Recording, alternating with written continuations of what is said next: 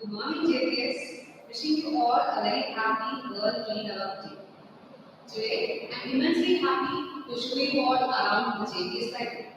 As Albert Einstein said, the only thing you should all know is the location of the library.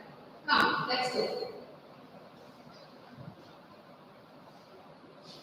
First up, I'm going to show you the children's favorite, the biographies.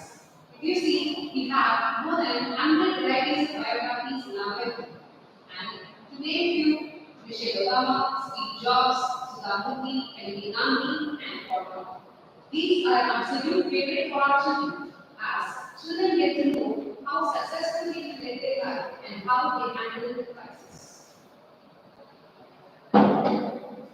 Next up, we have the animal books. These are our favorite non-fiction National Geographic.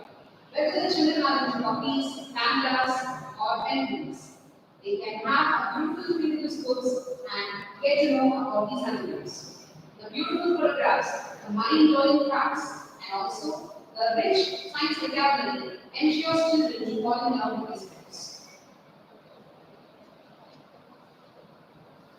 We at JPS strongly believe that education should also impart craft as a part. So, we have a huge collection of art and craft books in our library. This gives a sense of self-reliance for the children, so that children can depend upon this even for their future endeavors.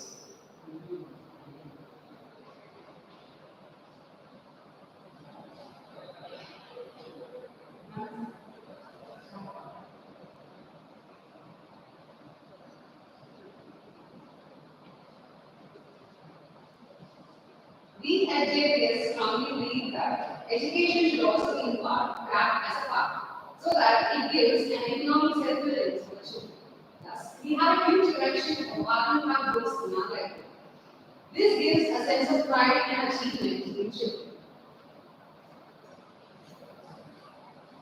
We also have a huge collection of Tamil literature books which imparts the love for Tamil language to children, like Tirukkural, Kalikagai, Natchidai, Adinechapattu, Ayyur, and more.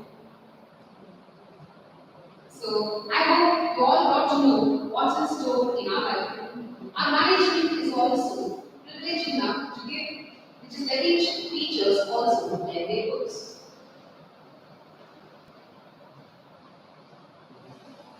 Barney and Aloud.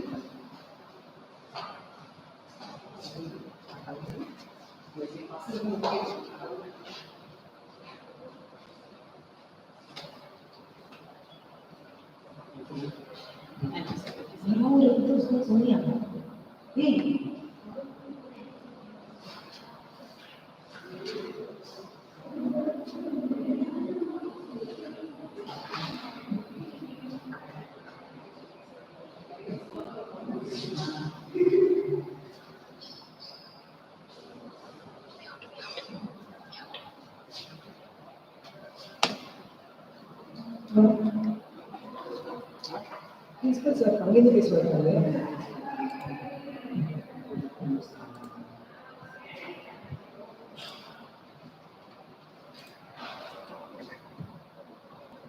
Now, I may request mute your account. Please go ahead. Now, என்னாச்சு ஏன் வரல சதீஷ் இருக்காரு Google மீட்ல வரலாங்கிறாரு Google meet அங்க எப்படி எடுத்துன்னு போக முடியும் ஒரு இதுதான் எஃபில மட்டும் தான் போக முடியும் இதுக்கு அப்புறம் தான் கூகுள் மீட்ல வந்து இதாகும் அப்புறம் வராச்சு ஒரு இதுதான் வந்து எஃபில மட்டும் தான் கூகுள் மீட் வந்து பேசும்போது மட்டும் தான் இருக்கும் சார் வராரா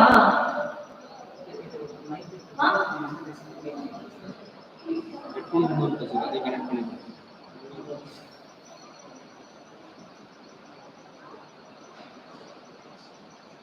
headphone inga hello sir yes enna lavanya konja sorry mele vara sollaanga okay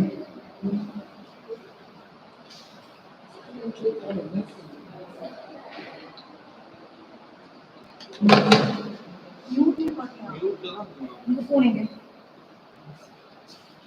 YouTube.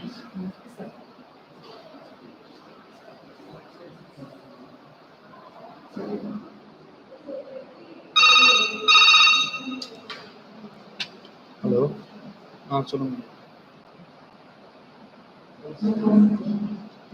எதுல கேக்குது? எப்படில கேக்குதா? யூடியூப்ல கேக்குது. யூடியூப்ல மியூட் எல்லாம் கிடையாது. க்ளோஸ் மட்டும் தான் பண்ணணும். No, sir. Facebook live is, sir. Those who come to speak, they go live. They become FB-ல மட்டும் ஷோ பண்ண முடியும் சார். FB-ல மட்டும். FB-ல தான் இருக்கு. FB-ல ரெக்கார்ட் பண்ணுங்க. சரி. நான் முடிச்சிட்டேன். Yes, sir. Divya has done. சரி, இது வந்து ரெக்கார்ட் பண்றீங்களா? ரெக்கார்ட் பண்ணுறேன் சார்.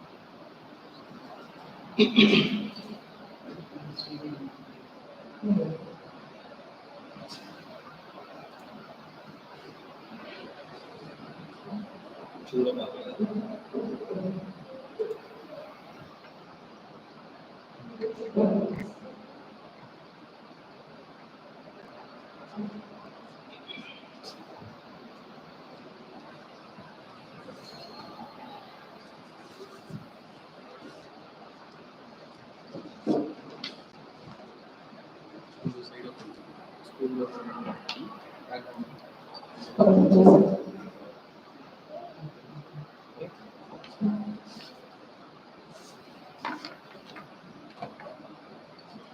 Namaste to all.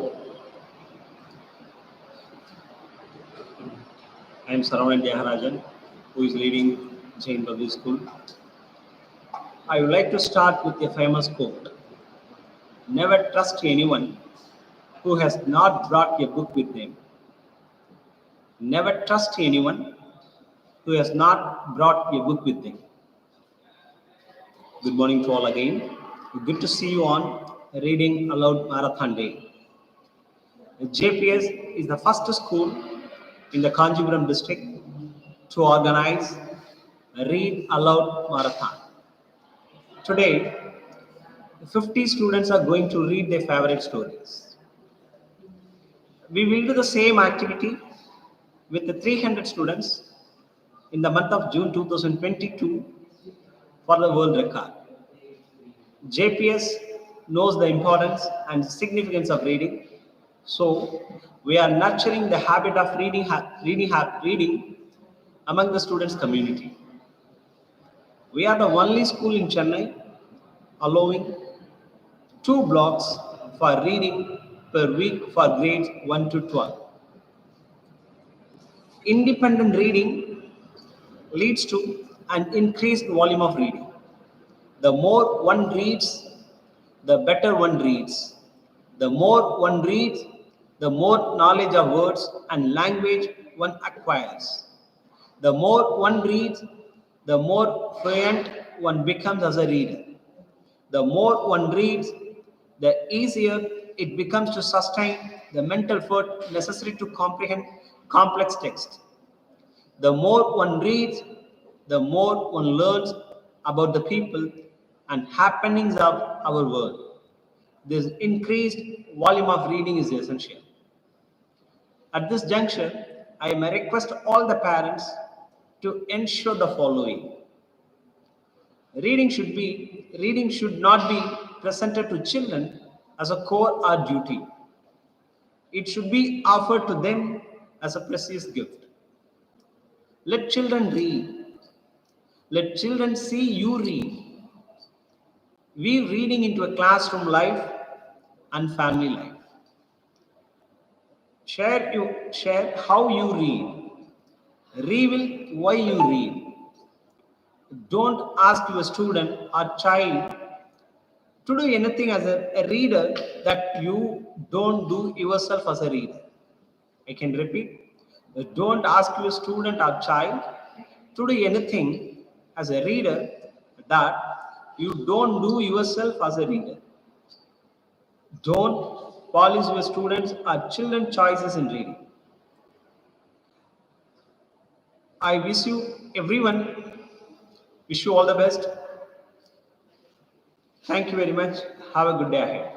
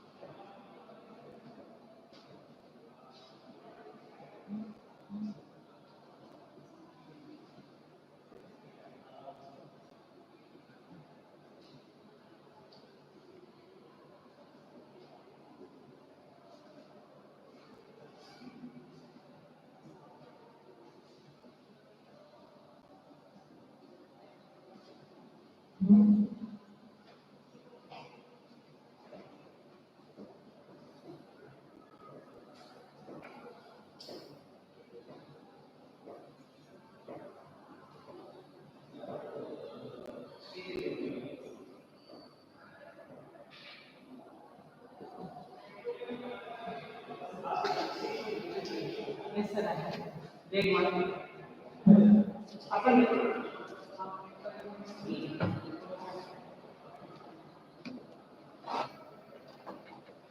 வாங்க ஜி ஒரு நிமிஷம்.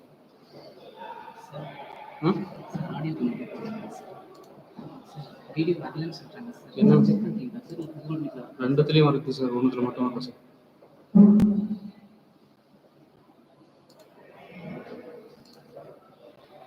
அது எப்படியில் எடுத்தீங்களா? எப்படி எடுத்துட்டாங்க சார்? எப்படியில் வந்து எங்க எப்படி பேசணும்? எப்படி பேசணும்? ஃப்ரெஷ்ஷாக பண்ணணும்.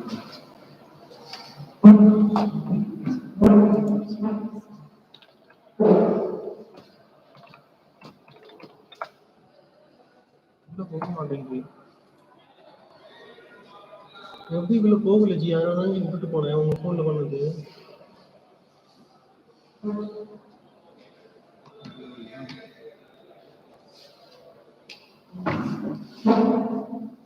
அடுத்து யார் சார் வரணும்? Sir Sridevi ma'am video place பண்ணுங்க சார்.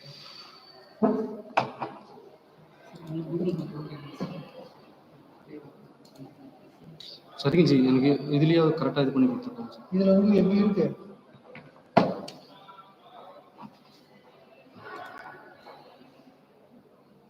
இதில் வந்து லைவ் போயிட்டு இருக்கா? ஃபினிஷ் கொடுத்துருக்கீங்க. ஃபினிஷ் கொடுத்துருவா. கொடுத்துட்டு ஃப்ரெஷ்ஷாக போட்டுருங்க.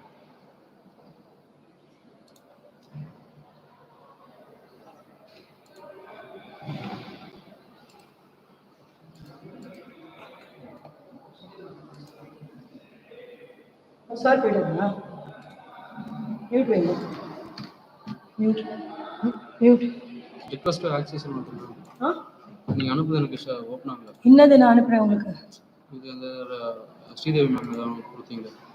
ஸ்ரீதேவி மேம் கால் பண்ணுங்க.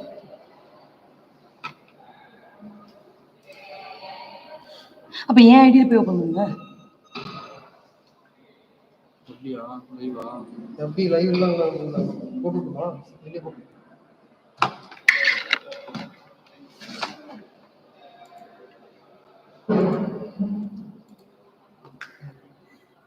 ஹலோ ஸ்ரீ, நீ அனுப்பிச்சது ஏன் ஆக்சஸ் ஆக மாட்டேங்குது ஸ்ரீ?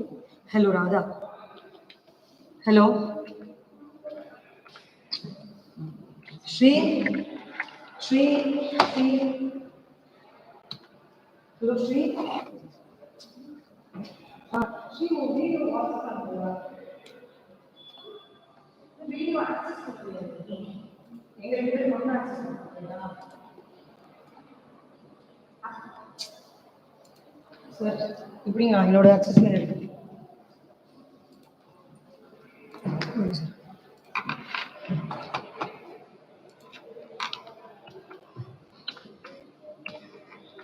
லைவ் கொடுத்துட்டுமா என்ன பண்ணுறோம்? வந்ததுக்கப்புறம் விட்டுக்கலாம். உங்கள் போஸ்ட் தான் இதில் மியூட் ஆப்ஷன் இருக்கா? லைவ் மியூட் இந்த பட்டன் வந்து மியூட் ஆகுது. ஜி சவுண்டு நம்ம வெளியே லவுட் ஸ்பீக்கர் தானே ஜி சைட் பட்டன். எனக்கு தெரியாது. லைவ் வந்து கொடுக்காதீங்க.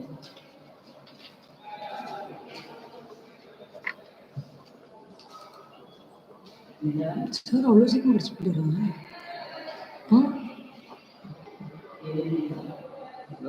இந்த பிளான் இல்லாம நீ நான் பிள்ளை சொல்லியிருக்கேன். இந்த பிளான் இல்லாமல் நம்ம பாருங்க, கேமரா இப்படி வச்சிங்கன்னா ஒரு ஃபேஸ் கட்டிங் பாதி ஃபேஸ் தெரிஞ்சது. இந்த இடத்துல கட் ஆயிடுச்சு. இந்த இடத்துல ஓகே, இது ப்ரெசென்ட் பண்ணி விடுங்க. எப்படி பண்ணுறது? இப்படி வேணா பண்ணுங்க, ப்ரெசென்ட் பண்ணி விடுங்க. எனக்கு தெரியாது பசங்க. சூப்பர். அந்த நான் வந்து Sheila present Sheila present.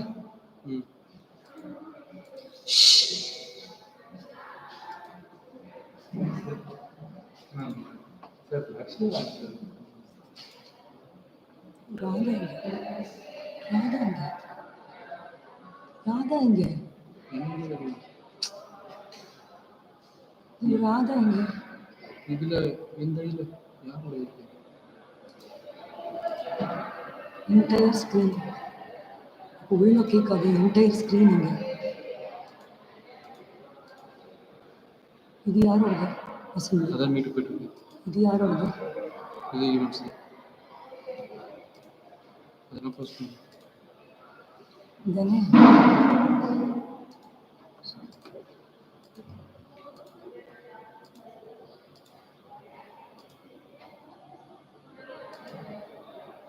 Present ஆகல. Request access. நீங்க டவுன்லோட் பண்ணி முடிச்சிட்டீங்க டவுன்லோடே பண்ண முடியாது. பண்ணலையா? இது கிடையாது. இது ஈவெண்ட்ஸ்ல திருப்பி ஆக்சஸ் கேட்கும். உங்க மெயில் ஐடி லாகின் பண்ணுங்க. என் மேலே லாகின் பண்ணிருக்கேன். இது இருக்கு. ஆனால் அந்த டேப் அங்கே காட்ட மாட்டேங்குது. இதுதான் என் டேப்.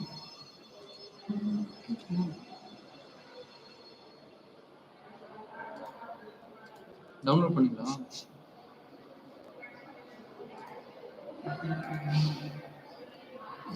சொல்லிட்டு ம்.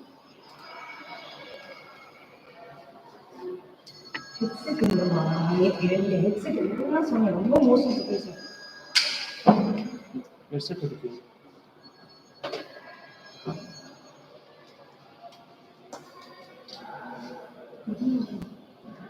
அது எப்படி இருக்கும்? அதெல்லாம் எப்படி அதில் வரும்? நீங்கள் மட்டும் பேச மட்டும்தான் கொஞ்சம் ப்ரெசென்ட் பண்ணுறதெல்லாம்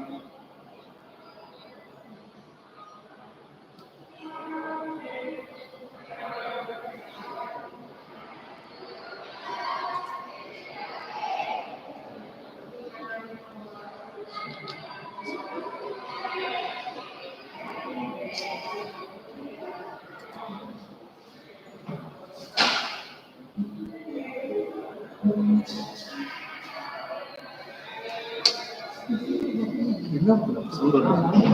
இதுலையா? அதில் வராதுண்ணா. அதில் எப்படி இருந்தாலும் வராதுண்ணா.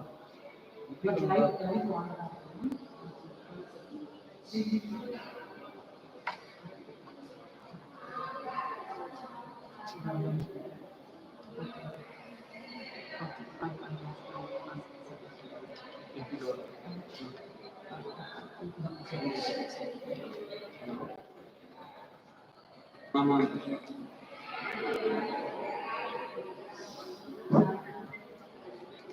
இப்போதான் வரும் பாருங்க. இப்போதான் ஷேர் இது யூடியூப்ல ஃபீலிங் வராது மேம். அந்த ஸ்கிரீன் செக் உங்களோட வெறும் அந்த லைவ் ஸ்ட்ரீம் அந்த வீடியோ அந்த இது மட்டும் தான்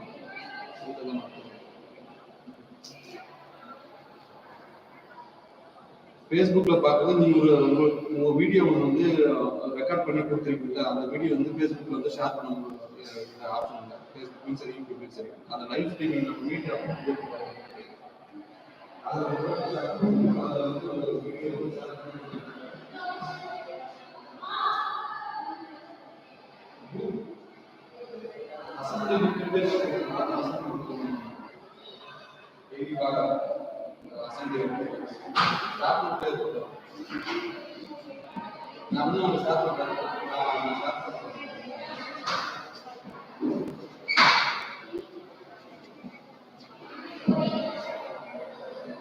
எப்படி லைக் நடுவில் இது மாதிரி ஷேர் பண்ணணும். அது மாதிரி எப்படி லைவ்னா வெறும் வீடியோ மட்டும்தான் எடுக்க முடியும். இது மாதிரி ஷேர் பண்ணுறதுனா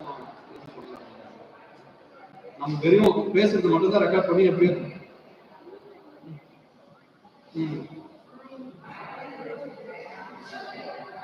யாரும் இப்போ லைவ் அப்படி ஓடிட்டு இருந்தா யாரும் பேச முடியும்.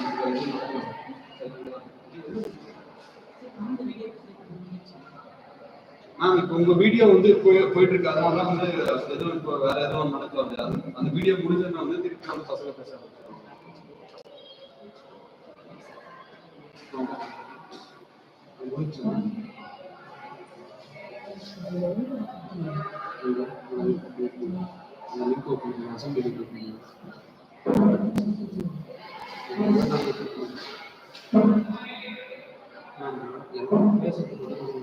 ஷேரிங்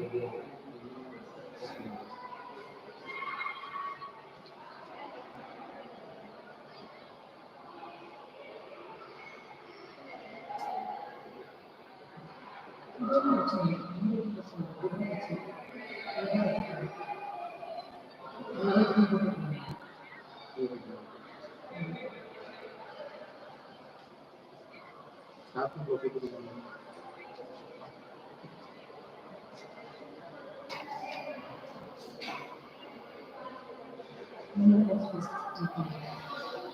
இதுக்கப்புறமா பேசுறது நீங்க தான் பிரசன்ட் பண்றது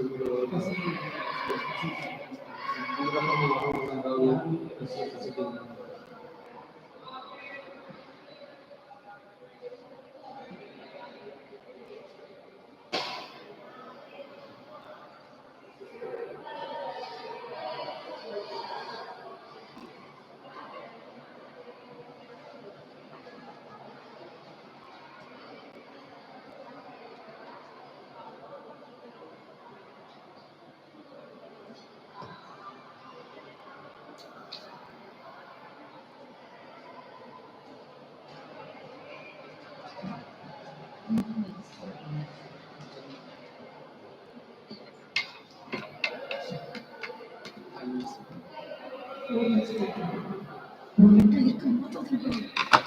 மாத்திரமே நீங்க சொன்னாங்க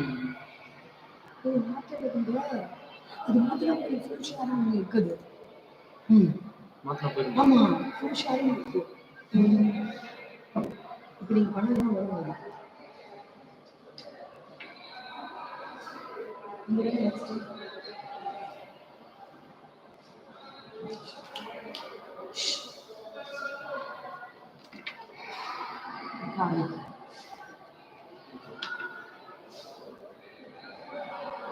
chat address में कुछ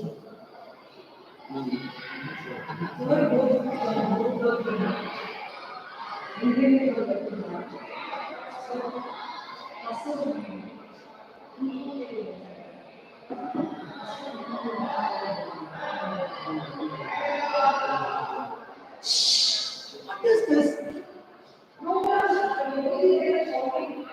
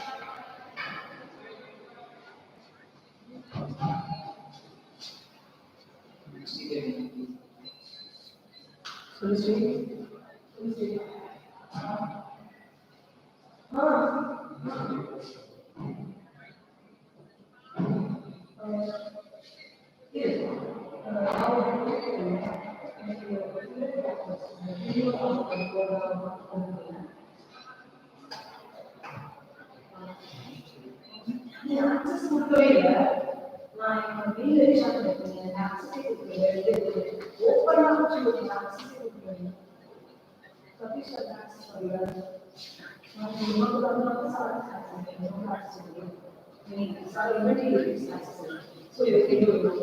Okay, I agree on it.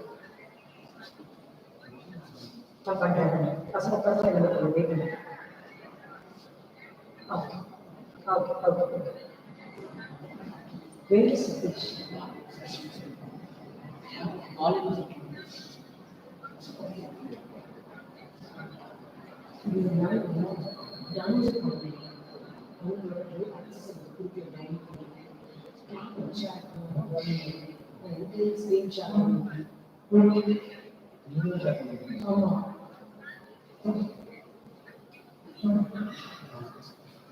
இது வருது இது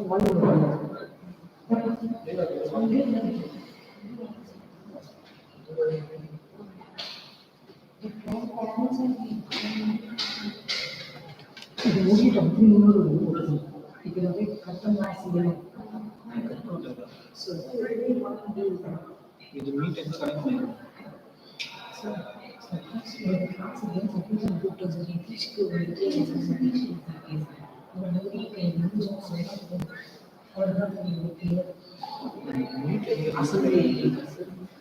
Assembly there. I will request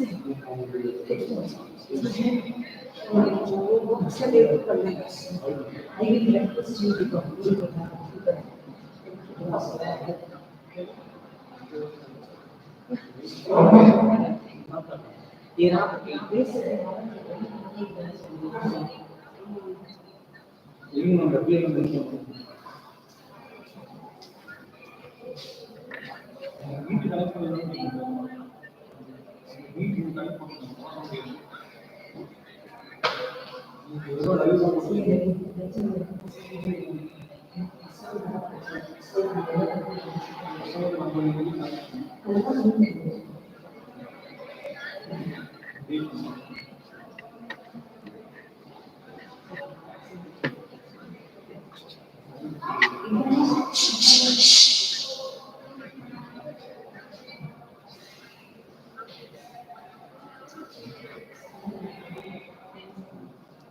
Twenty seconds are ready. Okay, now I'll give an intro to you.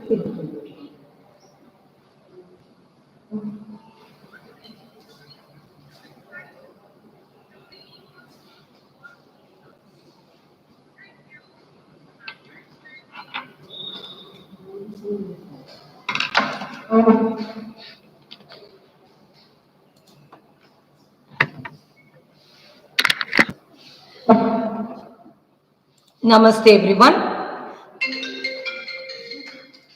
Namaste everyone. Now I request our librarian sir, Mr. Karthik, to start the reading session with his own book. Thank you.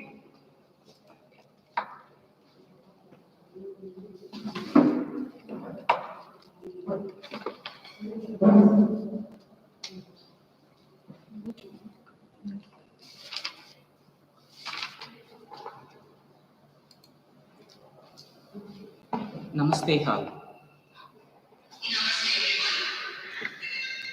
Happy World Read Aloud Day. First, I thank our principal sir, our teachers, our students, our non-teaching supporting staffs, especially our parents who are all participating in the live event of the World Read Aloud Day. A special thanks to Sri Devi ma'am, Radha ma'am, Divya ma'am, Vijayalakshmi ma'am, uh, Satish sir, who's in IT department, for giving us such wonderful support. Again, I thank Principal sir to giving me opportunity for this event. I do believe something magical happen when you read a good book. It's a famous quote given by J.K. Rowling. We at JPS are joining hands in celebrating the World Read Aloud Day. Reading aloud improves learning skills, vocabulary, and easy to understand. Reading is a very good habit that one needs to develop in life. Good books can inform you, enlighten you, and lead you in the right direction. There is no better companion than a book. Reading is one of the most basic skills students require to be successful. The primary task is not only get them to begin reading, but also to enjoy it.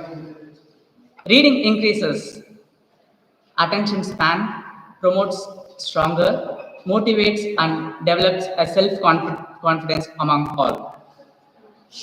Reading books also a way to relax and reduce stress.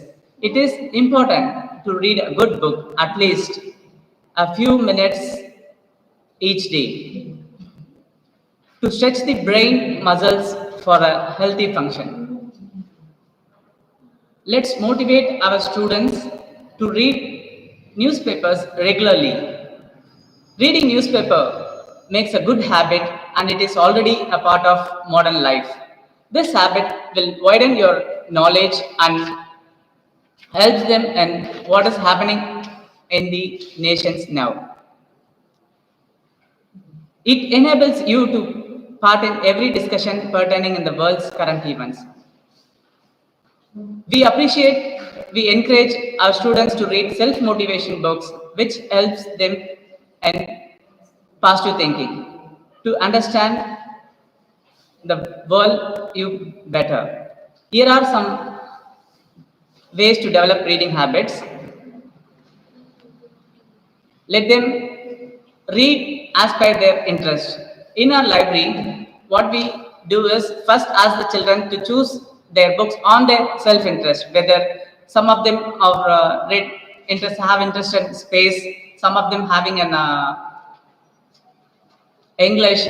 So especially who are all have, we just create a database that which children is interested in that, we allow them to develop their knowledge in their interest, according to the interest. We just request your parents to take them to the library, because take a trips to library will develop reading habits among children. Libraries are the best place to develop the reading habits. The library offers the students an opportunity to develop good reading habits. So make sure at least a week make them to visit the library. Now in our Jain public school, CBSE started a 100 days reading campaign. So we encourage students to read stories in the website storyweaver.org.in. There are so many valuable stories are there. Around 37,000 stories are there according to the grade levels. From kindergarten to grade 8, there are stories are separated in their according to their levels. So we request enjoy reading, and as a personal request, please gift books for your children as a birthday gift, because it will be a memorable thing. Good books last for a long time and can be enjoyed. Enjoy reading. Thanks a lot. Thanks again. I request Radha ma'am to.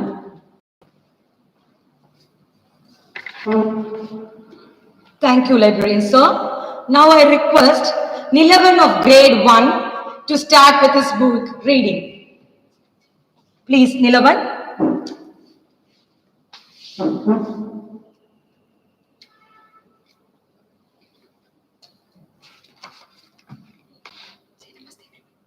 Namaste, ma'am. Start. Namaste, ma'am. I am Nilavan. I am Nilavan for grade 1A. Two cranes have a difficult time protecting their eggs from the hungry snake. They try out a plan to defeat their enemy. Will their plan be successful? Read further. Once there lived a crane and his wife in the forest. They had a nest in a tree near the river. A big black cobra lived in the same tree. He always ate up their eggs. This made them very unhappy. The crane had a friend, the crab. He went crying to the crab for help. The crab said, "Don't worry, I have a plan." He whispered something into the crane's ear.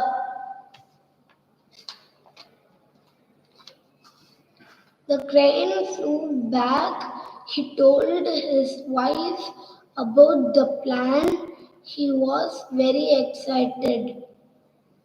The crane was eager to try out the plan.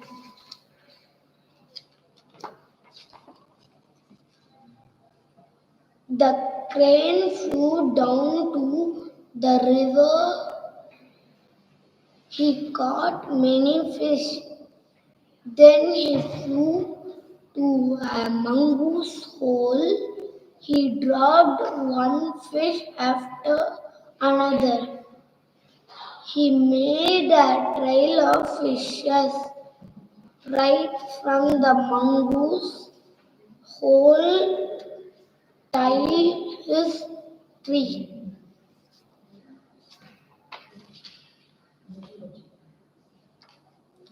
The mongoose smelled the fish.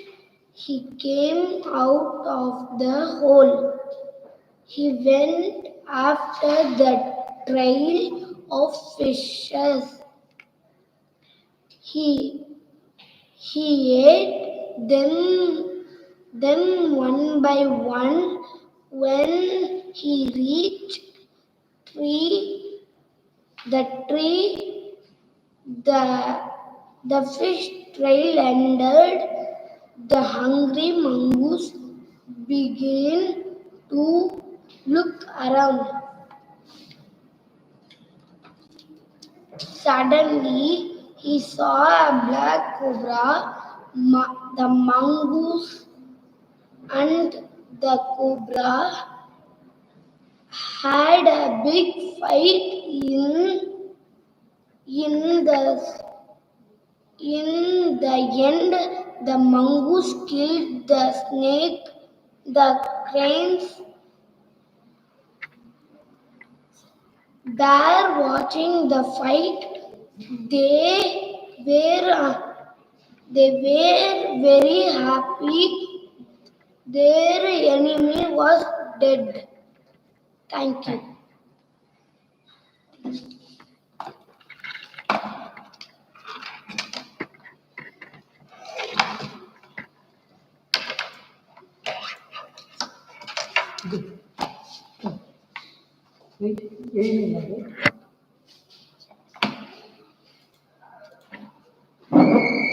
Thank you, Nilavan. Thank you for your wonderful reading. Now I'll call Yelila from grade 1. Over to Yelila.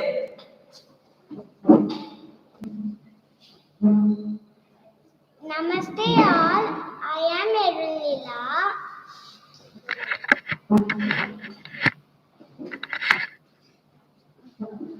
This is a story I am going to read.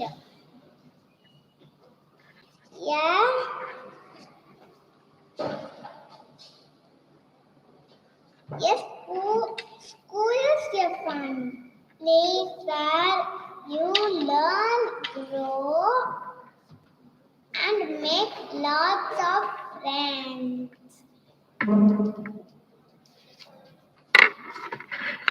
Hello, Bubbles. Welcome to school. Come on, Bubbles. We are going to find out how tall you all are. It is time for a story. Once upon a time, there lived Hansel and Gretel. Let's all sing a song. Mary had a little lamb. Bubbles, what are you making? A green octopus. I like school. Wash your hands. Children, it's supper time. That's all. Say thank you. Thank you.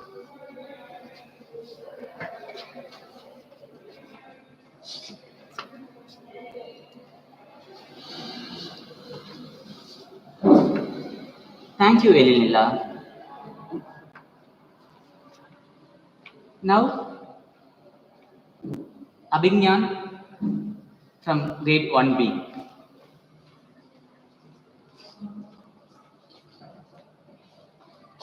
Namaste all. I am Abhigyan for grade 1B. I am reading story paper learns about recycling. Look, Papa, so many birthday gifts. Hey, don't throw those away. But Mama said to clear up. Yes, but we can use these wrappers again. It's called recycling paper. We recycling. Does that mean recycling backwards? No, son, when we reuse something instead of throwing it away, it's called recycling. So I can use this paper to watch his birthday gifts. But Papa, how will I recycle this can? Put it in the bin outside. The dump truck will take it to the factory for recycling. See, we have different bins for different things. This bin is for things like banana peels and tea leaves and egg cells. Yes, what can we do with those? We can recycle it into food for the plants in our garden. Look, Papa, we learned how to reuse blank paper to make notepads at school today. That's very good, Papa. Can I have this newspaper? I want to make shopping bag for Mama. No, not this one. Take some old newspaper from the backyard. Wow, recycling is fun. Thank you all. Sir,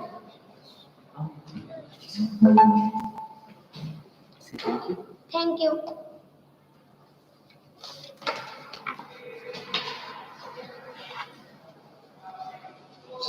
Now I call upon Shivani of grade 1B.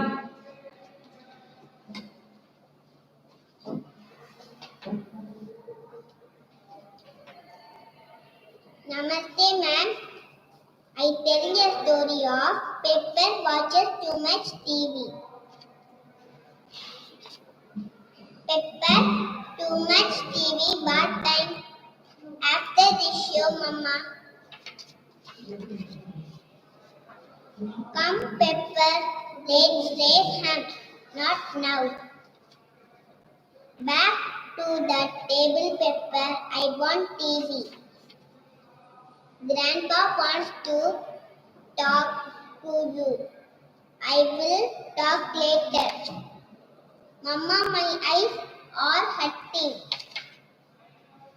See, you have been watching TV for too long.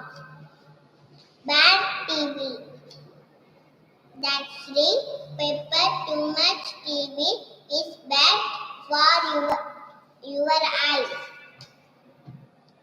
Her pen and Bob, Mom, may I go out to play? Let's play. Yeah. Hey. Wow, that was great, Mama. Thank you.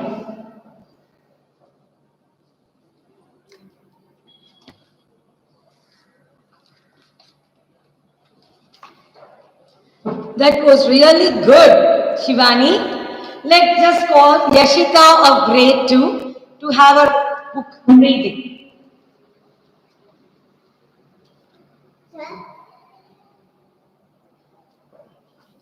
Namaste, ma'am. I'm going to tell you a story. Barney's fishing adventure. Baby Bob and BJ were so excited. It was a lovely sunny day, and Barney had invited them to go fishing at the lake.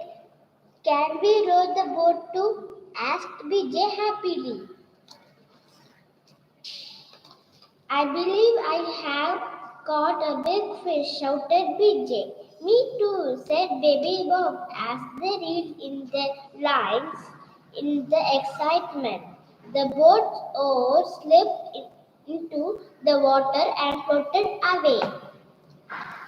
Oh, I only got an old tire, mourned BJ. Baby Bob was disappointed to instead of a fish.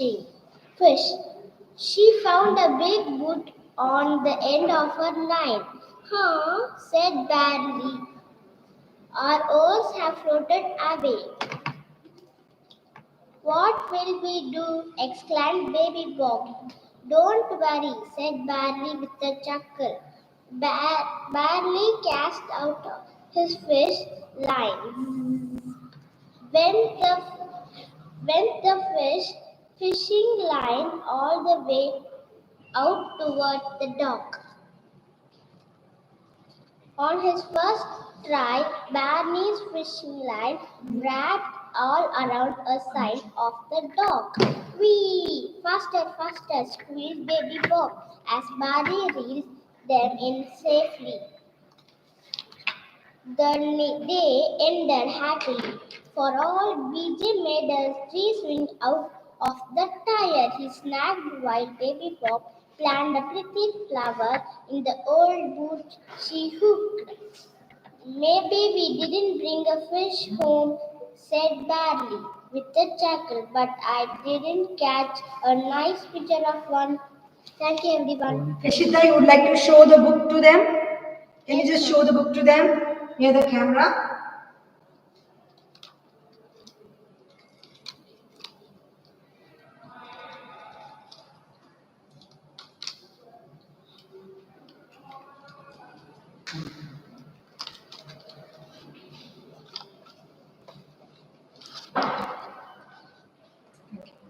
Thank you, ma'am.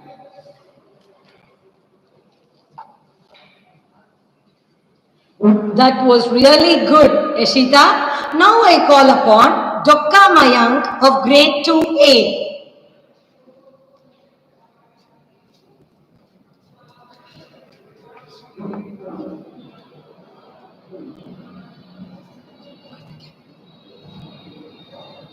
Hi, Namaste, ma'am. My name is Maya. Today, I'm going to tell a story about Pepper gets a new pet. Pudgy, I'm Pepper. Will you sing for me? Yes, Pepper, he will. But give Pudgy some time. He's new here. Let me give him some water. I give him water, Mama. And next, the Raffle Daffle Show. Huh? The Raffle Daffle Show? Ha ha ha! Wow, I love that. And now a new show. Puggle, the wise little budgie. Huh? New? Budgie. Oh, budgie. Budgie. Mama, budgie. Wah! What's the matter?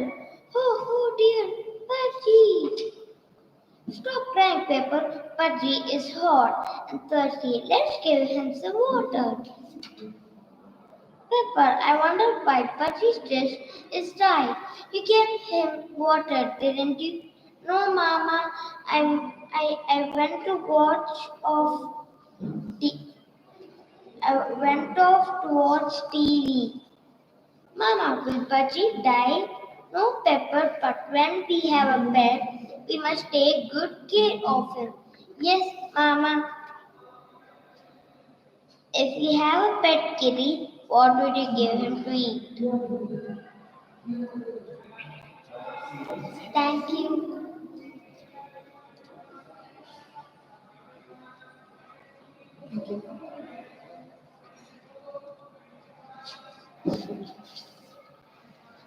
Oh, really? That was a fantabulous performance by Mayank. Now I will just hand over this mic to Shweta of grade 2B to read her favorite book.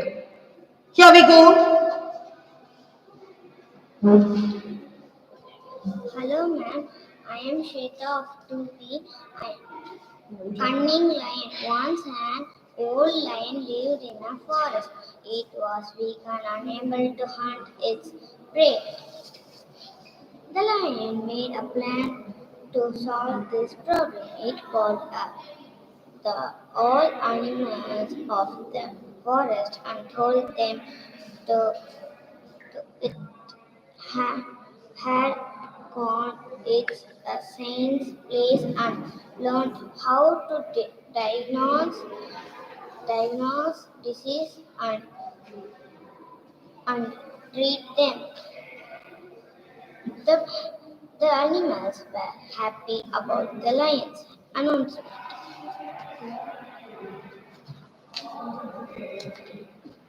Many animals went him for treatment the and the and the lion made them its prey easily. A brave horse lived near the lion's den. It is used to keep an eye on its activities. One day, the horse decided to punish the lion and went to him for treatment. The horse asked the lion to treat its leg and lion. The lion pressed horse leg and looked for the right chance to attack. No sooner the lion tried to attack, the horse kicked the lion on its face powerfully. The lion collapsed with bleeding injury. After a few days, the lion succumbed. It is injury. Moral: one cannot cheat others always. Thank you.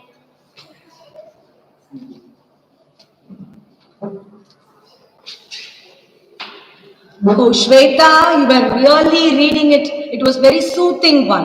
Now I call upon Alan Constantine of grade 2B to read his favorite book. Alan, please.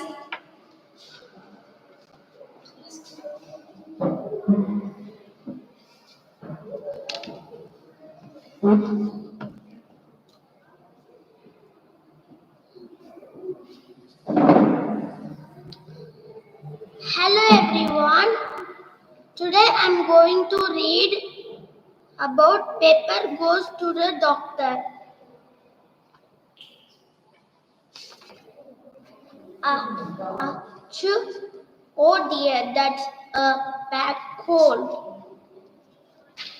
Let's go to the doctor. He make you feel better. No, Mama, I don't. Achoo. Come along, Pepper. No, Mama.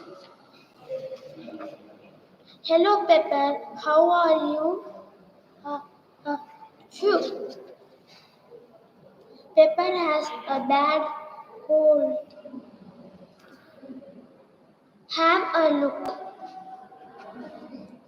May I play with those toys, Doctor? Yes, of course, dear.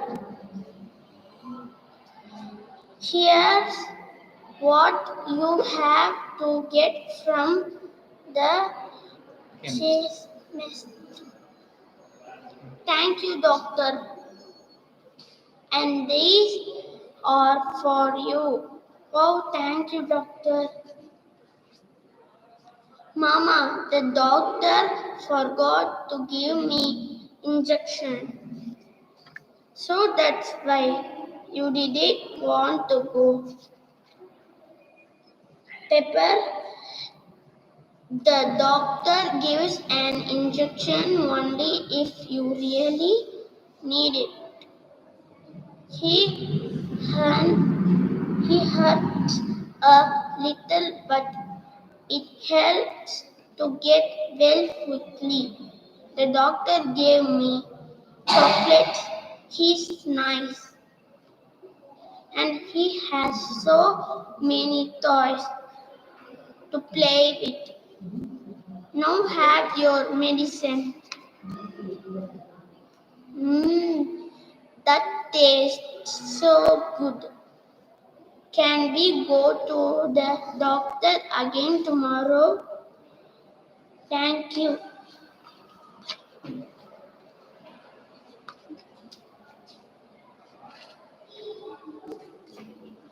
Thank you, Alan. Thank you for that book reading. Now I call upon grade 3 children. That is Tirnetra S from grade 3.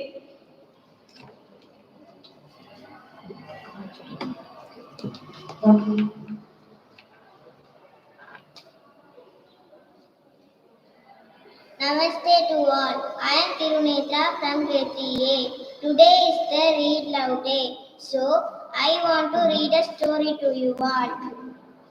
The Blue Jackal. Once upon a time, there was a jackal named Chandrava lived in a forest near a town. This forest was a home to all the animals. One fine day, Chandrava was very hungry, but he could not find anything to eat. Hence, he went to a nearby town.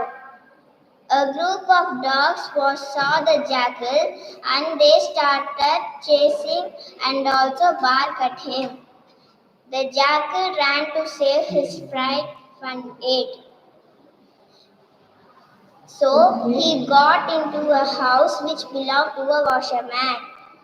The jackal tried to jump from one place to another inside the home, but he slipped and fell into a tap. That tap was full of blue dye.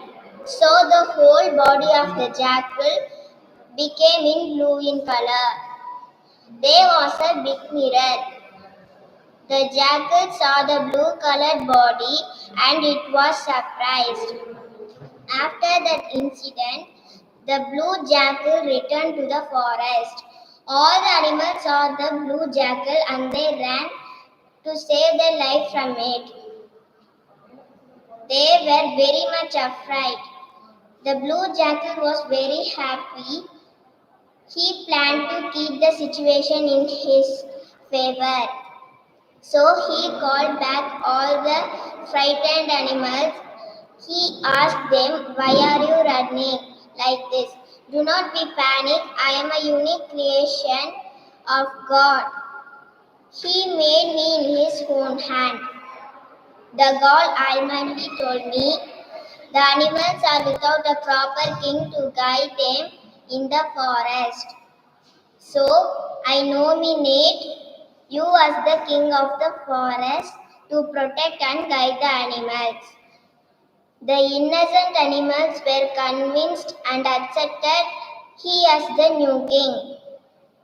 The blue jackal assigned some specific responsibilities to every animal in the forest. The lion and the tiger had to hunt for food, and the smaller animals would serve him. But he did not do anything in fear of being recognized by the other animals. When the animals brought food, the blue jackal took his share and distributed the remaining food to other animals. Therefore, the blue jackal enjoyed a luxurious life. One evening, when the blue jackal was holding his coat, he heard a howling of a jackal nearby. Suddenly, he forgot that he is the king. The jackal could not control his natural instinct. He started to howl at the top of his voice. Other animals heard this and realized that they have been fooled by an ordinary jackal. They angrily said, "He has fooled us. We should not let him go. We must kill him." When the jackal tried to escape, all the animals got him and killed him. Moral: too much of greed is harmful. Thank you.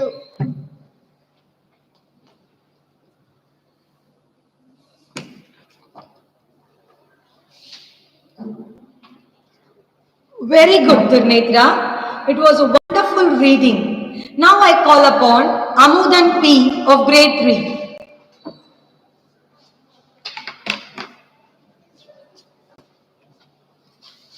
Namaste everyone, my name is Amudan. Today I am going Namaste everyone, my name is Amudan. Today I am going to tell a story. That's Fair Bear. Wolf and the Bear had some cherries. Yum, I like cherries, said Bear. I like cherries too, said Wolf. I will share them out. Then we can both have some. The monkey came to watch. There is one cherry for me, said Wolf, and there is one cherry for you. We have one each, said Bear. I think that's fair, said the monkey. There is one more cherry for me, said Wolf, and there is one more cherry for you. Now we have two cherries each, said Bear. I think that's fair, said the monkey. Bear saw a butterfly in the grass, so he went to have a look. Two more cherry for me, said Wolf, and there is one more cherry for Bear. I do not think that's fair, said the monkey. Bear saw a bug on a leaf, so he went to have a look. There are three more cherries for me, said Wolf, and there is one more cherry for the Bear. I do not think that's fair, said the monkey. Come and get your cherry, said Wolf. The hippo thought the cherry for her. Oh, thank you, said the hippo. Some cherries for me. And she ate a plate of cherries. Oh, said Wolf. Now there are lot of cherries for me, but there is none left for Bear. I do not think that's fair, said the monkey. Oh, thank you, said Bear. What a big pile of cherries for me. Bear ate a plate of cherries. Wait, said Wolf. I did not get any cherries. I think that's fair, said the monkey. Thank you.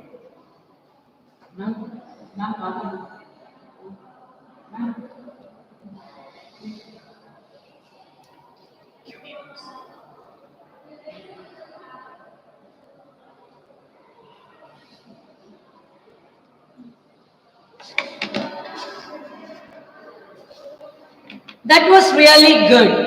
Now I call upon MS Sanjeev from grade 3 for the next session, please.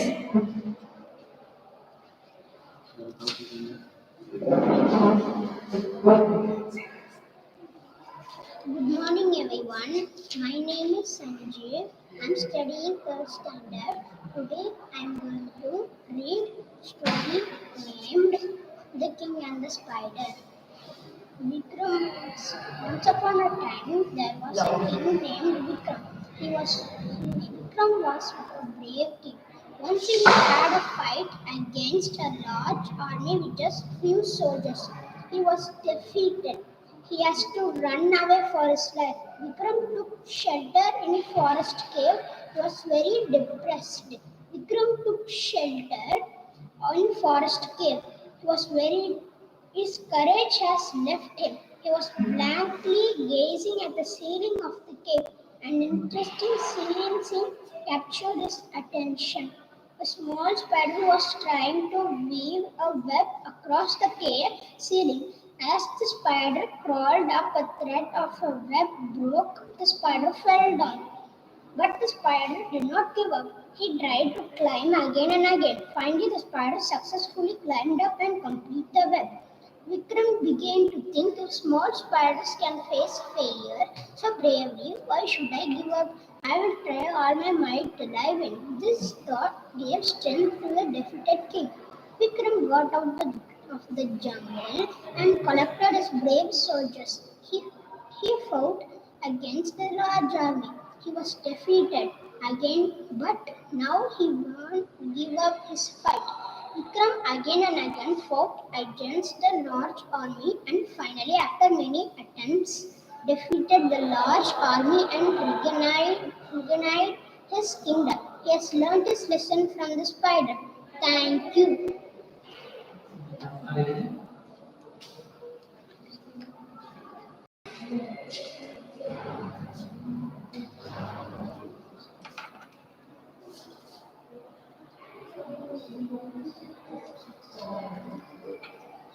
Thanks, Amadan.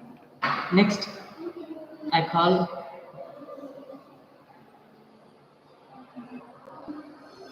Akshara.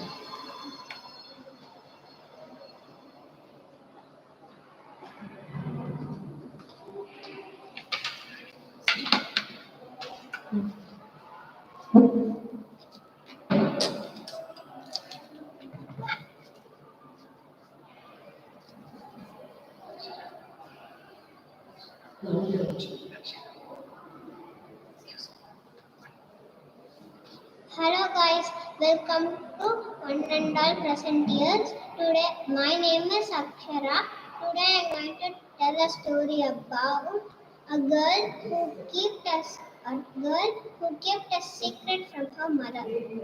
The story name is Secret.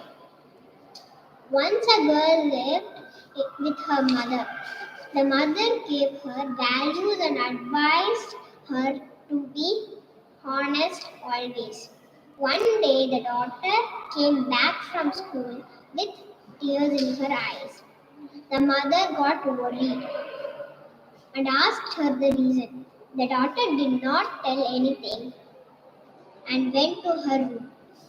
A little later, she came and hugged her mother. The mother asked, "What happened, my darling?"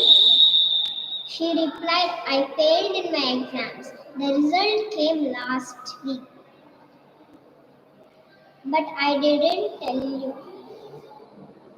Now the principal does not want me to attend the school." The mother said, "A daughter should never keep a secret from her mother. If she does this, she definitely gets into trouble." The daughter apologized and promised to be honest in future. The next day, her mother went and convinced the principal to let her daughter attend the school. Thank you.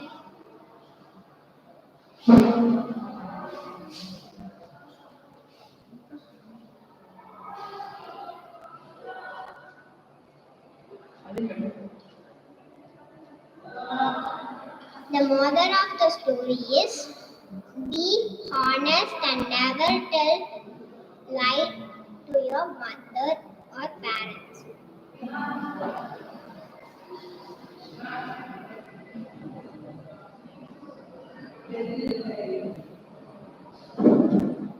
One more story.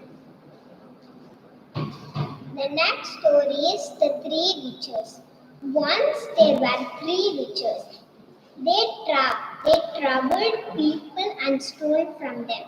One day, the three witches robbed a sack of gold from a wealthy merchant house.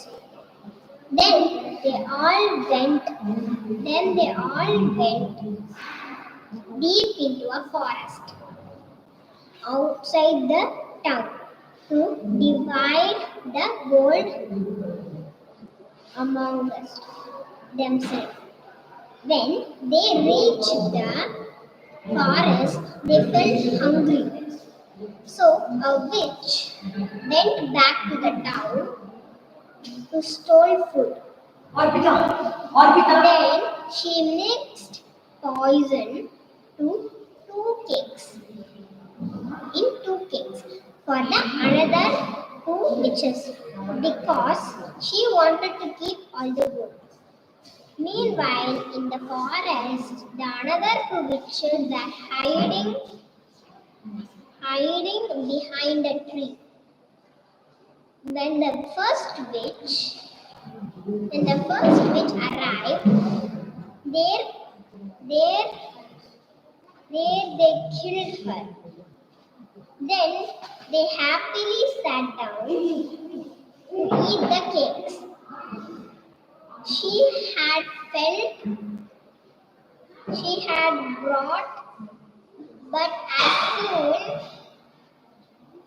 as they ate them, they felt dead because of the poison.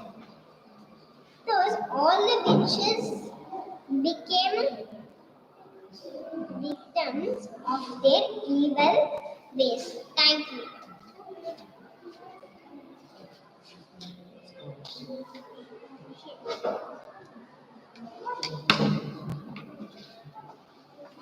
Thank you, Akshara. Now I call upon Anushka J of grade 4.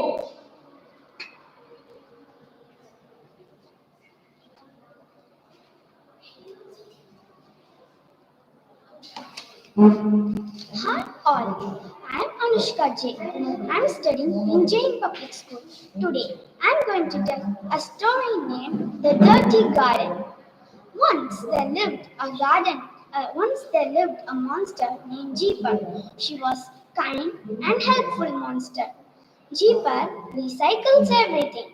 It was a sunny Sunday morning.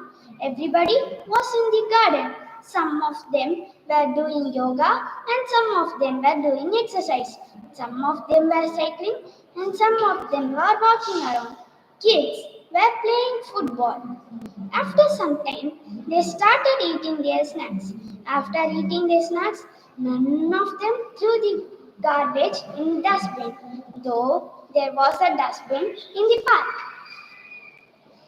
No, they never used it. Jeeper was very shocked when she entered the garden. She told to herself, "What? Why is the garden looking like this? I am so disappointed on seeing this. I am the only one who cleans the garden every day. No one else is ready to keep it clean."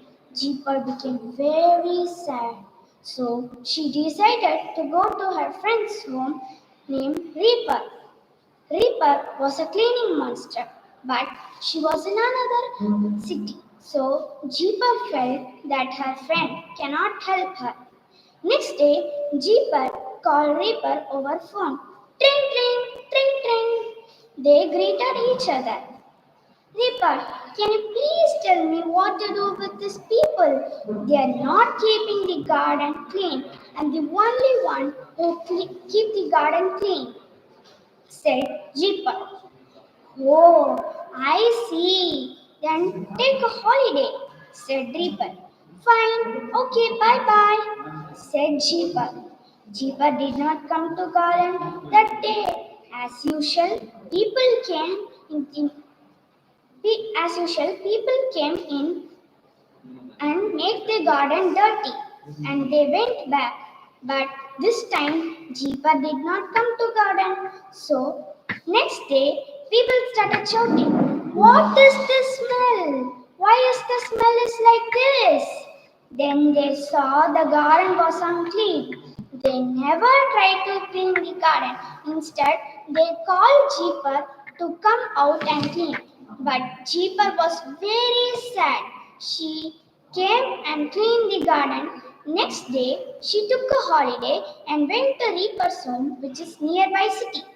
Once again, Jeeper was not at once again the garden was not at all clean.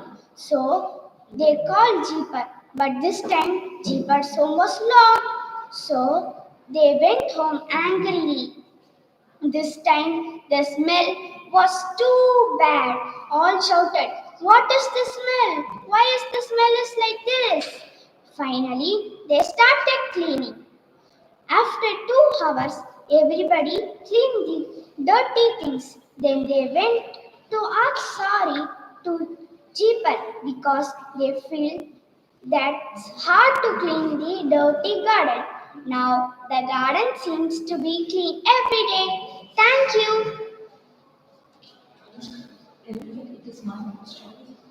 And this is my own story. Thank you.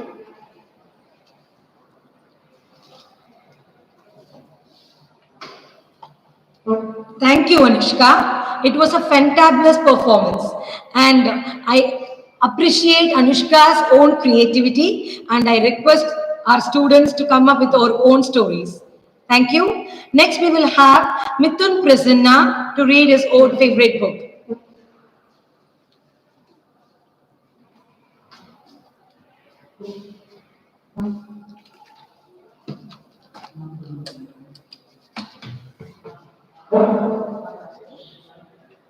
Hi everyone, I am Mithun Prasanna from Jain Public School. I am studying at 4th standard B section. I am going to tell a story named The Brahman and the Goat. One day, a Brahmin called Mitra Sharma was returning home from a neighboring village. One day, he thought, it was kind of that villager to give me this plump goat for the sacrifice. Just then, three hungry crooks happened to see him. What a plump goat! It would make a fine dinner. Let's trick him out of it. It shouldn't be difficult. Listen, I'll tell you what we'll do. The first crook walked up to the Brahmin. Oh Brahmin, how can you defile yourself by carrying a dog on your shoulder? You fool! Don't you know a goat from a dog? Now, keep your temper. You are welcome to carry the dog if you wish. Are my eyes playing tricks on me? No, to be sure it's a goat. The Brahmin walked on a little farther when the second crook stopped him. Why, holy sir, this dead calf may have been dear to you. But must you carry it on your shoulders? Have you forgotten that you are a Brahmin? Are you blind? Can't you see that this is a live goat and not a dead calf? Please don't be angry, holy sir. I am sorry. My mistake, perhaps. What's the matter? Am I mad or they? Hardly he had walked a few yards ahead when, oh Brahman, drop the donkey before anyone sees you. People will talk. No, three of them cannot be wrong. The Brahmin did not utter a word. He pulled the goat off his shoulders, flung it to the ground, and ran away as fast as he could. That was no goat. It was a goblin that kept changing its shape. How could a villager play such a mean trick on me? Aha! Ho ho! Ha ha! As soon as he was out of sight, come on, friends, that was neatly done. Now you there, collect sticks and light a fire. We too shall kill and skin the goat. The moral of the story is trust yourself before you trust others. Thank you.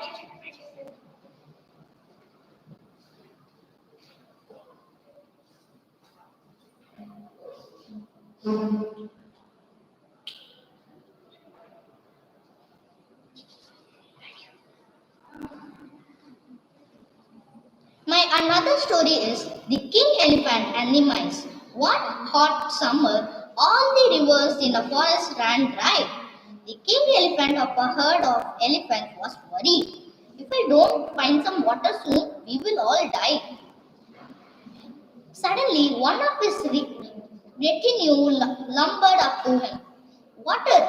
I know where we can get water. A bird told me that in a lake not far. From here, there is enough water for 10 herds like us. The king was relieved. He gave orders and the march began.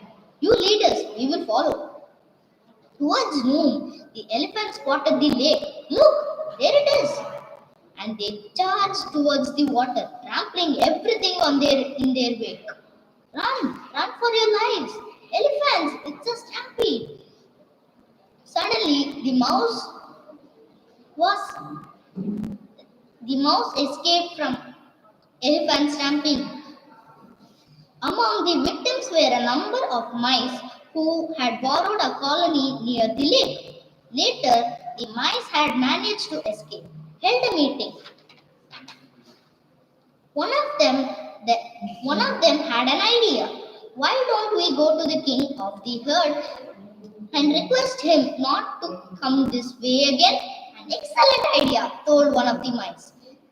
So they went to the king elephant. O king, we have been living near this lake for generations. While your herd came charging this way, it trampled to death nearly half of our clan. We beg of you, have mercy on us and find some other path to and from the lake. Spare our lives, small though we are. Someday we may prove useful to you. Ha! How these teeny weeny mice be useful to us? But the elephant was kind-hearted. Set your minds at rest. I shall tell my herd to take another path. O king, we are grateful to you. If ever you need us, we shall be with you. As he watched the grateful, happy mice scamper away, little did the king elephant realize how soon he would need them. A few days later, as the elephants lumbered towards the lake as usual, "Gee, it's a trap! Take care! Trappers on our trail!" 3 days later, the trappers came. I wonder how and with whose help we will be freed, but free ourselves we will, thought the elephant. Suddenly he remembered the mice. My friends, the mice, why didn't I think of them earlier? But how shall I send a message to them? That night, when one of the elephants who had escaped came to see the king, as soon as the mice heard the elephant story, "We will come right away. Lead us to them. Hurry, hurry. We must finish our task before dawn, before the trappers return." As soon as they reached the place where the elephants were tied up, they gnawed away the ropes and working all night set the elephants free before dawn. How wise I was to have spared their lives, insignificant as they seemed. Moral: never underestimate anybody, however small he may be. Thank you.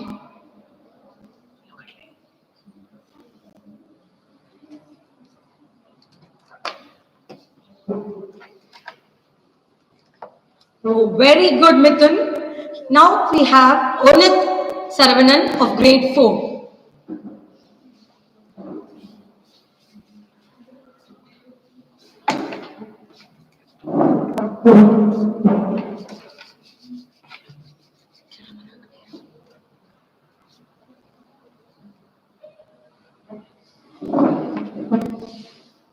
Namaste everyone. Namaste everyone. I am Monit Saravanan, who is studying in grade 4A in Jain Public School. Today we are going to read about Panchayat Tantra. In a small town lived four learned men who were loose friends. Three of them were great scholars, but lacked common sense. The fourth was not a scholar, but was a very sensible chap. What is the use of our learning? One of them interpolated of the other in course of time. If we do not travel, meet kings, and make monkey, at least let us travel. He suggested.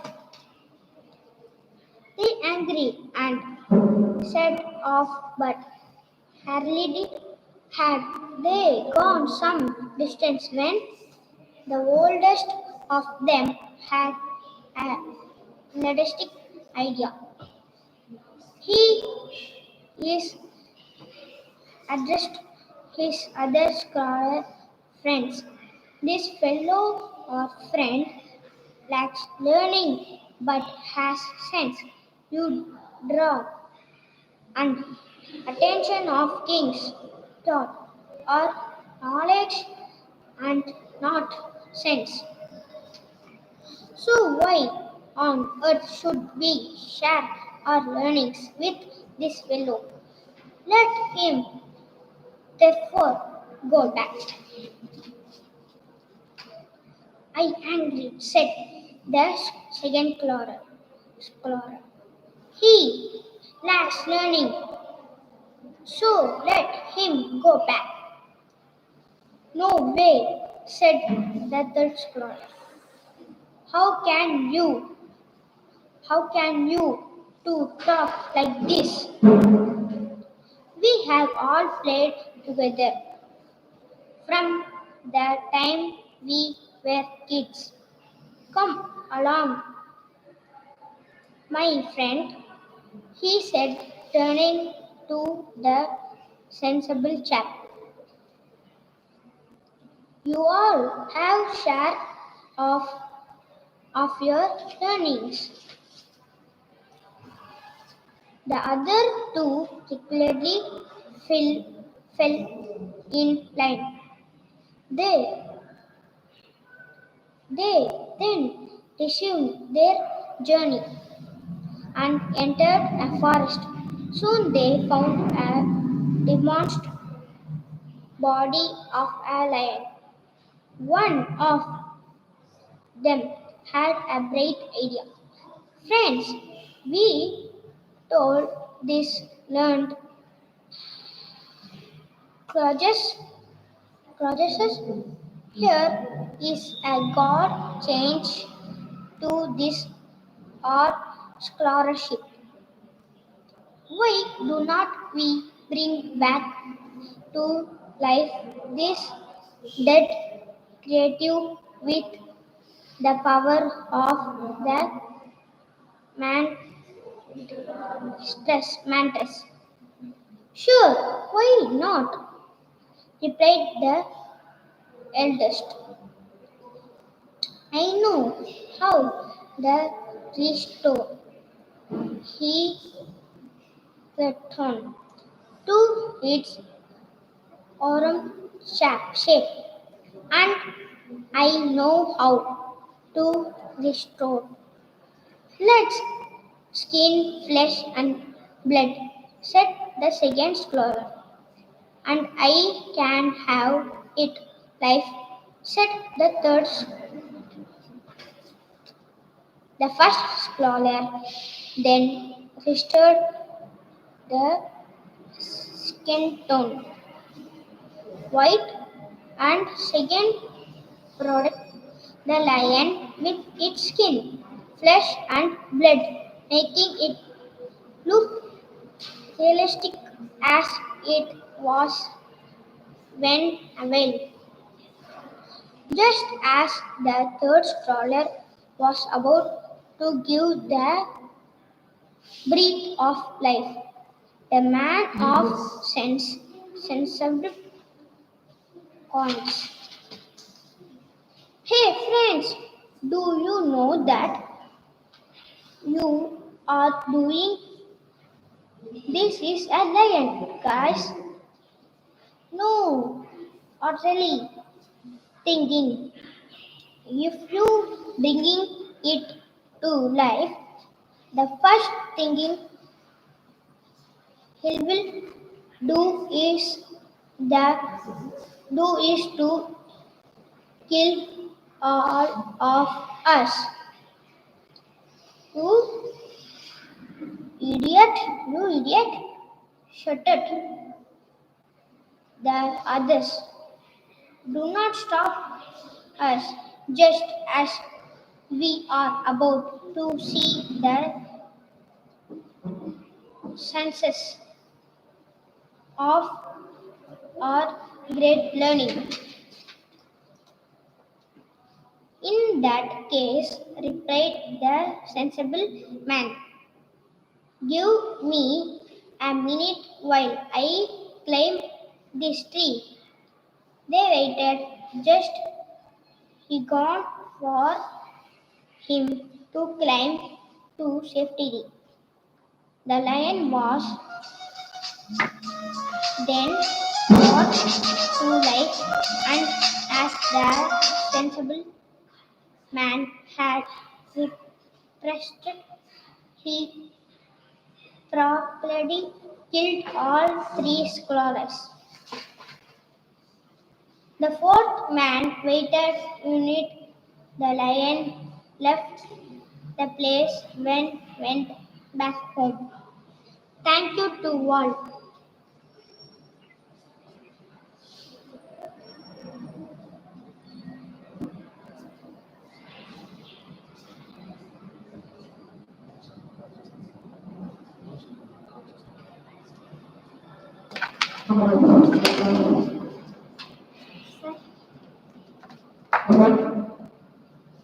Thank you, Onit. It was very good reading. Now I call upon grade 5 children.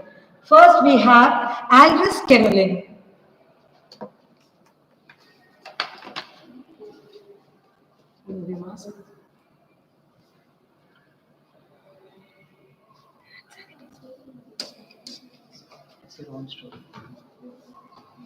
Namaste everyone.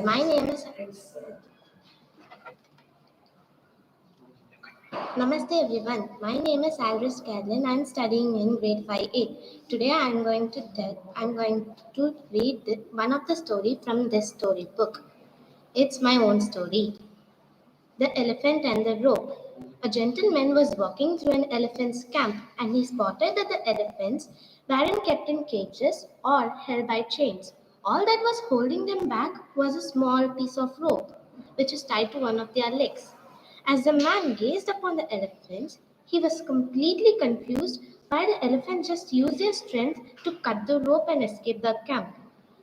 They could have easily done it, but instead they didn't try at all. Curiously and wanting to know, the elephant asked the trainer why the elephants that just didn't use their strength to cut the rope and escape the camp. The trainer replied, when they are very young and much smaller, we use the same size rope to tie them. At that age, it was enough to hold them back. As they grow up, they are conditioned to believe that they cannot break away. They believe the rope can still hold them back, so they never try to break one. The only reason the elephants weren't breaking free and escaping the camp was that over time they adopted themselves the belief that it just isn't possible to break the rope and escape. No matter moral of the story, no matter how much the world tries to hold you back, always continue with the belief that what you want to achieve is possible. Believing you can become successful is the most important step in actually achieving it. Thank you.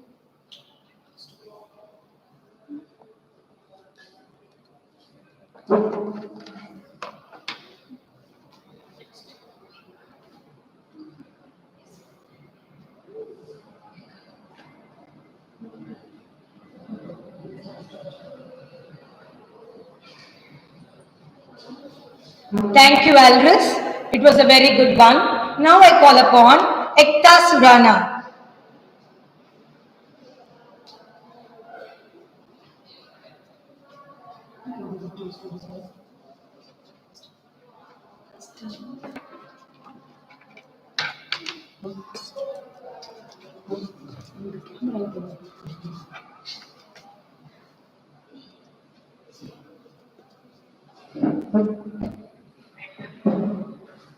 Hi all, I am Ekta.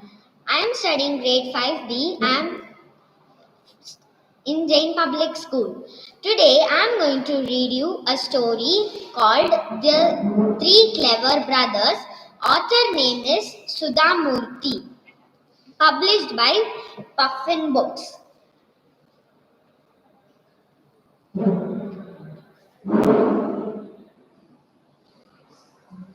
Once upon a time, there were three brothers.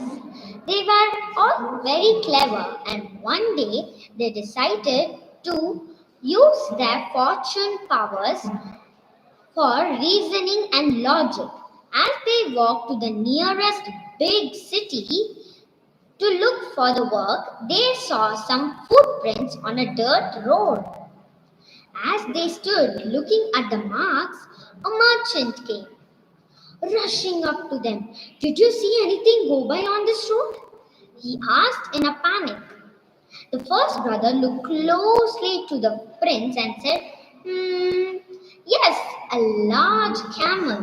The second said, yes, it was an one-eyed camel. The third said, who had been looking further down the road, said, it was carrying a woman and a child on its back.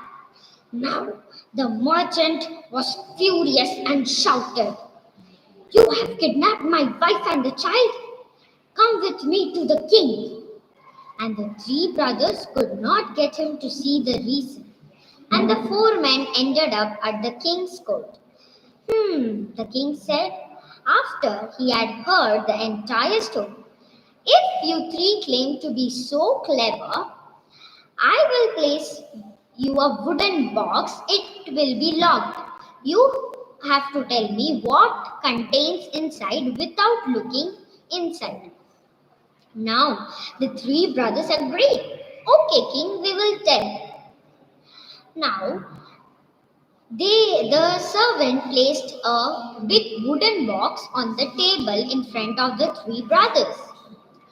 The first brother immediately said, it has something round inside." The second said, "It is an pomegranate." And the third said, "It is an unripe pomegranate." And the box was opened. And indeed, inside there was an unripe pomegranate. Now the king asked them for the explanation. The first man said, "When your servant was carrying the box, I heard some rolling sound inside. So I immediately said, that is something round inside." The second man said, "I saw your servant coming from the pomegranate orchard. So I immediately said that it is an pomegranate." Now the third said, "This is not the season for pomegranate, so it should be an unripe one." Now the king had the proof of the brothers' power of observation and asked them how they knew that merchant wife and child the camel was carrying at its back. The first brother said that when I looked at the footprints were large. So I said it was a camel. The camel grazed on only one side.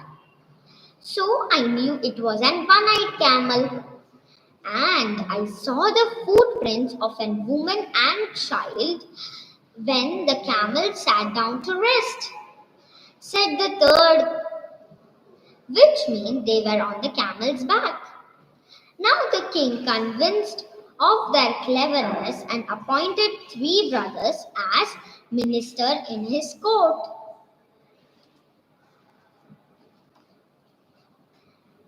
And my next story is the truth of the seed. Long, long ago, in the country of Ganadhara was ruled by the just and very good king and kind Vidyadhara. His subjects were very, very happy. But as the king grew older, he did not have any children who could take the reins after him. The king was an avid gardener. He spent a lot of time tending his flowers, fruit, and vegetables. One day, after he finished his work in garden, he proclaimed, "I will distribute some seeds in the entire city to all the children. Who will grow the biggest and the beautiful flower and the healthiest plant will become the prince or the princess after me." The next day, there was a long line of anxious children and parents waiting for the seed to grow a plant. Pingala, a poor farmer's son, was among these children. Like the king, he was also too fond of gardening. So he took the seed from the king and planted it in a pot. He planted in his backyard. He took this with his great care. Some weeks passed. He piled up with the water and manure, but the plant did not appear.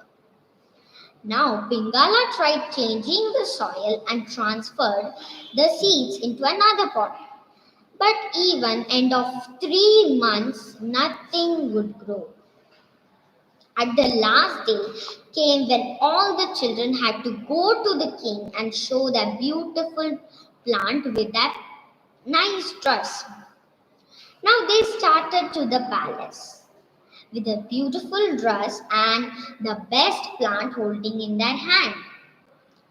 Pingala stood sadly watching everyone going. Pingala's father had watched his son working so hard for the plant to grow, but he felt sorry for him. So his father suggested, "Why don't you go to the king and show him at least you have tried your best?" So Pingala too wore his best dress and joined others outside the palace, holding his empty pot in his hand and ignoring the laughter around him. Soon the king arrived and began his inspection. Pots held with flowers, but the king did not look happy. Then the Pingala's last turn came. The king asked, "Why didn't you grow anything?" Now the Pingala said, "I gave the best soil, but it wouldn't grow." Now the king broke into a smile. "He will be the next prince of this kingdom because I gave roasted seeds to everyone, which would never grow." Moral of the story: honesty is the best policy. Thank you.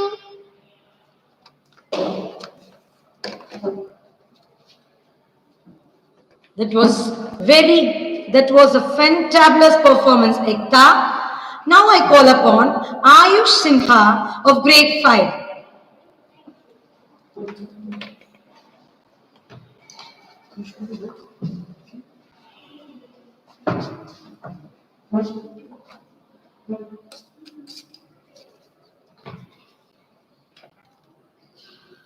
Hi to everybody. My name is Ayusinga. I am from class 5A. I am going to tell a story about the deer and the antlers. Many years ago, there was a deer. He had made his home deep inside the forest. The deer was a very beautiful to look at, and he was very energetic too. The whole day he would keep running from one end of the forest to the another end. Sometimes he would admire the flowers and sometimes he would talk about the birds. One hot day, the deer was drinking water in a nearby pond. He drank to his full. Just as he was about to leave, something caught his attention. Ah, water. Arr, what's that? It was his reflection. His antlers looked amazingly beautiful in the clear water of the pond. He felt proud of himself. "I must be the most wonderful animal in the world," he thought, but the next moment his eyes fell upon his legs. "Oh no! Are these legs mine? So crooked and skinny. I don't believe this." The deer frowned.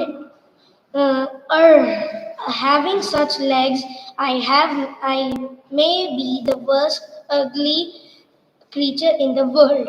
And he felt sad. All this while, a tiger was noticing the deer from behind the bushes. Unaware of the danger, the deer was lost in his thoughts. Slowly, the tiger crouched close behind the deer, but the deer was very clever. He heard the rustling of dry leaves and grass and became alert. The fierce tiger was just about to pounce upon him. When the clever deer took to his heels, he ran fast, dodging through the bushes and rocks. He ran for his life, and in a few leaps, he was miles away from the tiger. What a relief! The tiger can't catch up to me, thought the deer. But he didn't know that the danger awaited him right there as the deer ran past a leafless tree. His antlers got entangled in one of its branches. He could not move even an inch. He tried hard to free his antlers, but in vain. Just then, the tiger appeared. He would have easily caught the deer, but luckily, at the right moment, the deer managed to free his antlers and ran away as fast as he could. Once again, his legs had saved him. His prized possession, his antlers, had landed him in trouble, but his ugly legs have saved him. This taught him a lesson to not accept anything once have face value. Thank you.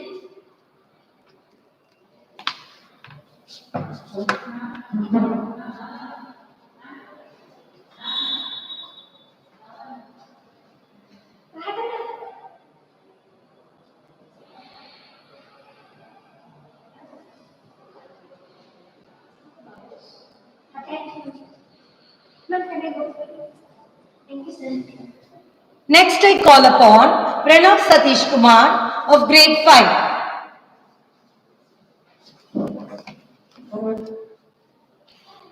Namaste, I'm Pranav from 5B. At, I'm studying in I'm studying in Jain Public School, and I'm going to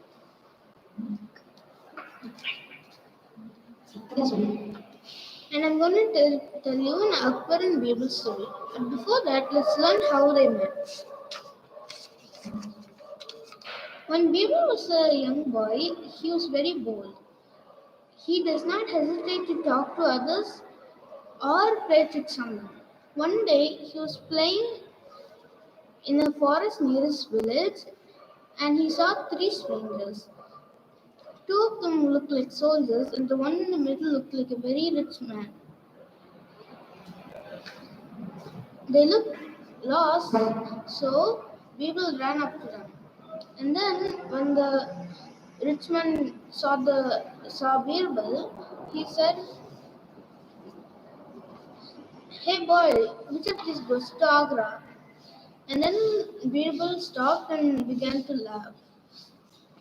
He said, "Sir, none of these roads go to Agra." And Akbar, the rich man, frowned and asked, "What do you mean, boy?" Birbal said, "Roads don't travel, sir, but people travel on roads."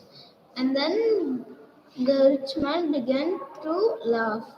And when he stopped laughing, and then he said, "You're a very brave and witty boy. I need people like you in my court. Here, have this ring. After you grow older and become a man, come to my court and I'll make you a minister." Birbal was confused and he said, "Sir, who are you?" And then the rich man said, "I am the great King Akbar, the king of the Mughal Empire." And then Birbal realized that he was having the ring of the king. And he bowed and said, "Definitely, sir, when I grow older, I'll come to your palace." A few years went on, and Birbal turned into a fine man. And then he wanted to visit the city of Faithpur in Sikri, where King Akbar lived. After walking many days, he arrived at the city gates. And then he saw a guard on his duty, and When he was about to enter, he said, "Hey man, where are you going?" And Birbal said, "Sir, I'm here to visit King Akbar." And then the guard laughed and said, of course, come on in. King Akbar's waiting for you." And then, as Birbal was going in, he stopped laughing and then said, "You fool, do you think King Akbar's waiting for you? Go back." And then, when he was about to raise his spear to chase him off, Birbal showed his ring. And then the guard realized that it was indeed Akbar's ring. And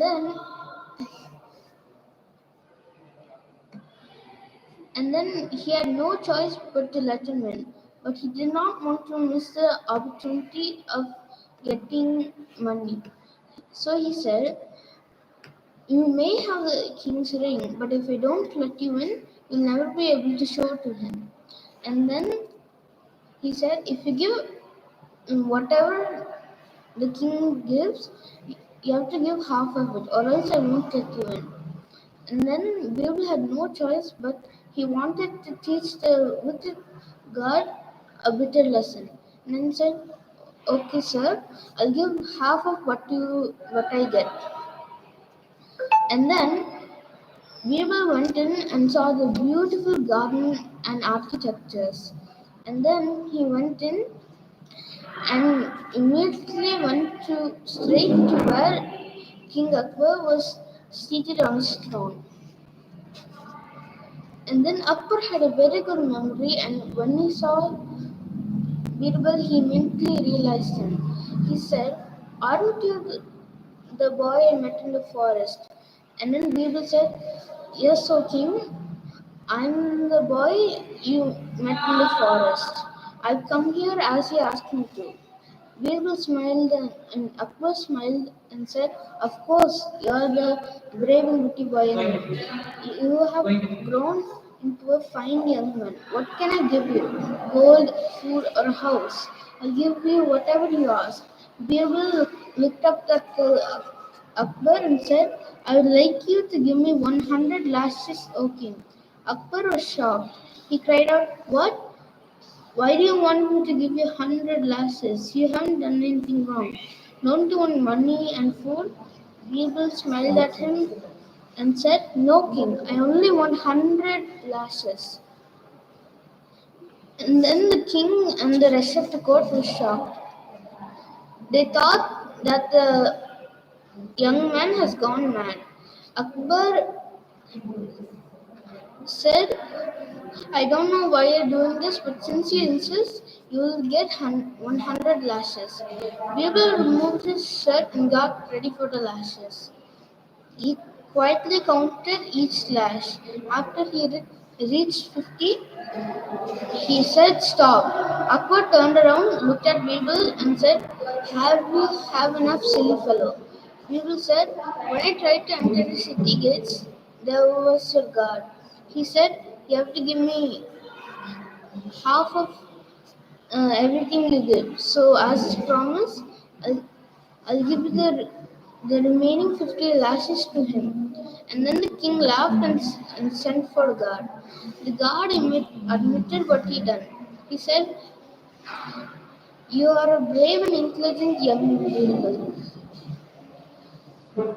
I have been trying to very hard to punish all the corrupt people in my kingdom. But just your little trick has outsmarted the guard. I need men like you in my court. Will you join my court?" Birbal bowed and said, "Your wish is my command, O king." From that day on, Birbal became a minister for in the great court of Akbar. Thank you.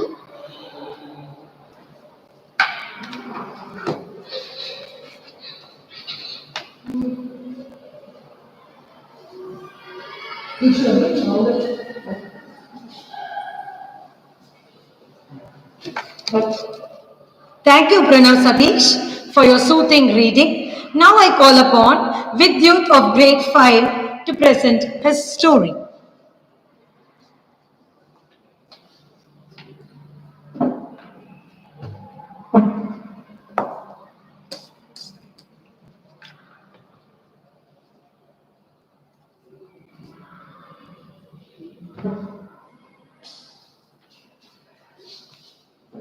Good morning, everyone. My name is Vidyut. I am from grade 5B. I am going to read this book. Those three bears. Most Himalayan villages lie in valleys where there are small streams and some farmland and protection from the beating winds that come through the mountain passes in winter. The houses are usually made of large stones and having sloping slate roofs so the heavy monsoon rain can run off easily.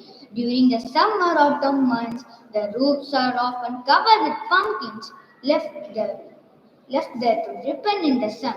One October night, when I was sleeping at a friend's house in a village in these hills, I was awakened by a rumbling and thumping on the roof. I woke my friend and asked him what was happening.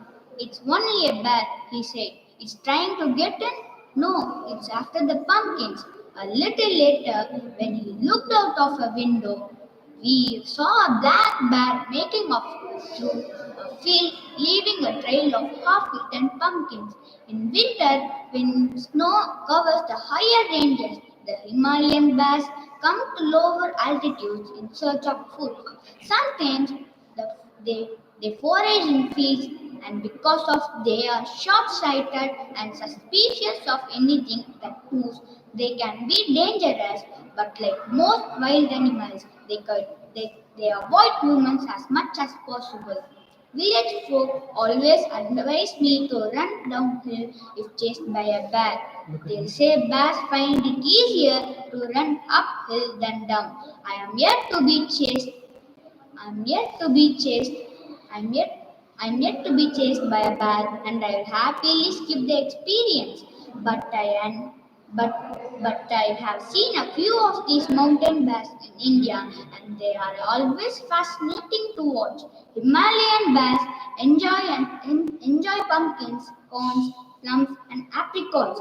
Once, while I was sitting in an oak tree, hoping to see a pair of pine matrons that lived nearby, I heard the whining grumble of a bear, and presently a small bear ambled in the clearing beneath the tree. There was little more than a cub, and I was not alarmed. I sat very still, waiting to see what he would do.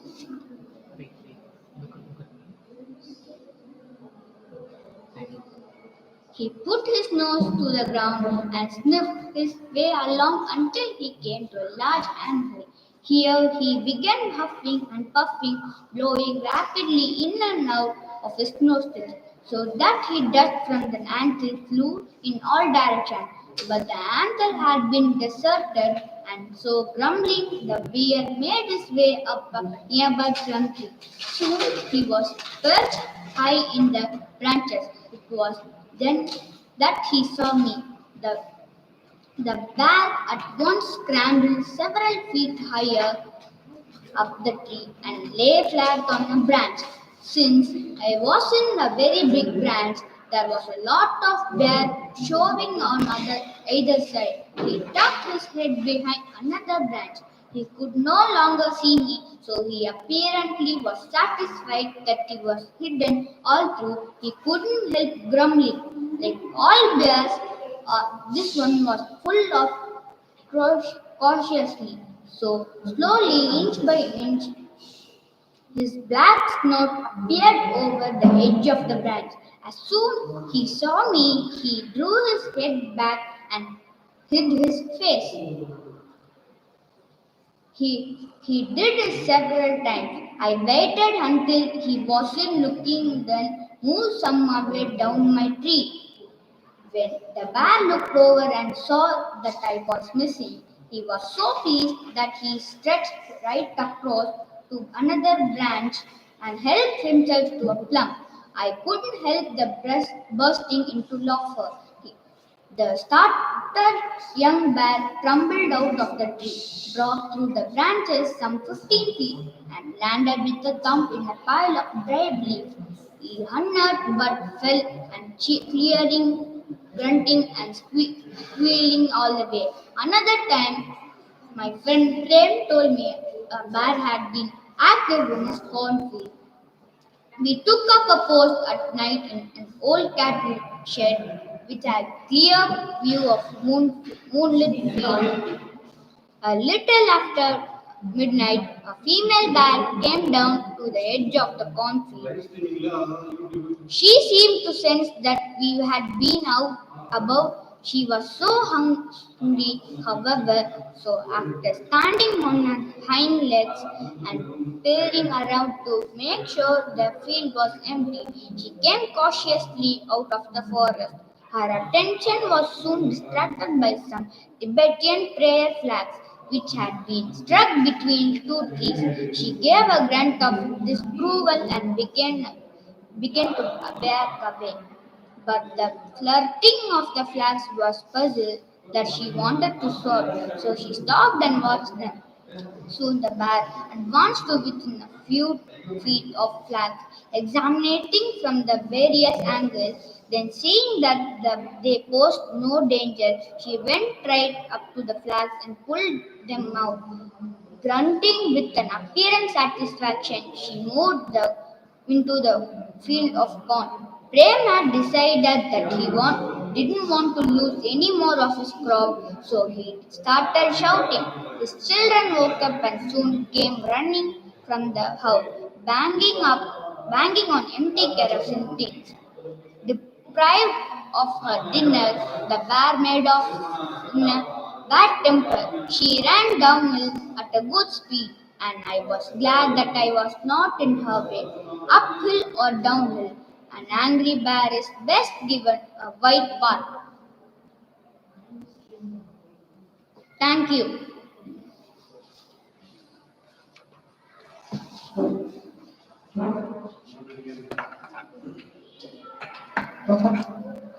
Thank you, Vidyut. I'm happy that our children of grade 1 to 5 have completed their session.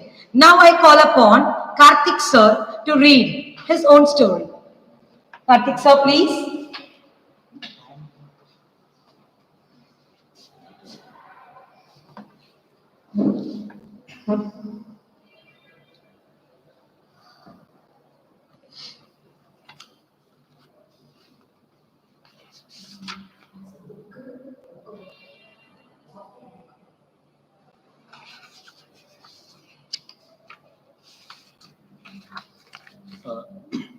Thank you, ma'am. Very good morning to all. So this is Karthik from English department. So I'm going to read the biography of Archimedes. So I think you know about Archimedes. So here I will read the short biography of Mr. Archimedes. So Archimedes was an unparalleled mathematician and scientist of the ancient world.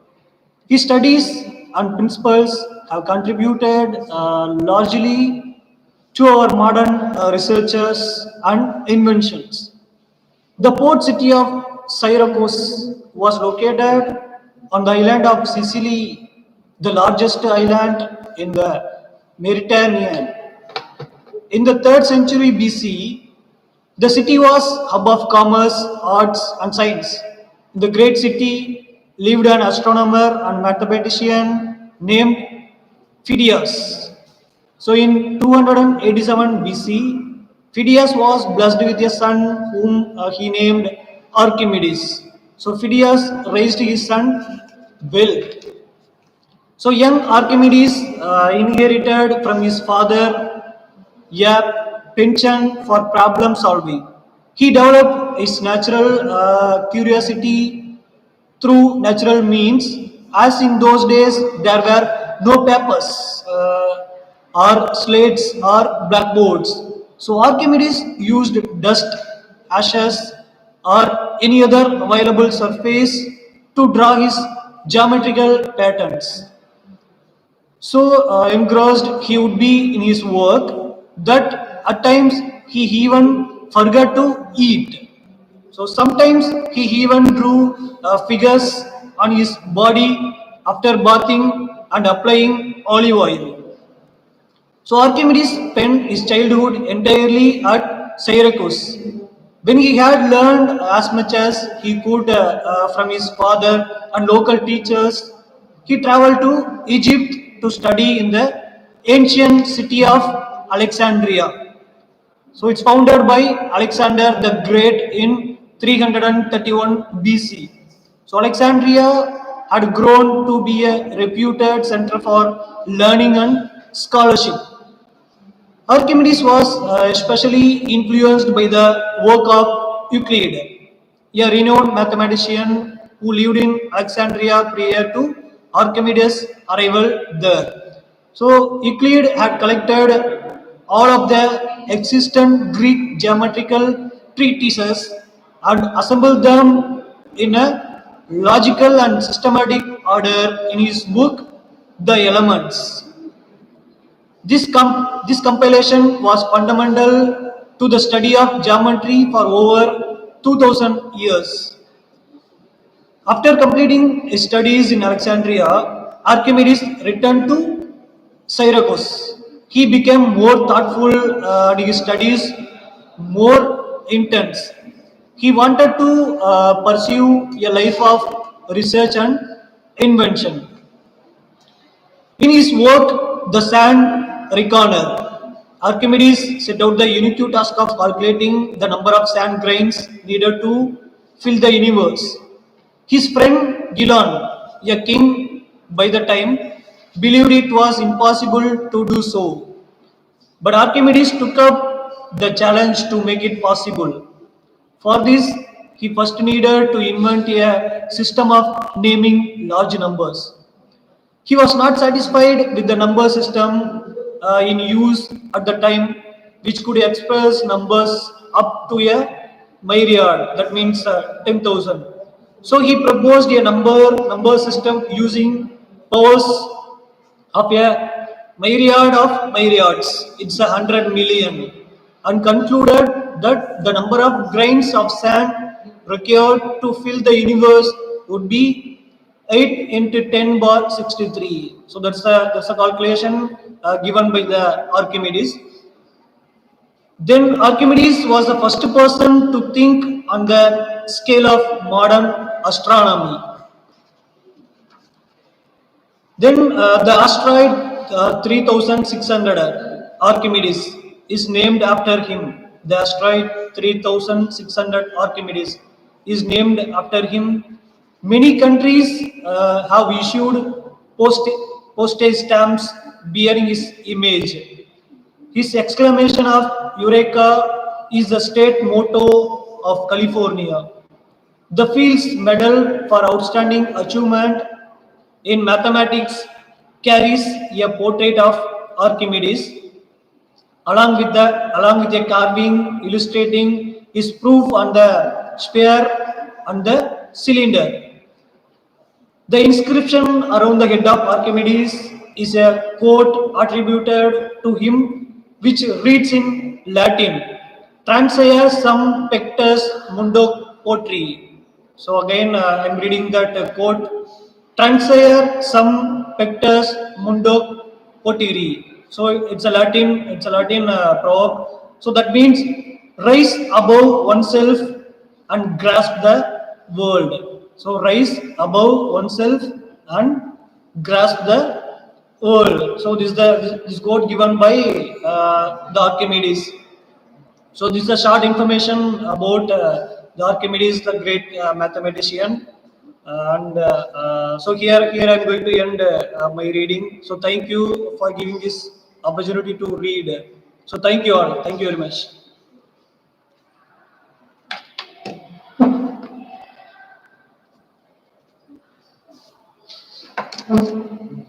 Thank you, sir, for letting us know about Archimedes. Now I call upon Ritik of grade 6 to present a story. Good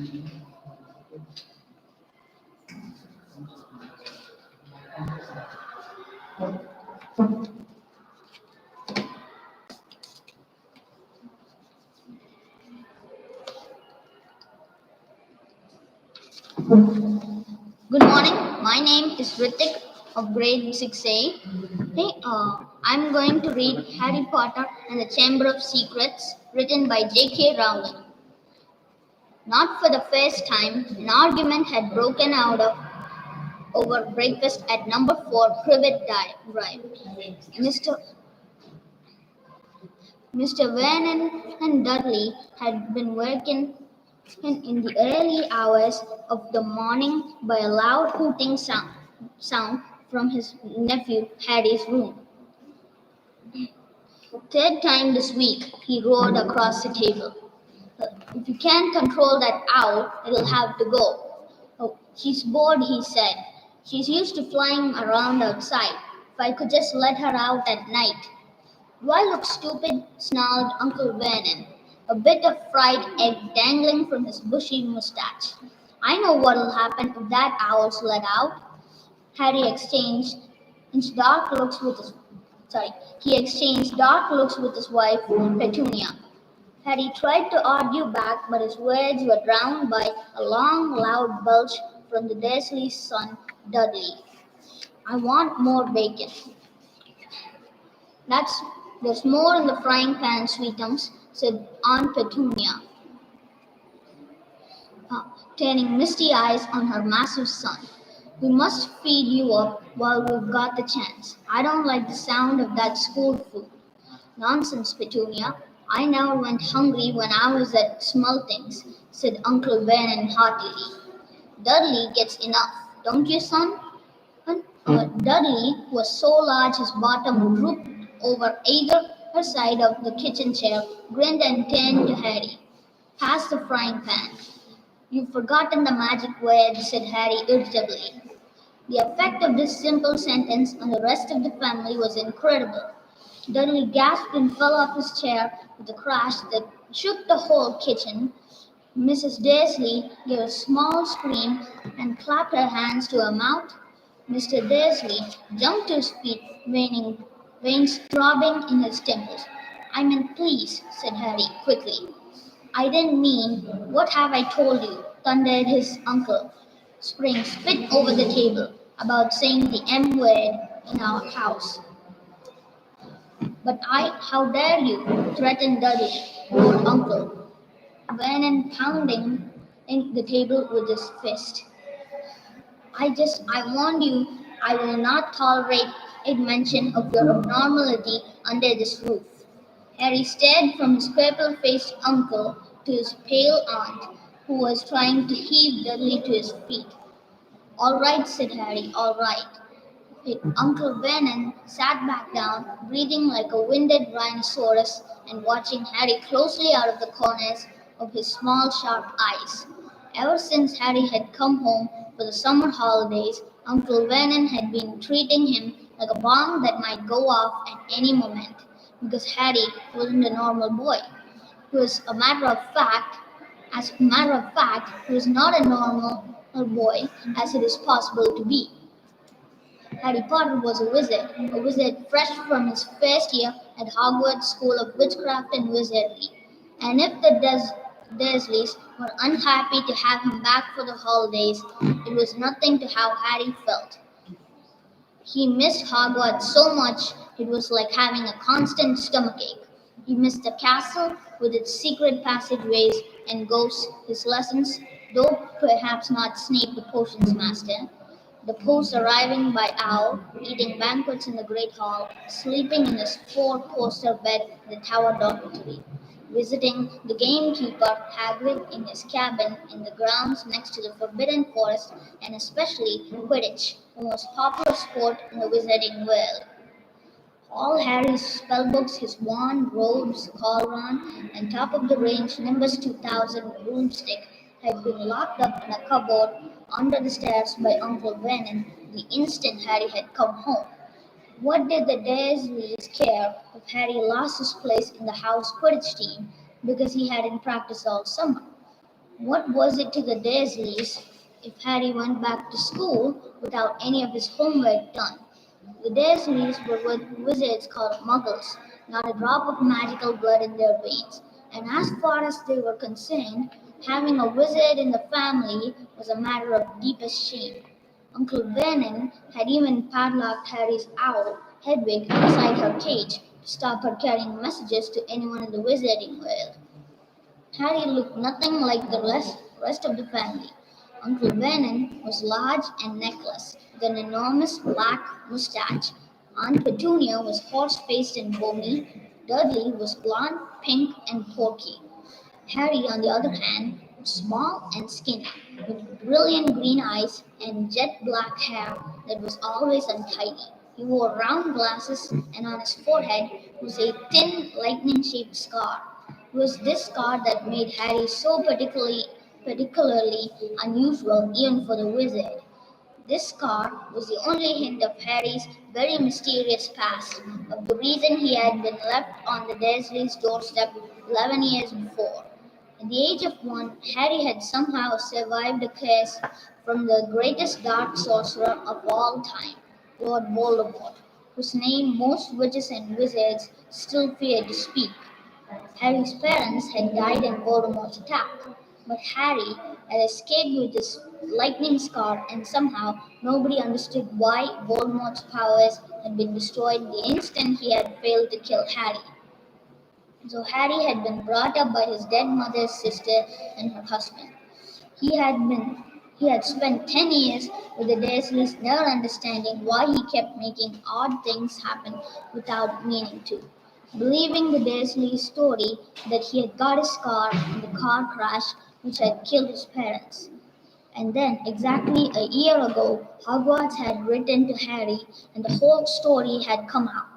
Harry had taken up his place at Wizard School, where he and his scar were famous. But now the school year was over, and he was back with the Dursleys for the summer, back to being treated like a dog that had rolled in something smelly. The Dursleys hadn't even remembered that today happened to be Harry's 12th birthday. Of course, his hopes hadn't been high. They would have never given him a proper present, let alone a cake, but to ignore it completely. At that moment, Uncle Ben cleared his throat importantly and said, "Now, as we all know, today is a very important day." Harry looked up, hardly daring to believe it. "This could be the day I make the biggest deal of my career," said Uncle Vernon. Harry went back to his toast. Of course, he thought bitterly. Uncle Vernon was talking about a stupid dinner party.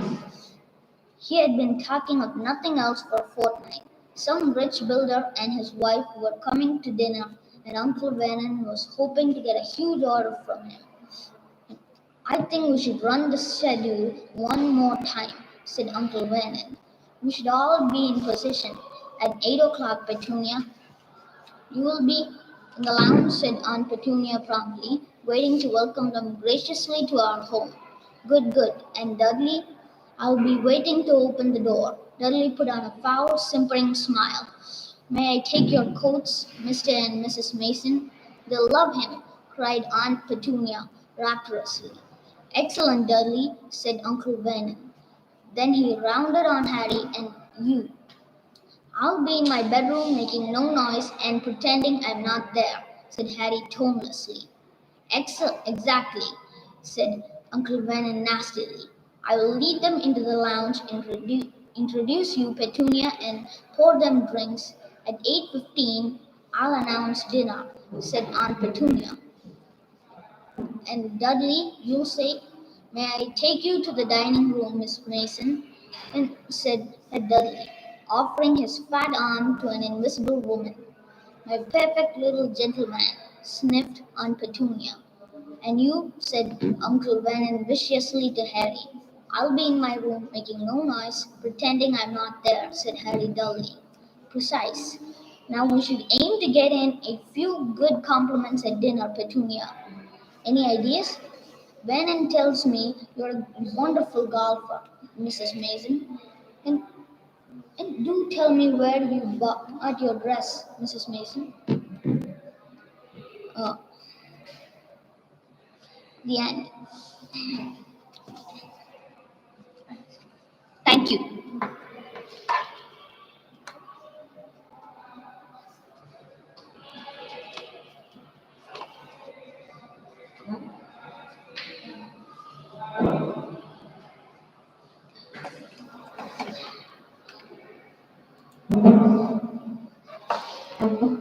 Thank you, Ritik. Thank you for your wonderful reading. Now I call upon our beloved sir, Mr. Lakshmikant from English department to give us story.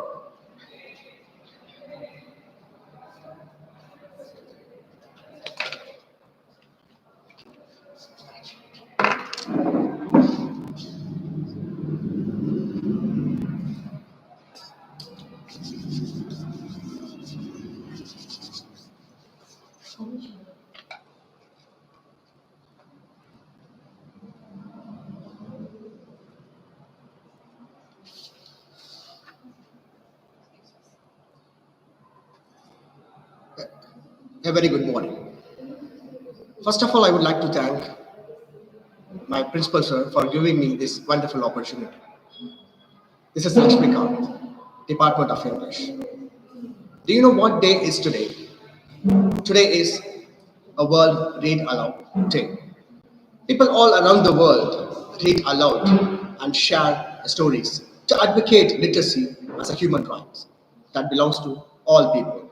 Today, I'm going to read a story, The Portrait of a Lady, which was written by Kushwant Singh. Before I start my story, I would like to give you a short introduction about the author, Kushwant Singh. He was born on 2nd February 1915 and he died on 20th March 2014. He was an Indian author, a novelist, a journalist, a diplomat, and politician. And this story, The Portrait of a Lady, the author describes his relationship with his grandmother. He pens down his daily activities. And also, he describes her appearance, which helps create an image in the reader's mind. The Portrait of a Lady. My grandmother, like everybody's grandmother, was an old woman. She had been old and wrinkled for the 20 years that I had known her.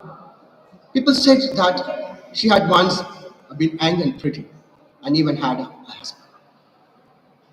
She had always been short and fat and slightly big. Her face was a crisscross of wrinkles running from everywhere to everywhere. My grandmother and I were good friends. My parents left me with her when they went to live in the city, and we were constantly together. She used to wake me up in the morning and get me ready for school. She said her morning prayer in a monotonous sing-song, while she dressed me in the hope that I would listen and get to know. I loved her beautiful voice, but I never bothered to learn it. My grandmother always went to school with me because the school was attached to the temple. The priest taught us the alphabet and the morning prayer, while the children sat in rows on either side of the veranda, singing the alphabet or the prayer in a chorus. My grandmother sat inside reading the scriptures. When we had both finished, we would walk back together. This time, the village dogs would meet us at the temple door. They followed us to our home, growling and fighting with each other for the chapats we threw to them. When my parents were comfortably settled in the city, they sent for us, and that was a turning point in our friendship. Although we shared the same room, my grandmother no longer came to school with me. I used to go to an English school in Motabas. There were no dogs in the streets, and she took to feeding sparrows in the courtyard of our city house. As the years rolled by, we saw less of each other For some time, she continued to wake me up and get me ready for school. When I came back, she would ask me what the teacher had taught me. When I went to university, I was given a separate room of my own. The common link of friendship was snapped. My grandmother accepted her seclusion with resignation. When I decided to go abroad for further studies, I was sure my grandmother would be upset. I would be always be away for 5 years, and at her age, no one could never tell, but my grandmother could. She was not even sentimental. She came to leave me at the railway station, but did not talk or show any emotion. Her lips moved in prayer. Her mind was lost in prayer. Her lips were busy telling the beats of her rosary, but she did not look at her older. After I came back to my native place, in the evening, a change came over her. She did not pray. She collected the women of the neighborhood. I got an old drum and started to sing. The next morning, she was taken ill. It was a mild fever, and the doctor told us that it would go. But my grandmother thought differently. She told us that her end was near. She said that since only a few hours before the close of the last chapter of her life, she had omitted to pray. She was not going to waste any more time talking to us. We protested, but she ignored our protest.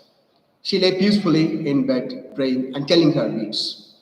Even before we could suspect, her lips stopped moving, and the rosary fell from her lifeless fingers. A peaceful pallor spread on her face, and we knew that she was dead. We lifted her off the bed, and, as a customary, I laid her on the ground and covered her with a red shroud. After a few hours of mourning, we left her alone to make arrangements for her funeral. You know, thousands of sparrows sat scattered on the floor. There was no chipping. We felt sorry for the birds, and my mother fetched some bread for them. She broke into a little crumbs, the way my grandmother used to, and threw it to them. The sparrows took no notice of the bread. When we carried my grandmother's corpse off, they flew away quietly. The next morning, the sweeper swept the bread crumbs into the dustbin. So here the story tells us the relationship and the bond of love between the author and his grandmother. Not only that, we can also see how the animals and the birds have feelings and emotions. Thank you for listening my story. Today a reader, tomorrow a leader. I thank you once again.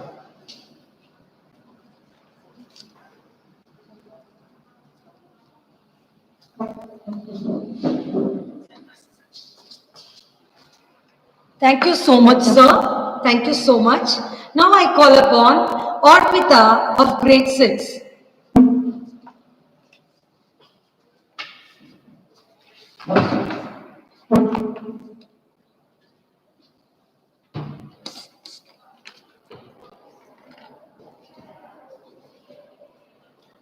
Hello, I'm Arthur of 6A from JPS School. I'm going to read a story from my favorite book known as Monday Morning Matters. First story. A 10-year-old boy decided to study judo despite the fact he had lost his left arm in a devastating car accident. The boy began lessons with an old Japanese judo master. The boy was doing well, so he couldn't understand why, after 3 months of training, the master had only taught him one move. Sensei, the boy finally said, shouldn't I be learning more moves? This is the only move you know, but this is the only move you will ever need to know, the sensei replied, not quite understanding, but believing in his teacher. The boy kept training. Several months later, the sensei took the boy to his first tournament. Surprising himself, the boy easily won his first. The boy easily won the first two matches. The third match proved to be more difficult, but after some time, his opponent became impatient and sharp. The boy deftly used one of his moves to win the match. Still amazed by his success, the boy was now in the finals. This time, his opponent was bigger, stronger, and more experienced. For a while, the boy appeared to be overmatched. Concerned that the boy might get hurt, the referee called a timeout. He was about to stop the match when the sensei intruded. No, the sensei insisted. Let him continue. Soon after the match resumed, his opponent made a critical mistake. He dropped his guard. Instantly, the boy used his move to pin him. The boy had won the match and the tournament. He was a champion. On the way home, the boy and the sensei reviewed every move in the match. Then the boy summoned the courage to ask what was really on his mind. Sensei, how did I win the tournament with only one move? You won for two reasons. The sensei answered, first, you are mastered only one of the most difficult throws in all of judo. And second, the only known defense for that move is for your opponent to grab your left hand. The boy's biggest weakness had become his biggest strength. Moral of the story. Sometimes we feel that we have certain weaknesses and we blame others, the circumstances, and ourselves for it, but we will never know that one day our weakness can become our greatness since one day.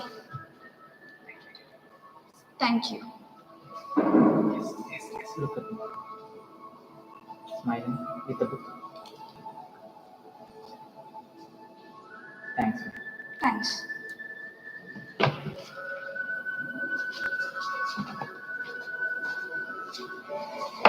Thank you, Varta. Now I call upon Yadunandan of grade 6B to deliver his reading.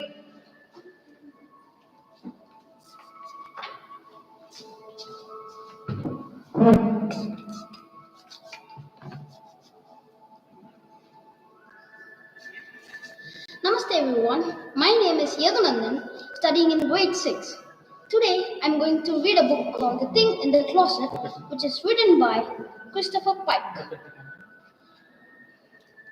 Before getting into the story, let's know more about the author. Christopher Pike was born in New York, but he grew up in Los Angeles, where he still lives. Prior to becoming a writer, he worked in a factory, painted houses, and programmed computers.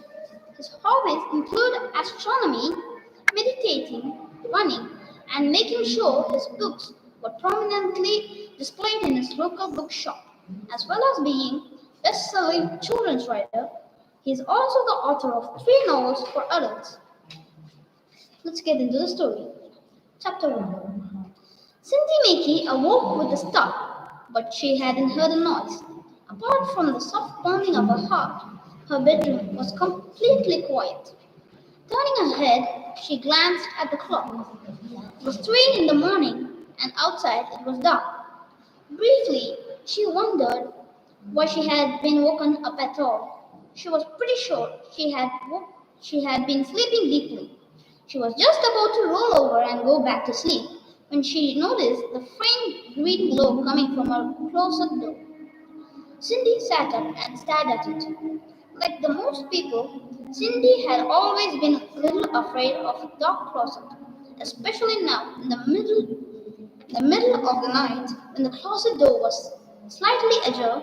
There was just something about the darkness inside the closet, as if it were a portal into the horrors unimagined. At the same time, she didn't much like getting into the bed in the dark. She was always worried a hand would reach out and grab her ankle and drag her under the bed. What would happen next would be just too awful to contemplate. Of course, Cindy was 12 years old, a big girl, and she knew these fears was ridiculous. There was nothing either in her closet or under the bed that could hurt her. Really, she should have outgrown these fears long ago. Then again, this was Spooksville, where kids disappeared without a warning all the time. And there was something strange glowing in her closet. That was a fact, not imagination. Cindy rubbed her eyes and leaned forward on her bed and studied the light further. It was the weirdest green color, not like grass or trees, more like something sickly, the green tinted skin of a dying patient. For a moment, Cindy almost believed there was an odor of decay in the room, but then she realized that was her imagination. But what could it be? She whispered aloud. There was really nothing she could do but examine it closer. Get, getting out of bed and walk over to the closet. But she didn't want to do that, not this second at least. Cindy hoped it was a flashlight that somehow it had slipped off the shelf in the closet and turned on itself. Of course, the flashlight did not give off a green beam, but she wondered if the light could be shining through a green sweater or something. The only trouble was she didn't own a green sweater, and the one and only green shirt was in the chest of drawers, not in the closet. For that matter, she didn't even think her flashlight was still in the closet. She had used it a couple of days ago in the garage looking for the loose change, and she thought that she had left it there. No, this weird glow had to be something else. Like what? She muttered. Cindy reached over and tried to turn the lamp beside her, but for some reason it wouldn't come on. She fiddled with the switch for a few moments before giving up. Was it possible, she asked Sir, that the green glow was somehow affecting her lamp? It seemed unlikely, and yet her lamp had been working a few hours ago when she had gone to bed. She wondered if the green glow liked the dark. If it needed the dark, she wondered what it wanted with her. This is stupid, she chided herself aloud. It's just a light, it is not alive, it can't hurt me. She hoped it couldn't. Boy, did she! Now that she had mentally exhausted everything that it could be, she knew she finally had to have a closer look at it. How could she go back to sleep without checking it out? For all she knew, the green glow would transform itself into a green hungry monster while she was sleeping, and then eat her alive. Things like that happened in Spooksville at least. According to her friend Sally Wilcox, ordinarily Cindy didn't believe most of what Sally said, but at the moment, even Sally's darkest and most disturbing ravings seemed possible. For a second, Cindy considered calling Sally or Adam Freeman, another best friend, but she was afraid that they may think she was a chicken. I'm a chicken, Cindy said to herself. Adam would have jumped out of bed the moment he saw the glow. He's not afraid of anything. Cindy sort of liked Adam, quite a bit really, even though she didn't know it.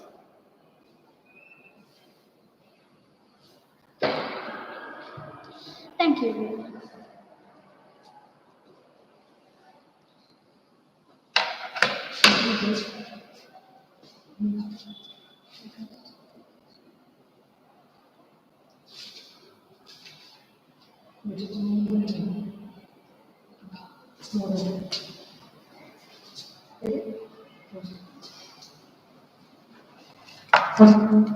Thank you, Edunandan. Now I call upon Amrita Varshini of grade 6B to deliver her story.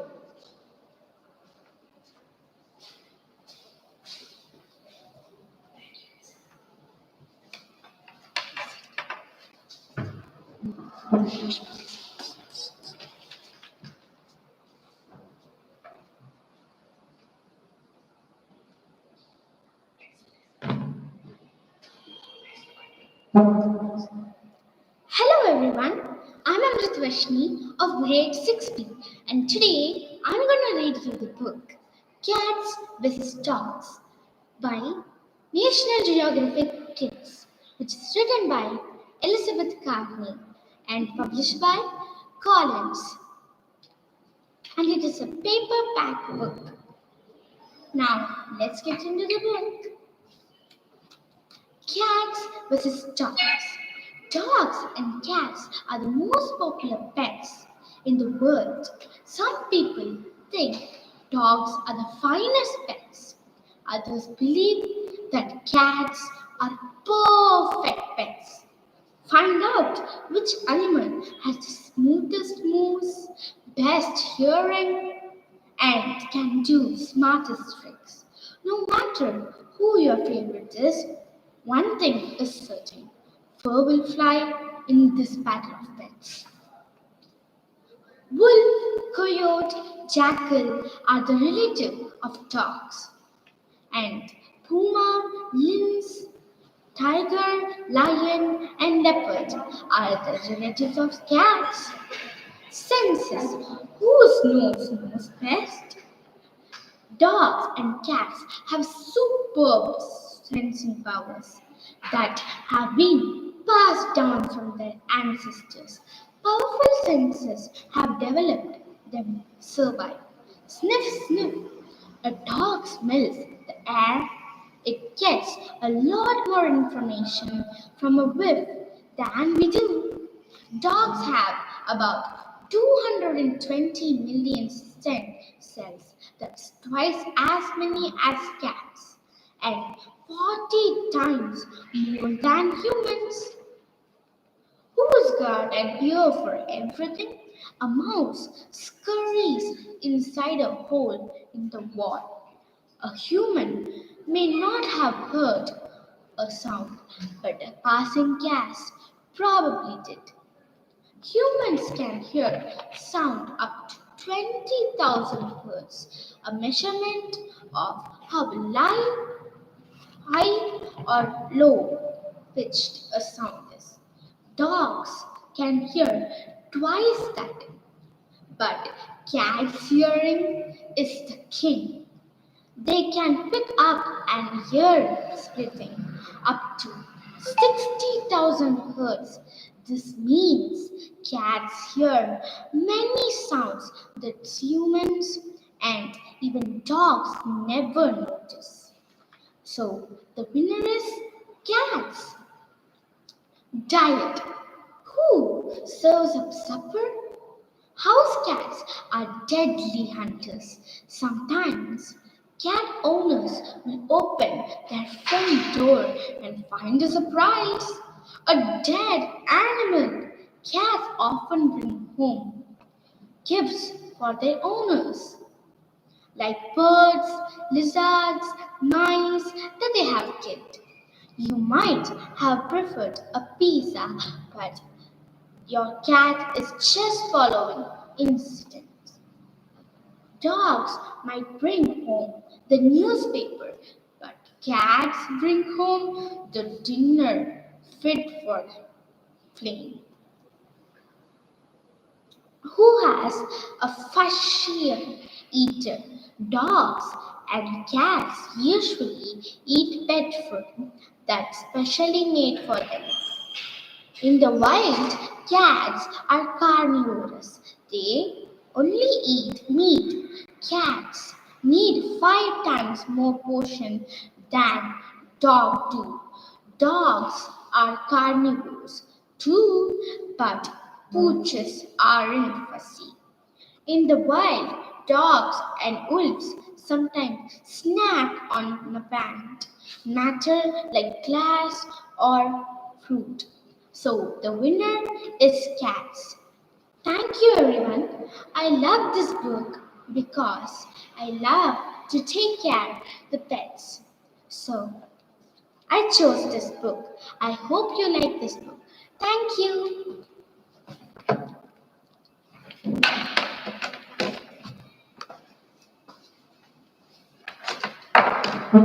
Thank you, Amritavarshini.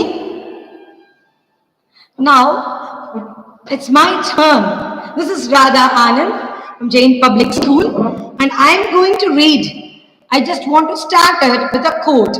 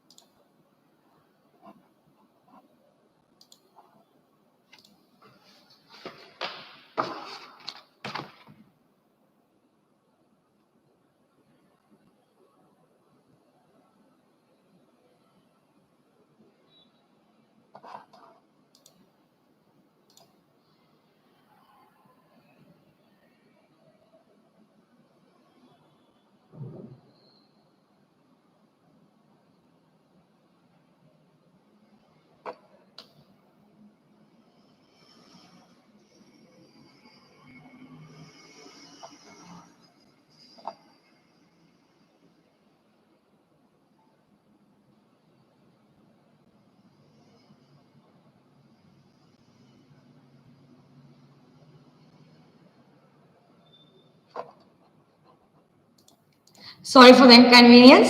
Here I am. This is Radha Anand from Jain Public School, and I would like to begin with a quote. Vidya nama narasya roopamadhikam prachanna guptam dhanam. Vidya bhoga hari yasya sukha hari. Vidya gurunam guruhu.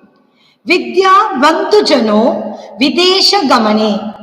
Vidya paradevata.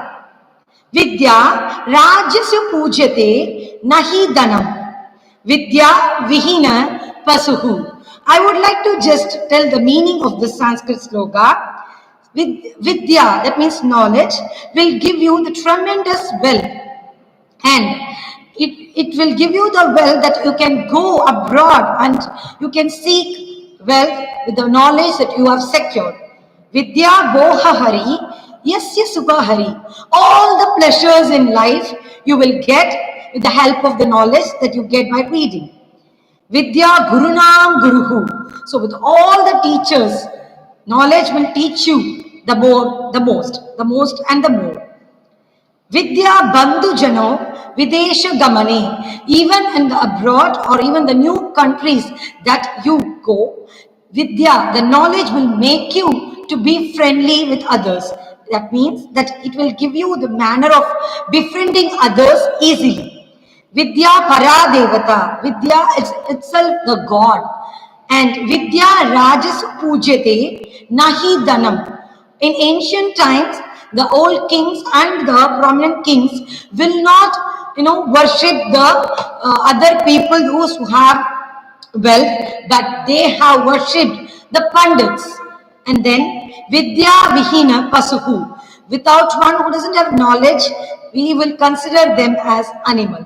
So now I'll start upon with my favorite book, Dungi Dance, written by Bhavna Jain Gupta and pictures by Kavita Singh Khale. And it's a paper-packed book. Okay, you can find this book in the Story Weaver app. Let me begin. And it is published by Tulika. Sir, next ready for it. Every day, Dungi and her mother, father, brother, sister, grandmothers, grandfathers, uncles, aunts, and all their children would wake up early in the morning. Every day, they would talk and they would walk one behind the other to the green, grassy fields. They would chew grass all day long, and Dungi would be bored all day long. Just look at the Dungi, how it is bored. Yeah, it's bored, right? Then, so she talked and talked, but nobody wanted to talk to her when there was so much yummy, delicious grass to chew. Go away, Dungi, they told her. And one day, Dungi did go away. She wandered off far and far away. She came to a small lake where some men and women were washing their clothes and singing la la la la la la la. Saris, lungis, shirts, pants were hung up to dry. They were blowing in the wind.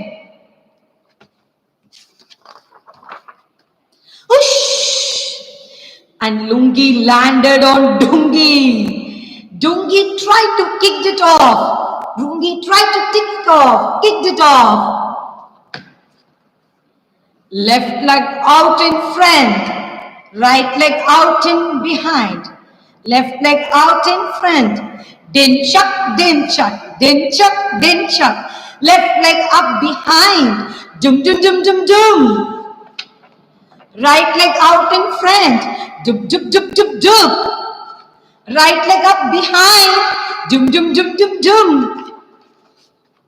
The lungi wouldn't come up off. The lungi wouldn't come off. But how? Lungi loved dancing in lungi.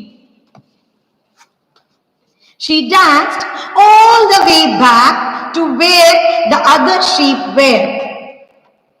One leg up, one leg down, round and round and round. All the sheep stared at her. Dungi sheep don't dance. Dungi sheep don't dance. They stand quietly and graze. Her mother, father, grandmothers, grandfathers, uncles, and aunts scolded her. Dungi was sad. The others felt bad to see her sadness. They had only wanted her to be like all other sheep. But Dunki was different. But Dunki was not like all other sheep. Suddenly, Aya! Doop, doop, doop! Din chuck, din chuck, din chuck, din chuck! Doom, doom, doom! What was that? Dungi looked up. What did she see?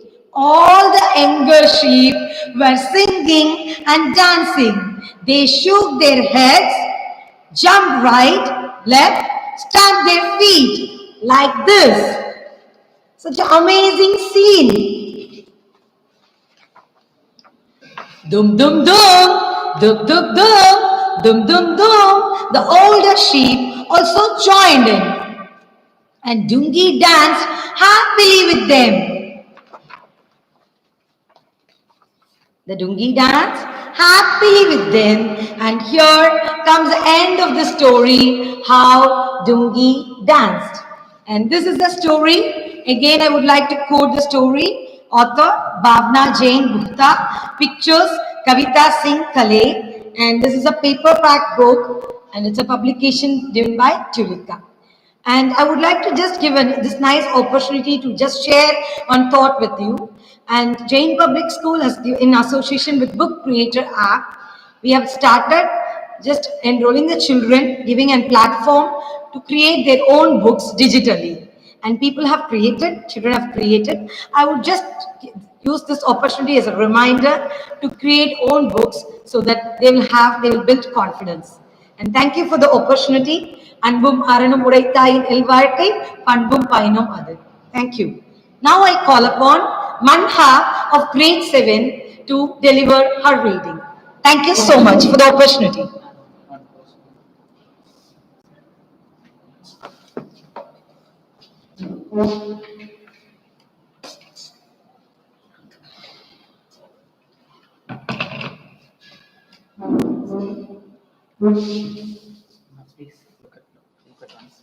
Look at the camera. Hello everyone, I'm Manha and I'm going to read the Pins and Needles story. Can you show the book to the camera? Title page. That means the cover page. Look at me. Thanks. Yes, please start. Pins and Needles. Quick Fingers, the pixie dressmaker, was chased one night by the Red Goblin. She ran through the fields, panting, and a small bush called to her, "Quick Fingers, hide beneath me. I will shelter you." So Quick Fingers crawled under the small bush and stayed there safely till the morning. She slept quite soundly, though it rained, but the bush held its leaves over her, and not one drop of water wetted the pixie's frock. She awoke to hear a munching, crunching sound. Oh dear, little bush said. Here's that great donkey again, eating me as fast as he can. I shall never grow. I shall never grow. As soon as I clothe myself with fresh green leaves, along comes the donkey or the horse or the sheep. They munch and nibble at me all day long. The pixie was so sorry for the little bush. She took out a needle and spoke to the donkey. "Donkey, stop eating this bush. If you don't, I'll prick you with my needle." The donkey didn't stop, so he got pricked. He betrayed and ran away. The little bush was surprised that he had gone so quickly. "What did you use to prick him with? What have you got in the box there?" "Pins and needles," said Quick Fingers. "Oh, little bush, if only you grew pins and needles around your leaves, nobody would ever come to eat you. Do you know enough magic to grow me some?" asked the bush eagerly. I think so, said Quick Fingers. I'll set pins and needles all around the edges of some of your leaves and sing a magic spell over them. They will grow, and all your new leaves will grow pins and needles too. Ever want to come and eat me? The pixie did as she had said, and she sang a little spell. She said goodbye and went. I will come back in a month and see how the magic has worked, she promised. When she came back, what a difference there was in the bush. It had grown well, for no one had dared to eat it.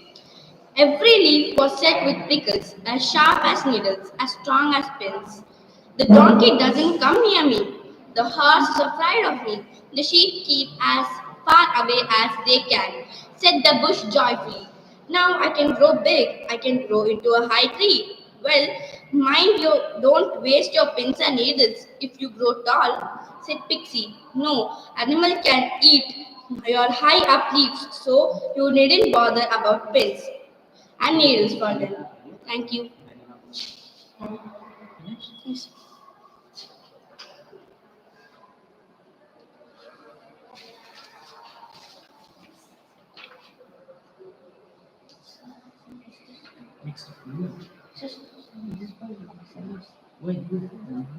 What's your name? Kritik.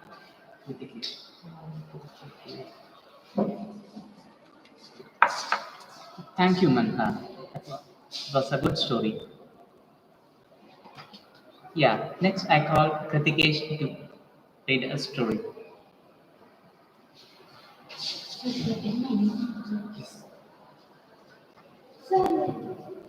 Introduce yourself.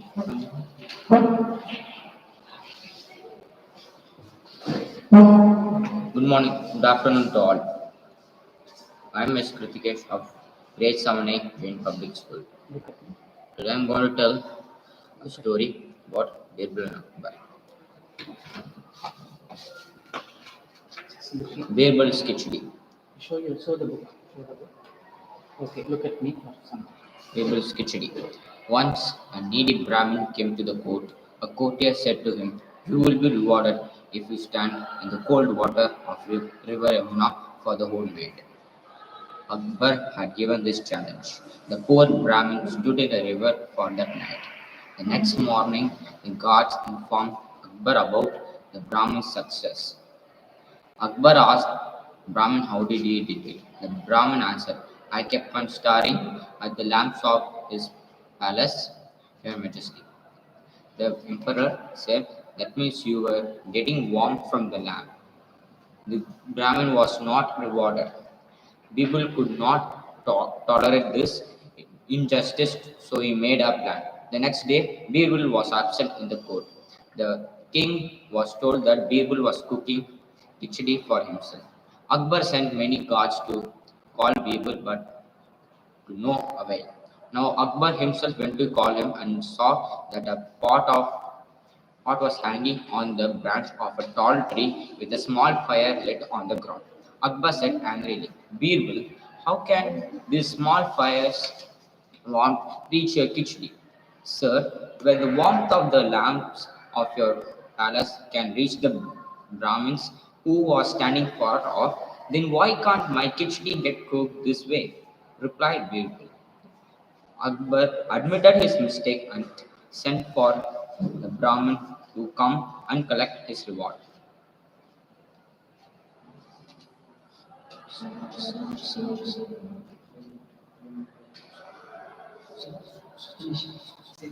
Thank you.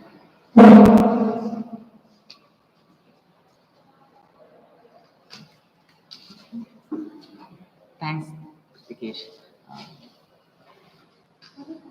Yeah, I next call Ms. Kavi Bharati from grade 7B to tell a story.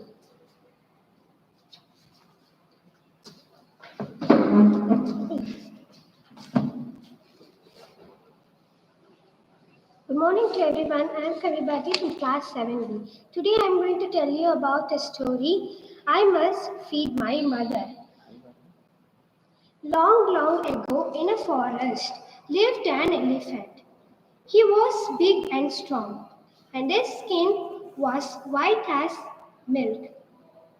The white elephant loved his mother more than anything else in the world, more than himself, more than the wild berries and fruits on the trees in the forest, more than the juicy tuber hidden in the garden.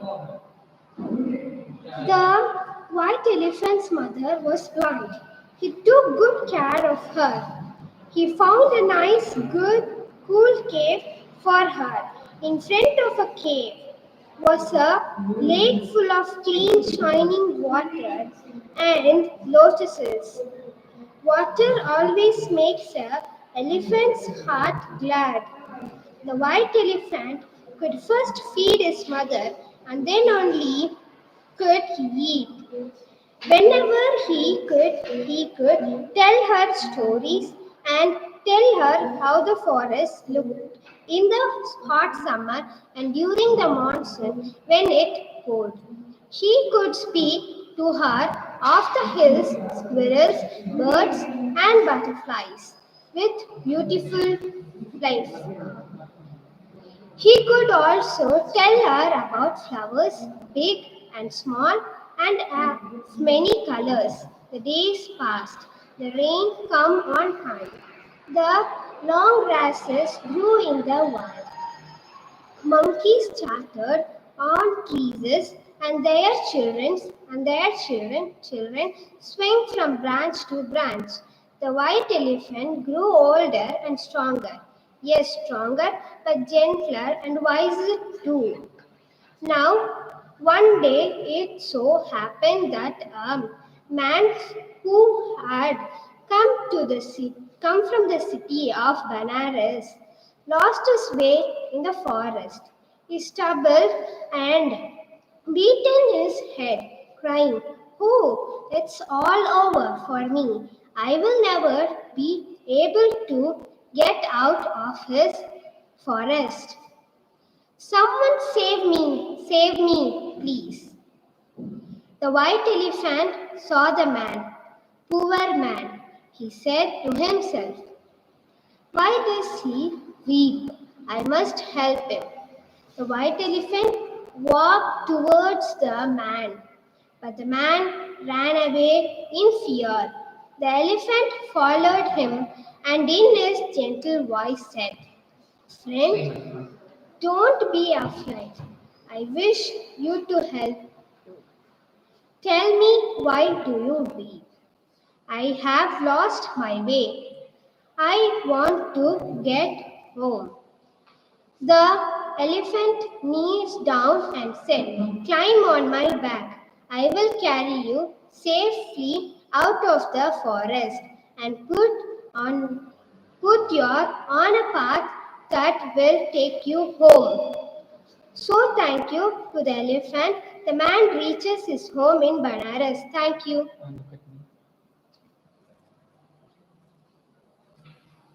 Look at the phone. Say thanks. Thank you.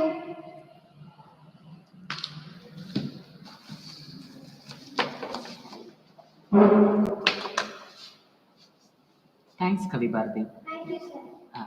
Next, I would like to call upon Sriman from grade 7A.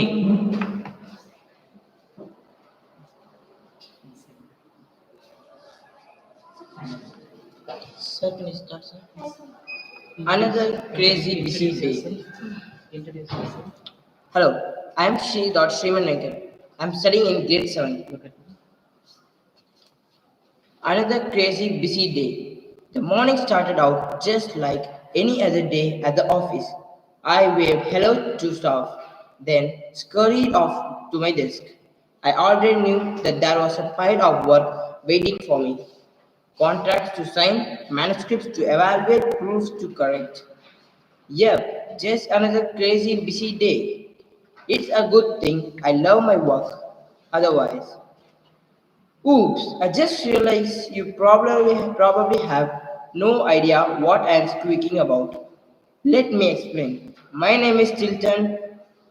I run the Rodents Gazette, the most famous newspaper on Mouse Island. Anyways, as I was saying, It's a good thing I love my job.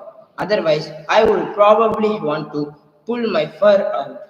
From the minute I set paw in the office, the work never stops. The Friday was no different. Well, one thing was different. I had decided I would work extra fast so I could leave early and get started on my relaxing weekend. The next was my birthday. But soon as I sat down, immediately noticed a mysterious envelope on my desk. It said for Geronimo Stilton. I picked it up and started at it for a long time. Should I open it? I wondered. I don't know why, but for some reason the envelope filled my with dread. My mind raced, my heart pounded. What it was a bad news. What if someone has died?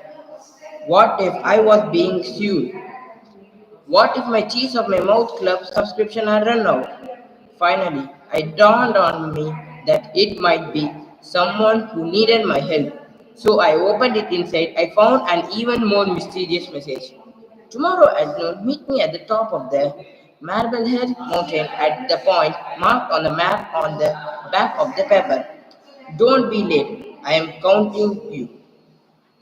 Yes. What took you so long to open the envelope? Cheese brain, I told you it was urgent. I gulped. Whoever had written those words knew me well. I don't like to rush. Things? Yes. Even simple things like opening up an envelope, I like think things through. And now I had even more to think about. On the back of the paper, there was a map with a path marked in red leading up to the Red Cross. I started at for a while, then I put it aside. I had a ton of work to do, but every time I tried to do my something, my mind kept wandering to that mysterious message. Who could have sent it? Who would want to meet to on the top of the mountain? After all, almost everyone knows I am not exactly the most athletic mouse on the block. Just then, I clapped my paw to the forehead. Now I knew who sent that message. It had to be obnoxious cousin Trap. He was always playing pranks on me. I grabbed the phone and punched in his number. Nice try, cousin, I said when he picked up. You can't fool me. I know you have left that mysterious message on the desk in the morning.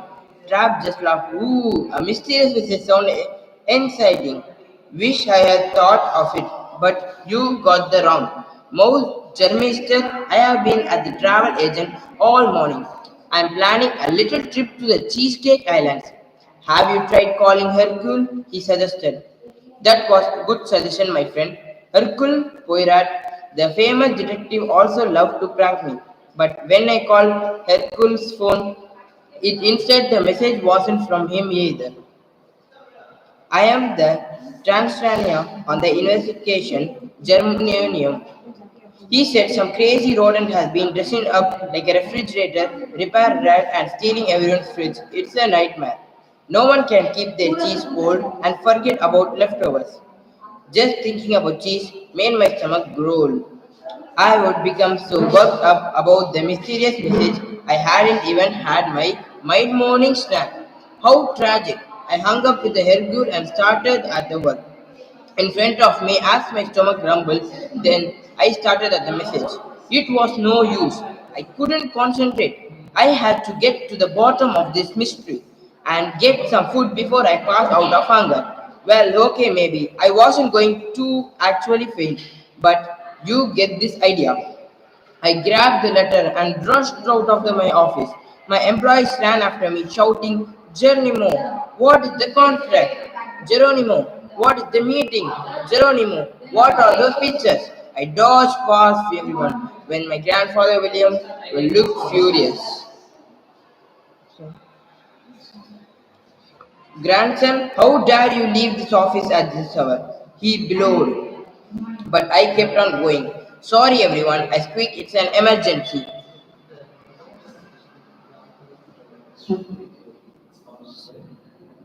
Sir? Yes.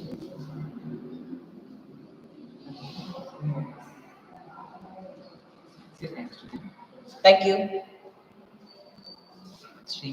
Yes, sir. Thanks, Raymond. Thanks for sharing your story. Next, I would like to call Mr. Sarvesh from 7B. Sarvesh, please come and join.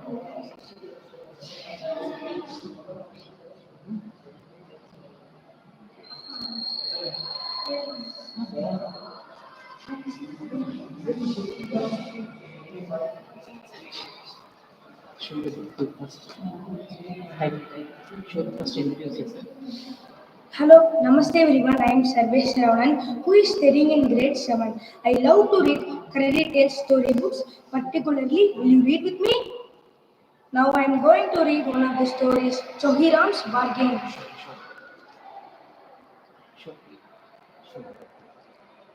Chohiram's Bargain book.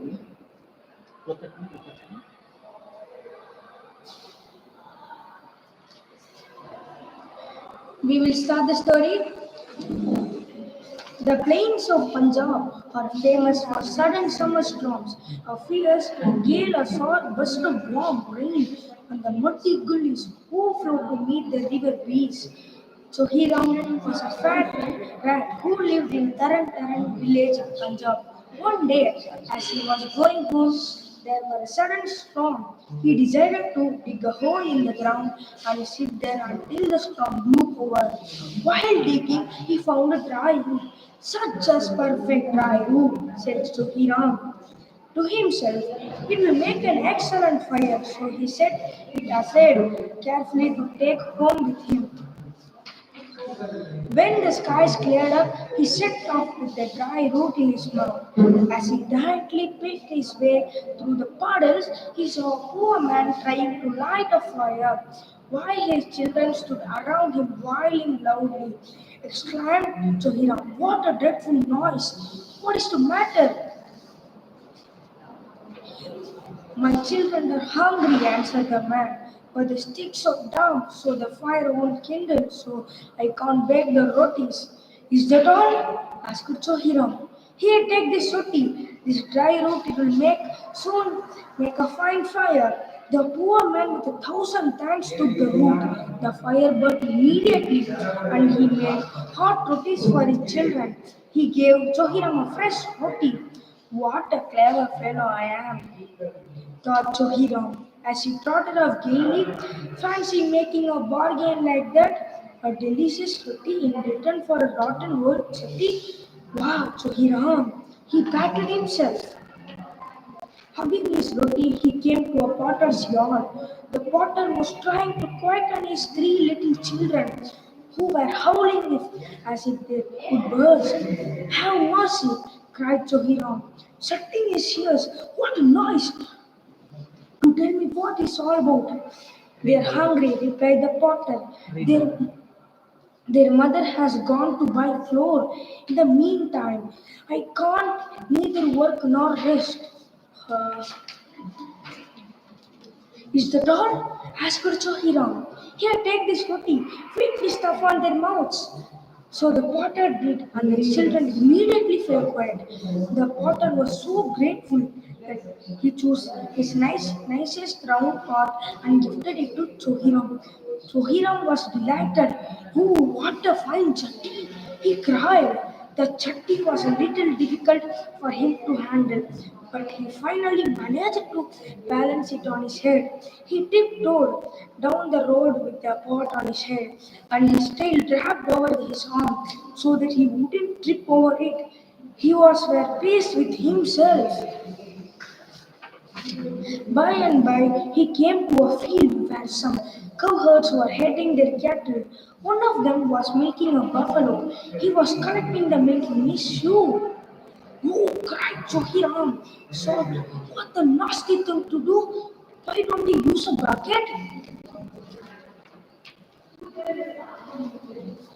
"We haven't go one, that's what, and Moti, my buffalo, has been milked before the sun rises too high," growled the cowherd.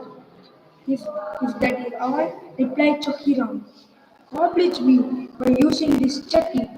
The cowherd took the pot with a careless shrug and milked the buffalo until the pot was brimming over. Then, turning to Chohiram, he said, "Here, little fellow, you may have a sip of milk in payment." But Chohiram was shrewd. No, no, my friend, said he, that will not do. My pot is worth more than a few sips of milk. I never make a bad bargain. So I accept you to give me your buffalo in return for my pot.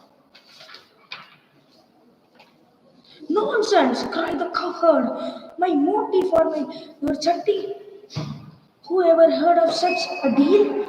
And why on earth do you want a buffalo?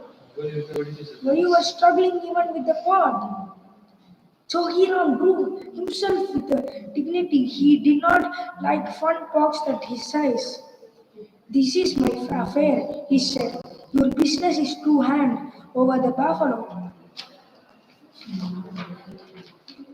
The cowherds laughed and laughed when they heard Chohiram sing in his squeaky voice. So just for fun, they loosed the buffalo's halter and began to tie it to the rat's tail. No, he called it. The beast's pulling tail would come off then. What would I do? Tie it around my neck, please. So, chucking and sniggering, they tied the rope around the rat's neck. So, Hiram set up the happy trot. But when he came to the end of the trip, he was brought to a short halt. The buffalo would not budge from tough of the grass.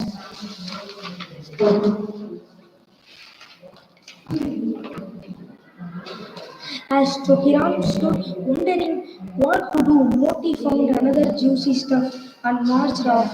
Chokiram had to trot obediently after her if he didn't want to be struggled by the rope.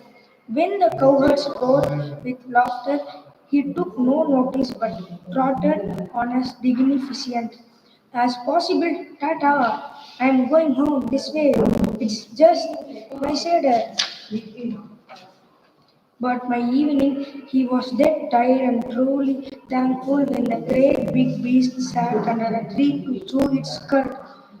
Just, just then a bridal party came by. The bridegroom and his friends had gone on ahead to the next village. The bride was in a carriage was which was being drawn by two young men. Seeing a nice shady tree, the men stopped and began to cook some food. What means grand old royal wedding indeed? Not even a horse would draw the carriage. It would serve them right if we upset the princess into the ditch. Dear me, the royal dears have to pull the carriage like a pair of horses, cried Chohiram. At once seeing a way out of his own difficulty, that is the same. I sympathize with you. If you will allow me, I'll give you a buffalo Moti. She will pull the carriage. Your buffalo, what rubbish! Who ever heard of a rat owning a buffalo? Not often, I admit, said Hiram with pride. But look, I am leading the beast by a string. Oh, never mind, cried one of the bears. I would like a buffalo to draw the carriage in my bad place. They ate their dinner and thanking Chohira for the buffalo offered him the remains of the food as reward. Now look here, cried Chohiram hotly. You don't suppose I gave you my beast buffalo, my moti, that gives 100 liters of milk every day for a wee bit of rice? No, I am quite of age, so I will have the bride, a moti, for my moti, and nothing else, or I shall surely inform the king of your laziness. Alarmed by the threat, the bears rode off on the big buffalo, leaving the bride in a carriage in the sweetheart voice. Chohiram begged the princess to step down from the carriage. Come with me, the dearest bride, said Chohiram. The princess was quite taken aback to find a rat calling her his bride, but she was afraid of spending a night in the wilderness, so she meekly followed Chohiram, who kept himself. How clever I am! What wonderful bargains I make! When they arrived at this hole, he said, "Welcome, my dear, to my humble abode. Let me lead you into our home." And he slipped into the hole. When his bride did not follow, he put his nose over again, saying with tremble, "Well, madam, don't you know it's good to keep your husband waiting?" "My good husband," laughed the young bride. "I can't squeeze into that little hole." So Hiram coughed. "Yes, you are big, overgrown. Tonight you can rest under the wild plum tree." "But I'm so hungry," cried the bride. "Dear, dear, everybody seems hungry today," grumbled Johiram. "I'll fetch you some supper." So he ran into the hole and came back with one dry pea. "There," said he, "isn't that a fine meal?" "I can't eat that," whispered the bride. "It is not even a mouthful. I want cakes and eggs." "Oh dear me!" cried Chohiram. "What a nonsense! A bride is. Why don't you eat the wild plums?" "I can't live on wild plums," bawled the bride. "Besides, they're only half ripe." "Rubbish!" cried Chuhiram.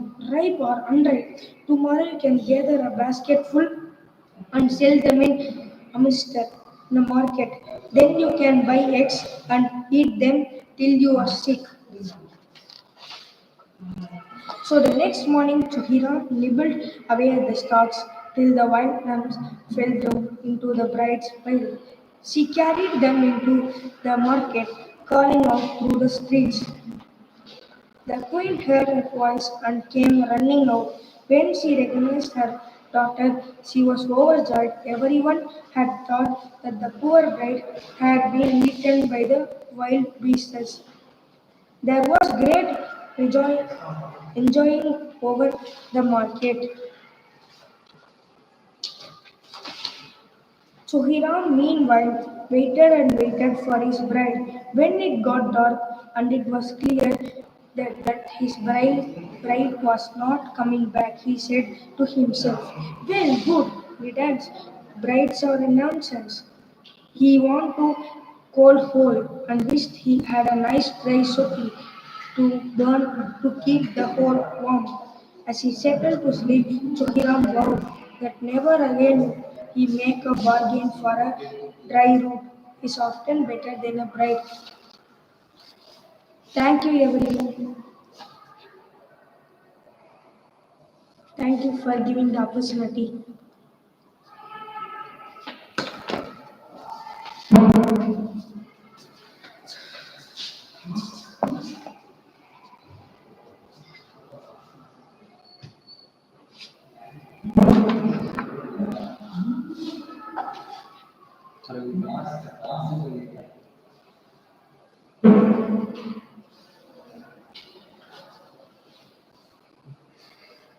Hello, all, this is Arvind.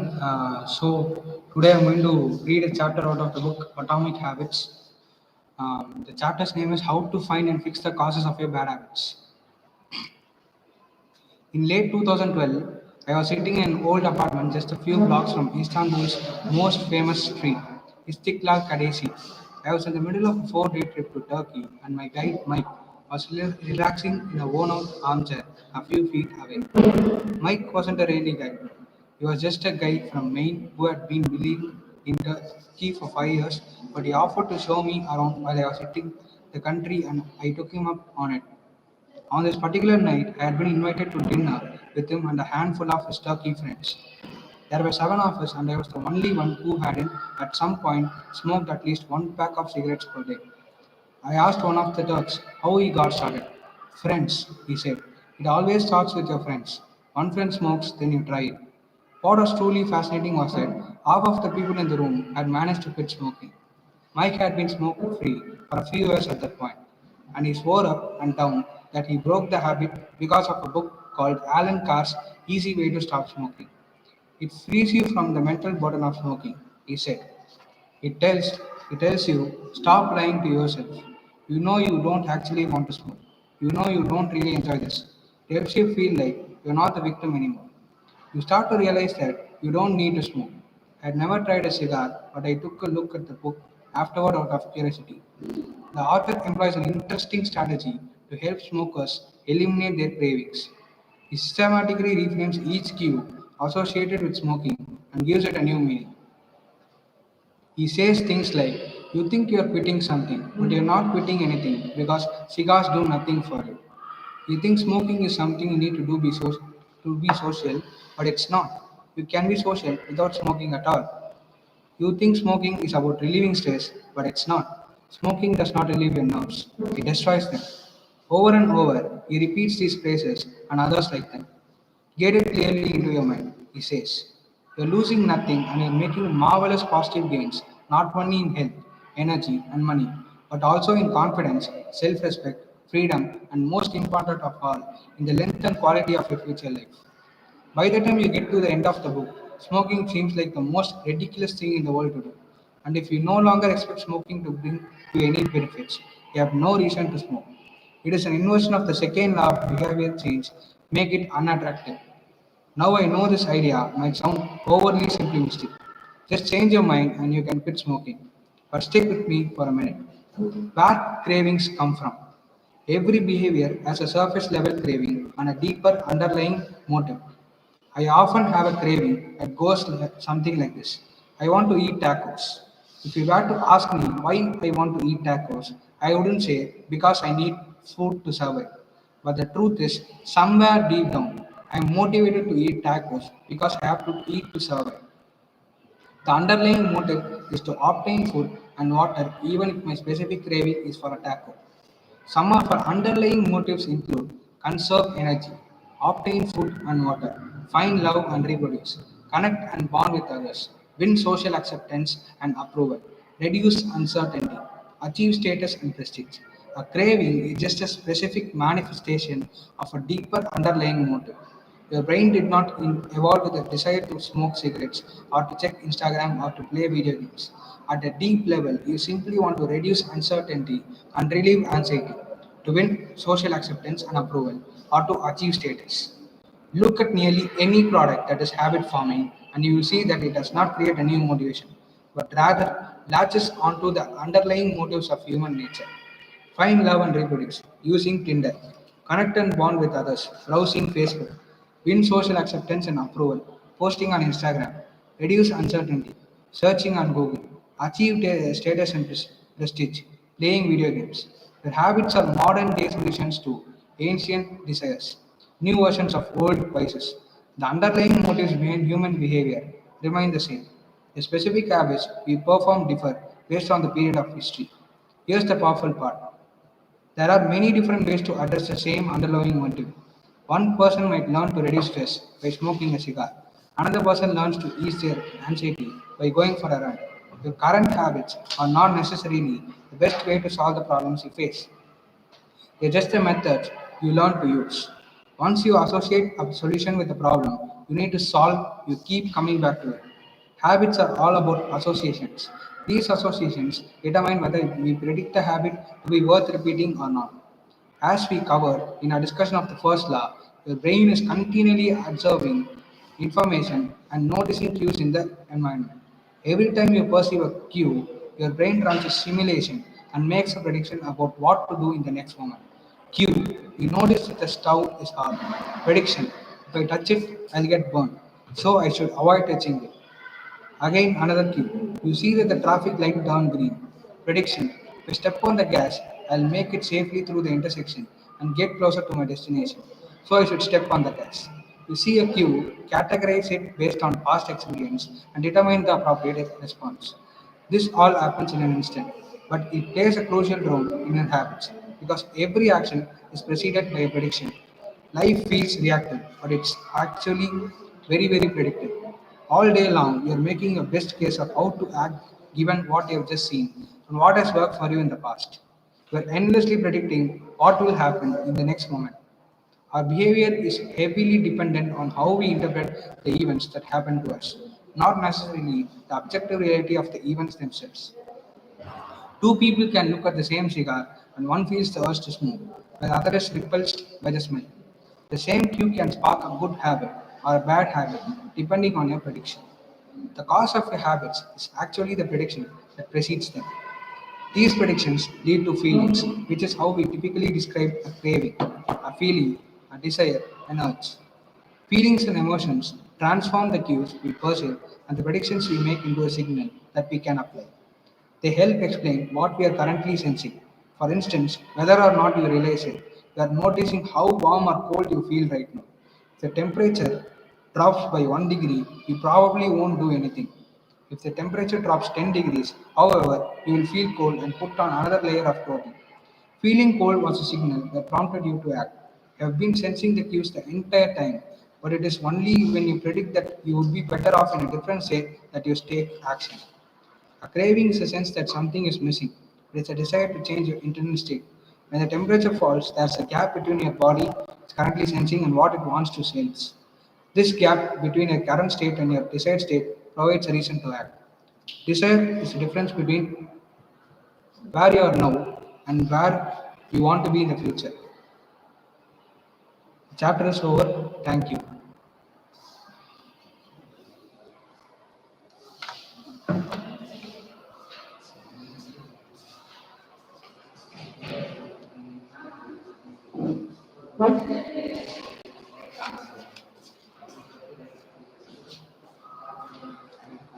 I am Rachana from grade 12 and I am here to receive the last lesson. I started for school very late that morning. I was in great dread of scolding, especially because M. Hamel had said that he would question us on participants, and I did not know the first word about it. For a moment, I thought of running away and spending the day out of doors. It was so warm, so bright. The birds were chirping at the edge of the woods and in the open field back of the sawmill. The Prussian soldiers were drilling. It was all much more tempting than the rule of participants, but I had the strength to resist and hurried off to school. When I passed the town hall, there were a crowd in front of the bulletin board.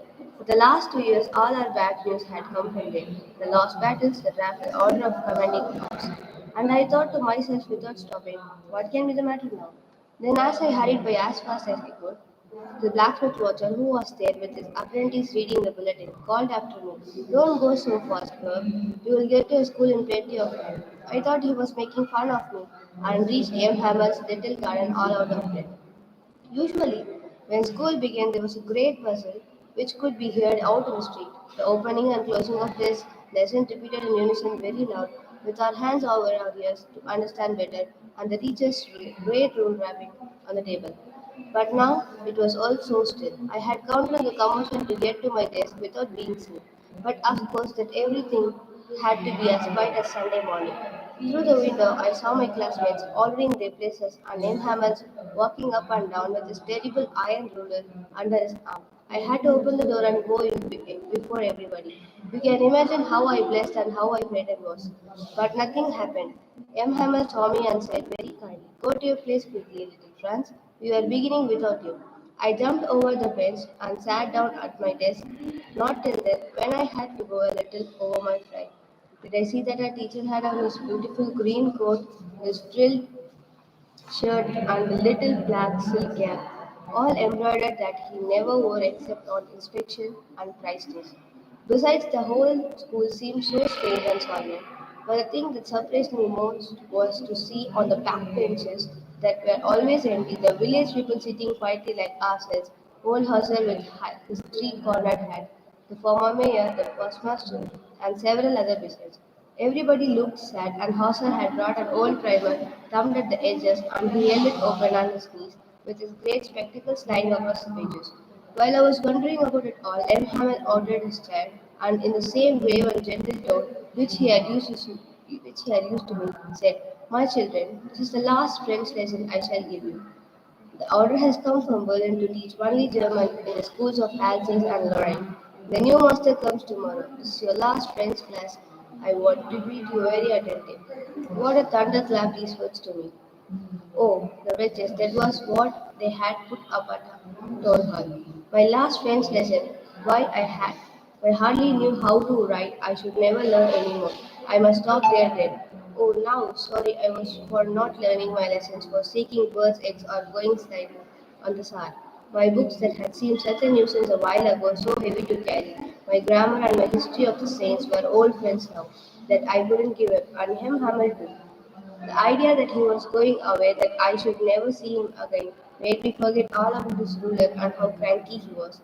Poor man, it was in honor of his lost lesson that he had put on his fine Sunday clothes, and now I understood why the old men of the village were sitting there in the back of the room. It was because they were sorry too that they had not gone to school anymore. It was their way of thanking our master for his 40 years of faithful service and of showing their respect for the country that was theirs no more. While I was thinking of all this, I heard my name called. It was my turn to resign.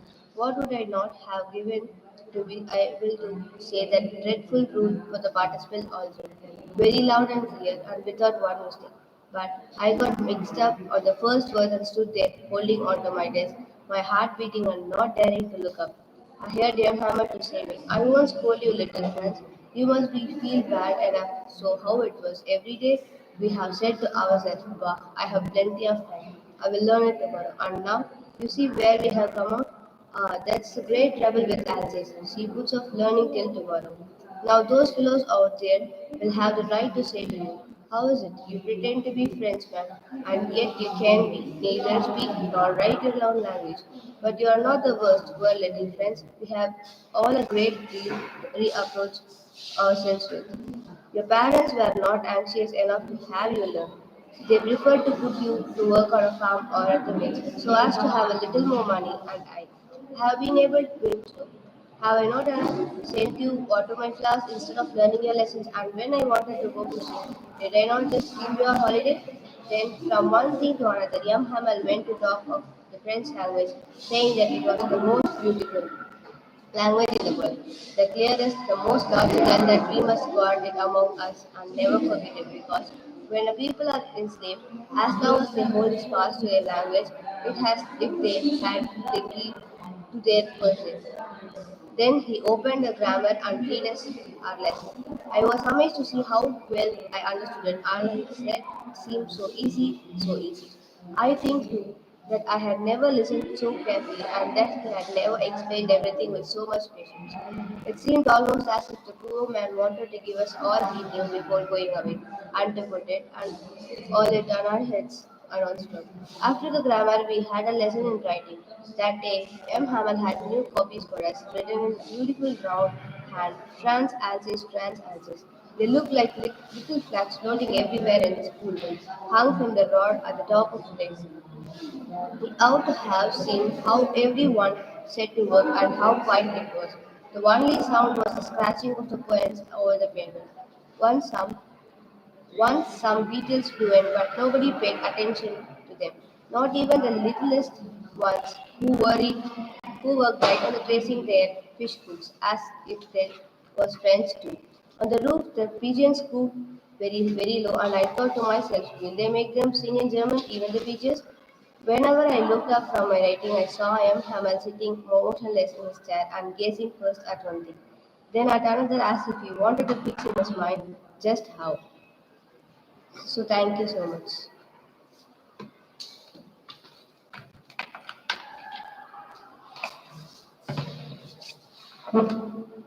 Thank you, grade 12 children, in your busy, heavy schedule that you have spared some time for reading, which is an appreciating factor. Next, I would like to call upon Pradeep of grade 10.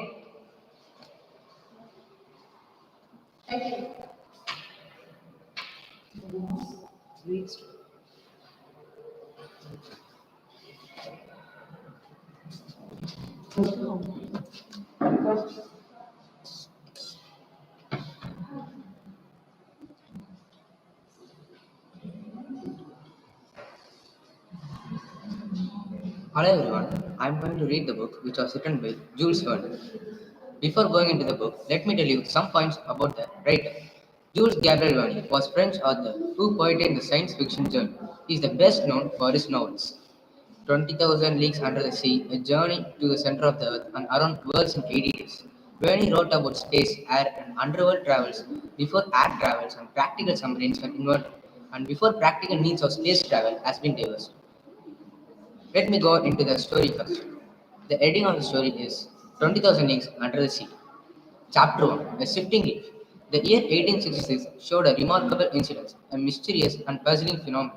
Merchants, common sailors, captains of vessels, shippers, both of Europe and America, naval soldiers of all countries, and the government of several states were deeply interested in these rumors.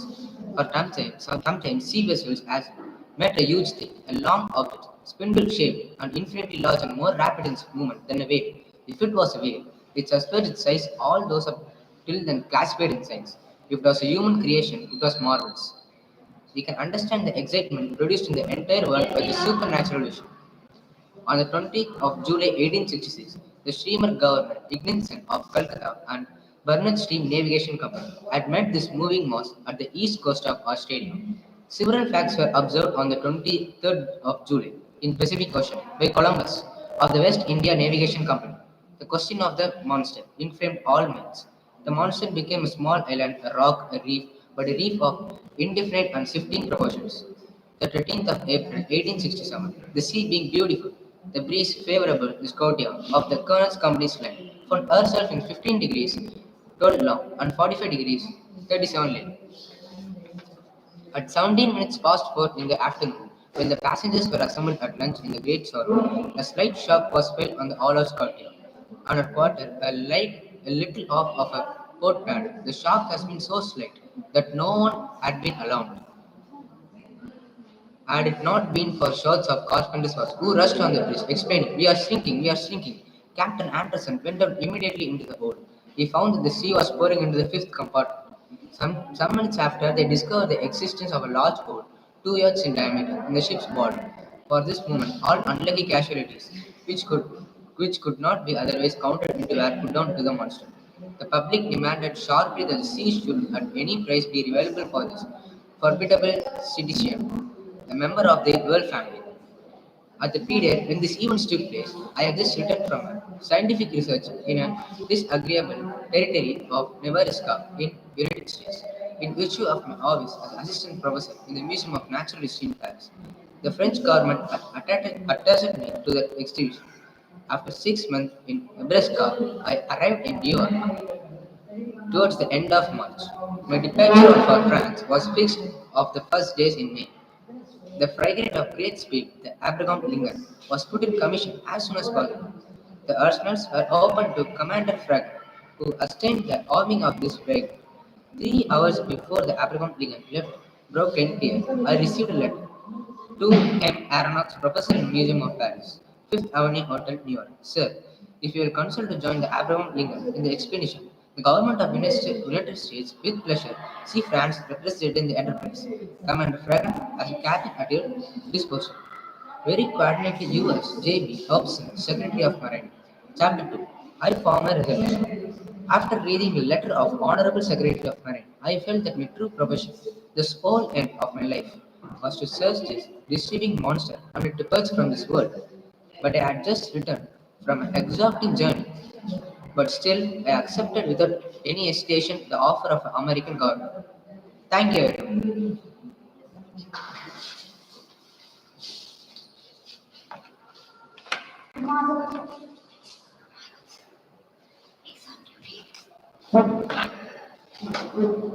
Thank you so much, Pradeep.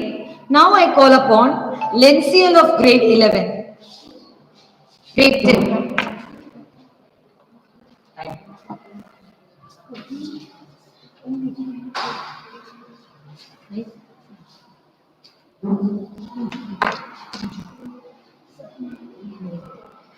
Good afternoon, all. I'm Angel of grade 10, and today I'm going to read the book One Indian Girl by Chetan Bhagat.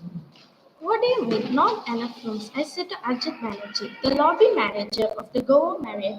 See what I'm trying to explain this? Ajit began in the modulated, courteous voice when Mom cut it off. It's my daughter's wedding. Are you going to shame us? She said, her volume loud enough to startle the rest of the reception staff. No, ma'am, just a shortage of 20 rooms. You booked 100. We had only promised 80 then. We hope to give you more, but the chief minister had a function.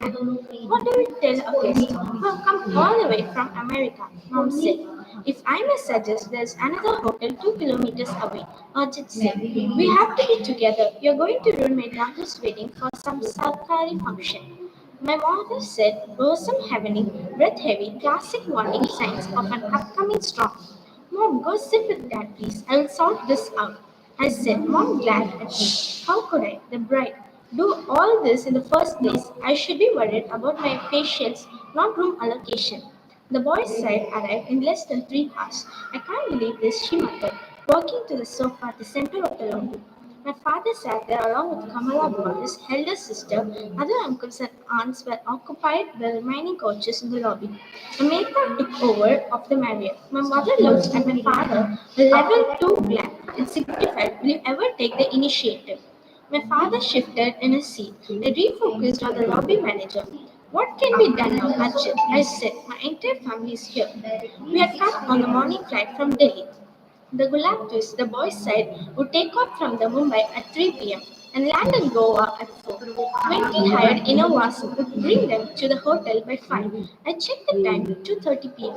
See, ma'am, we have set up a special desk for the Mehta Gulabdi wedding. Ajit said, we are doing the check-ins for your family now. He pointed to a makeshift counter at the far corner of the lobby where the 3 female Marriott's employees with a permanent smile sat. They welcomed everyone with folded hands. Each guest received a shell necklace, a set of keychains for the groom, a map of the married Goa property, and a wedding information booklet. The booklet contained the entire program for the week, including the time, venue, and other details of the ceremonies. My side will take 50 rooms, the Gulatis need 52. I said, if you take 50, ma'am, we'll only have 30 ready for them. Ajit said, where is Suraj? I said, Suraj was the owner of Moonshine Events, the event manager we had appointed for the wedding. We'll manage last minute, is what he had told me. At the airport, Ajit said, my father ambled up to the reception desk. Everything okay, beta? I explained the situation to him. 30 rooms, the Gulatis have 120 guests, my father said. Exactly. I threw up my hands. Mom and Kamala came to the reception as well. I told Sudarshan also, why all this Goa business? Delhi has so many nice banquet halls and farmhouses. Seems like you have money to waste, Kamala said. I wanted to retort, but my mom gave me the other look. They are artists. I remind myself, I let out a huge peal. How many from our side, my mother said. Mehta family has 117 guests, mom's. Ajit said, counting from his reservation sheets, if you only have 80, that is 40 rooms for each side, I said. Let's reallocate. Stop the check-ins for the metas right now. Arjun signaled the smiling ladies at the counter. They stopped the smiles and the check-ins and put the shell necklace back in the drawer. How can we reduce the room for the boys? Said my mother said in a shocked voice. What else to do? I said. How many rooms are they expecting? They said. 50, I said. Call them now. They will readjust their allocations on the way here. How can we ask the boys' side to readjust? Kamala Bua said, Uncle, now, are you serious? My mother looked at Kamala Bua and me. But how can we manage in only 30 rooms? I said and turned to my father. Dad, call them. Sudarshan, don't insult them before they even arrive. Kamala Bua said, we'll manage in 30 rooms. It's okay. Some of us will sleep on the floor. There's just 3 to a room with so many kids anyway. It should be fine. We can manage in 30s, my mom said. Mom, that's 4 to a room. Well, this will have so much space. Let's tell them. No, my mother said. We can't do that. Why? There are the boys said. Little bit. Also, you don't understand. I didn't want to lose it at my own wedding. Definitely not in the first time car of our arrival. I turned to my father. Dad, it's not a big deal. His family will understand. We are here for 6 nights. It will get too tight for us, I said. Dad, of course, will not listen. These 2 women, his wife and his sister, control his remote. For once, both of them were on the same page as well. Wait, these are norms. You don't understand. We have to keep them comfortable. Girl said is accepted to adjust. He said, I argued for 5 more minutes. It didn't work. I had to relent and do what the girl said needs to do. Adjust. You and Aditi take a room, my mother said, referring to my sister. Let her be with her husband. What will Juju think? I said. Anil will adjust with the other gents, Kamala Bua said. Over the next 20 minutes, the 2 women sorted the extended Mehta family, comprising 117 people, into 30 rooms. They used a complex algorithm and with criteria like the people sharing their room should not hate each other. Wearing relatives were kept in different rooms? Are we potentially attracted to each other? Mixed gender rooms were avoided, even if it involved people aged 80 plus. Kids were packed to a room, often with grandparents. Kamala herself, a widow, dramatically offered to sleep on the floor in my parents' room, causing my father to offer his bed and sleep on the floor instead.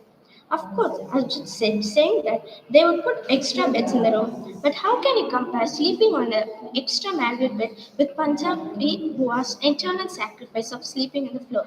Thank you.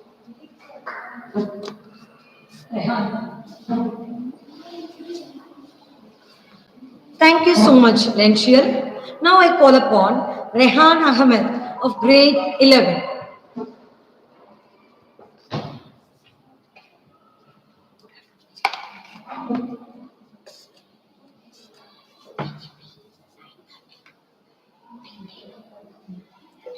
Good afternoon, everyone. Today I'm going to be reading one of the classics, which is Adventures of Sherlock Holmes by Arthur Conan Doyle. So let's begin. Chapter 1, The Blue Carbuncle. I paid a visit to my friend, Sherlock Holmes, a day after Christmas. I found him seated on the sofa, pipe in hand, with some newspapers lying beside him. An ugly old hat rested on a wooden chair beside the couch, and a lens was placed on the seat of the chair. Is this hat connected with some mystery that you're investigating? I asked. No, it's no mystery, he replied. Do you know the commissioner? Peterson. Yes, he said. He discovered it. The owner is unknown.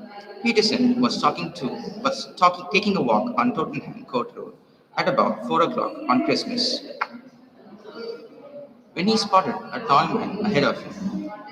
The man carried a white goose over his shoulder and walked with a slight limp. A group of youngsters started quarreling with this man when he reached the corner of Good Street, and one of them knocked off the man's hat. The man raised his stick to strike his attackers, but hit the shop window behind him by mistake. Peterson ran forward, and the sight of a police officer advancing towards him made the man panic. He dropped his goose and fled, as did the youths. Peterson was left alone on the road with the hat and the goose. Has he returned to the owner? I asked, trying to suppress my laughter. There is the problem, my dear Watson, Holmes replied. For Mrs. Henry Baker was inscribed on a small card attached to the bird's left leg, and the initials HB were written on the hat. But there are thousands of bakers in the city, and it's not easy to trace the owner. So, Peterson brought the hat and the goose to me. As he is aware that I'm interested in even the smallest problem, I instructed him to have the goose for his Christmas meal. But the hat is still with me. Did he not advertise? No. How will you discover the owner's identity then, Holmes? From his hat. I picked up the battered hat and inspected it. It was an ordinary, round, black hat, hard and very old. The red silk lining had faded away. The maker's name was missing, and so was the elastic. But the initials HB was visible on one side. The hat was cracked, dusty, and had spots in many places. Can you please tell me what you can deduce from this hat? I asked. A couple of things, Holmes remarked. The man was highly educated, but has fallen on hard times in the past 3 years.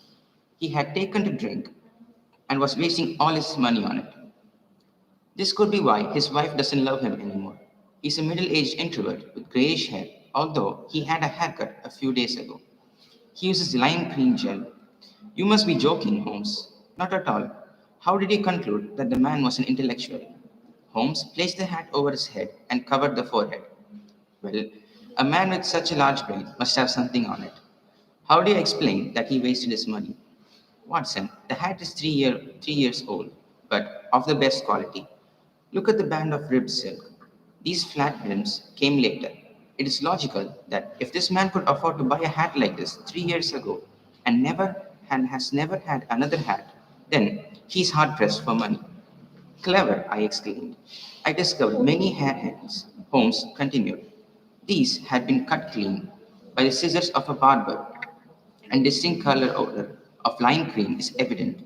The brown dust on the hat is from a house, shows that it is hung indoors most of the time. His wife? The hat hasn't been brushed for weeks. He could be a bachelor, Holmes. No, he was bringing the goose home from his wife.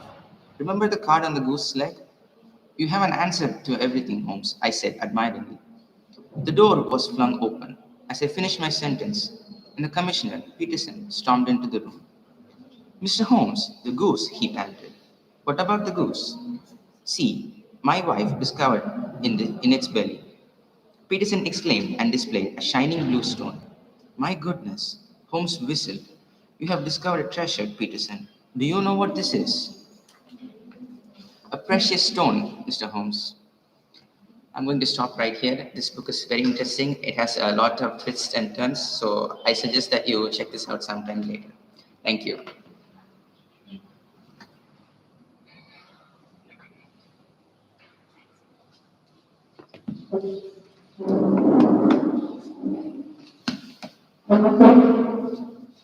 Thank you, Rehan, for your thrilling story and the detective one as well. Now I call upon our beloved Vice Principal, ma'am, Asha ma'am, to read the session, please.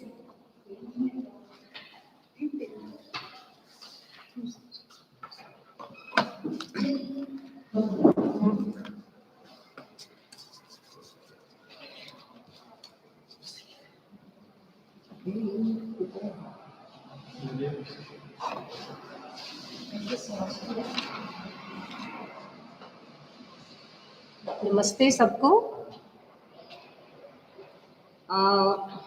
आज पूरा संसार read aloud यानी जोर से पढ़िए का दिन मना रहा है। ऐसा क्यों किया जा रहा है? कहते हैं जोर से पढ़ना एक निर्देशात्मक अभ्यास है। यहाँ शिक्षक, माता, पिता और देखभाल करने वाले बच्चों को पाठ को जोर से पढ़ते हैं। पाठक एक धारा, प्रभाव और सुखद वितरण का उत्पादन करने के लिए पिच, स्वर, गति, मात्रा, विराम, आंखों से संपर्क, प्रश्न और टिप्पणियों से विभिन्नताओं को शामिल करता है। जोर से पढ़ने के लिए हमारी 5 सर्वश्रेष्ठ रणनीतियां भी काम करती हैं।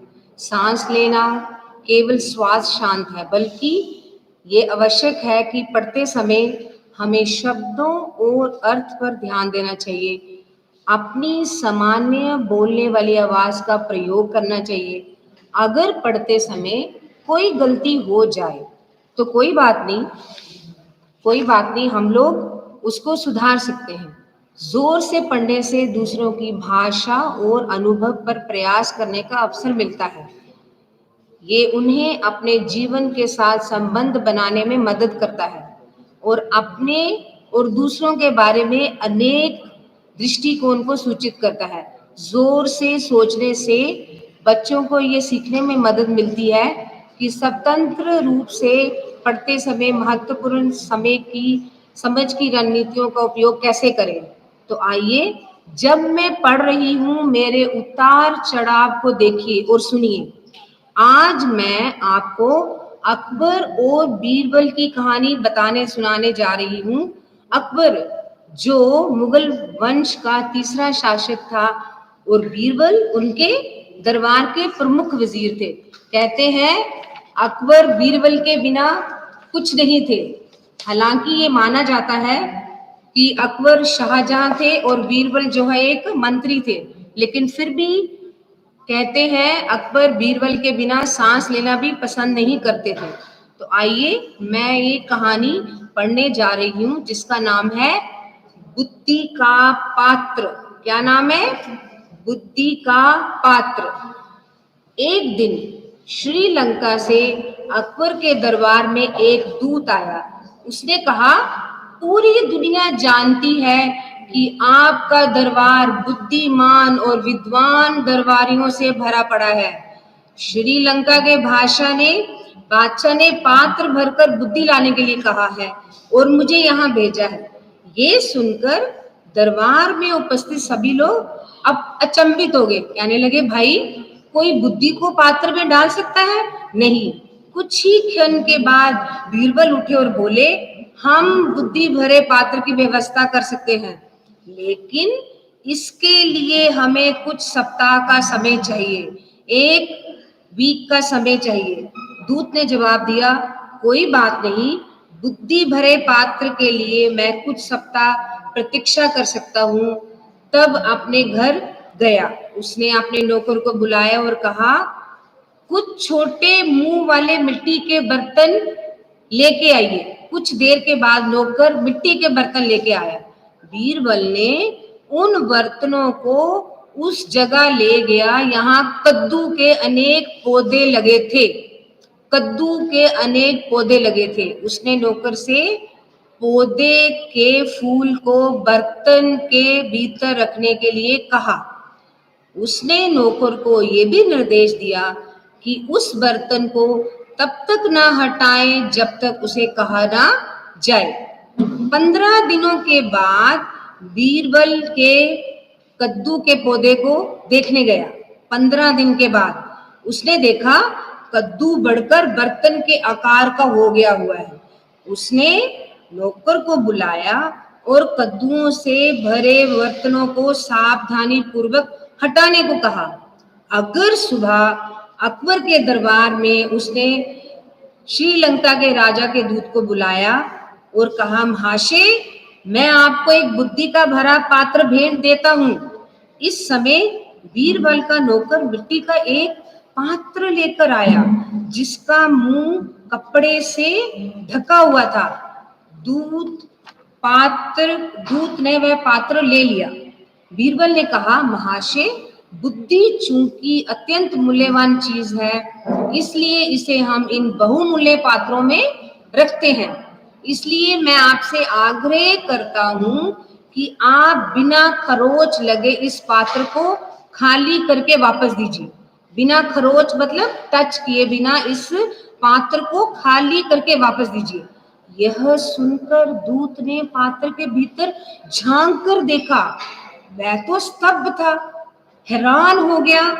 बीरबल ने कहा, यदि श्रीलंका के राजा को बुद्धि की आवश्यकता थी तो वह हमारे पास ऐसे नेक पात्र हैं। दूत के पास कहने के लिए कुछ नहीं था और उसने बीरबल से निरंतर कहा। उसने सोचा कि उसके बादशाह को अकबर के दरबारियों को चुनौती नहीं देनी चाहिए थी। वह बिना कुछ कहे ही पात्र लेकर दरबार से बाहर निकल गया। हमने इस कहानी में क्या सीखा? बच्चों, हमने इस कहानी में सीखा, बुद्धि और अक्लमंदी कोई चीज और वस्तु नहीं है। कोई चीज और वस्तु नहीं है कि जिसे आप बांध कर रख सकें। ये एक विशाल ज्ञानात्मक शक्ति है। शक्ति मीन्स पावर है जो सब में पाई जाती है। जरूरत है कि मनुष्य उसे कैसे इस्तेमाल करे। इसी के साथ मैं अपनी कहानी खत्म करती हूँ बच्चों। सदा खुश रहो, स्वस्थ रहो। नमस्कार, bye bye, take care.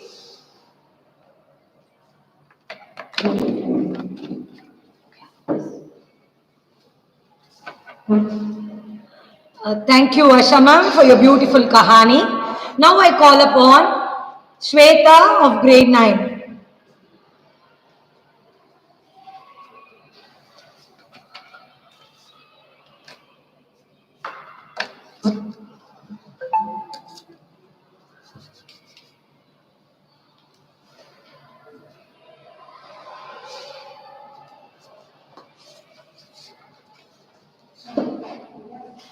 Hi everyone, I am Sweta of class 9.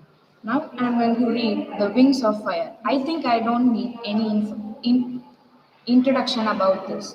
Let me start. I was born into a middle class Tamil family in the island town of Rameshwaram in the erstwhile Madras state. My father, Jain Aloud, had neither much formal education nor much wealth. Despite these disadvantages, he possessed great innate wisdom and a true generosity of spirit. He had an ideal helpmate in my mother, Ashim. I do not recall the exact number of people she fed every day, but I'm quite certain that far more outsiders ate with us than all the members of our own family put together. My parents were widely regarded as an ideal couple. My mother's lineage was a more distinguished. One of her forebears having been bestowed the title of Bahadur by the British. I was one of many children, a short boy with rather undistinguished looks. Born to tall and handsome parents, we lived in our ancestral house, which was built in the middle of the 19th century. It was a fairly large Paka house made of limestone and brick on the Mosque Street in Rameshwaram. My austere father used to avoid all inessential comforts and luxuries. However, all necessities were provided for in terms of food, medicine, or clothes. In fact, I would say mine was a very secure childhood, both materially and emotionally.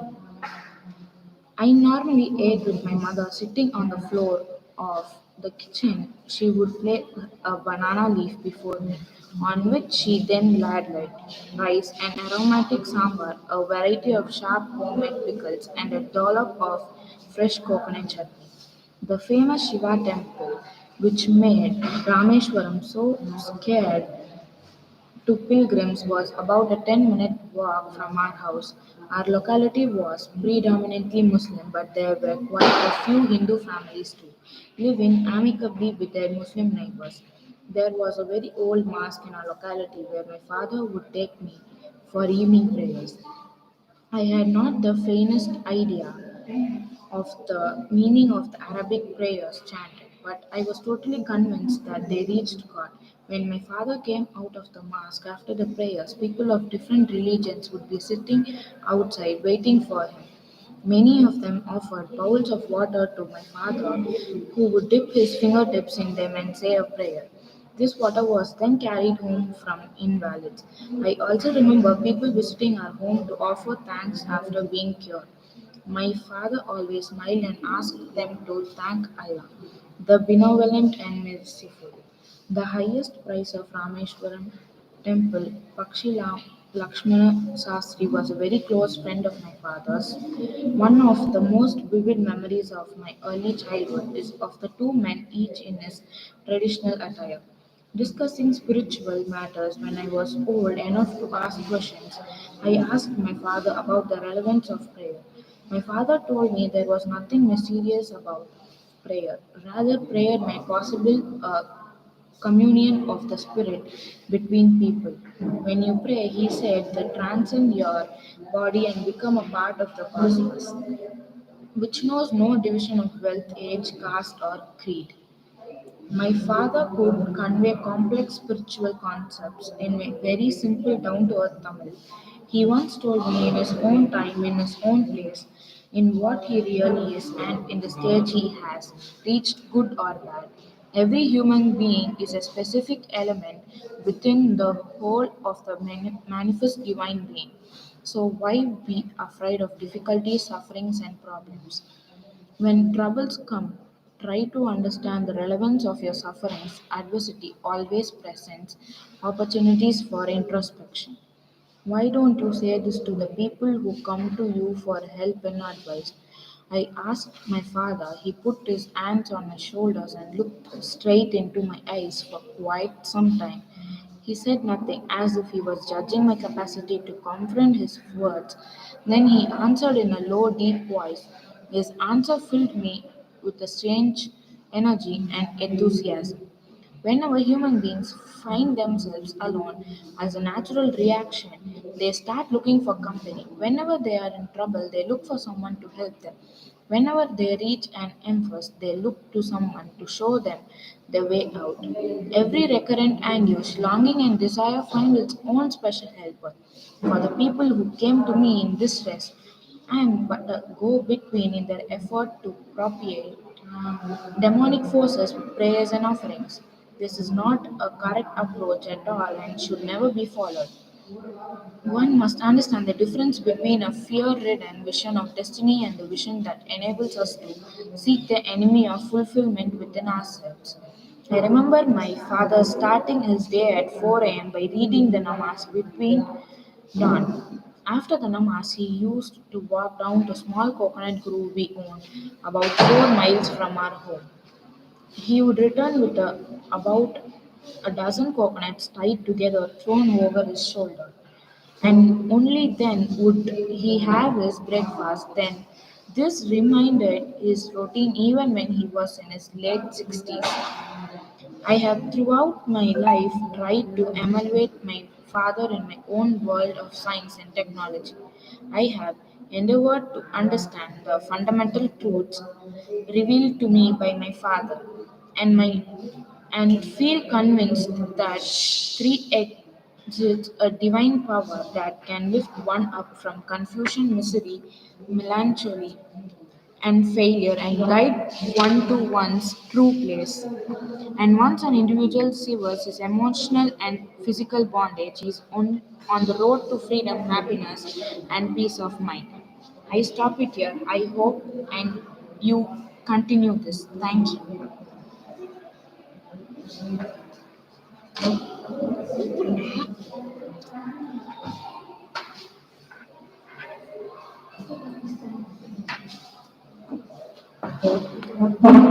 Thank you, Shweta. It is a wonderful book, Wings of Fire.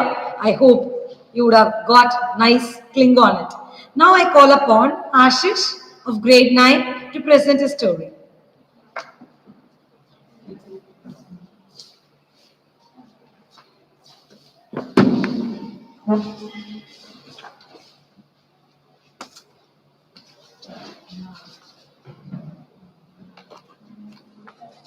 Namaste to all. I'm going to read about Swami Vivekananda.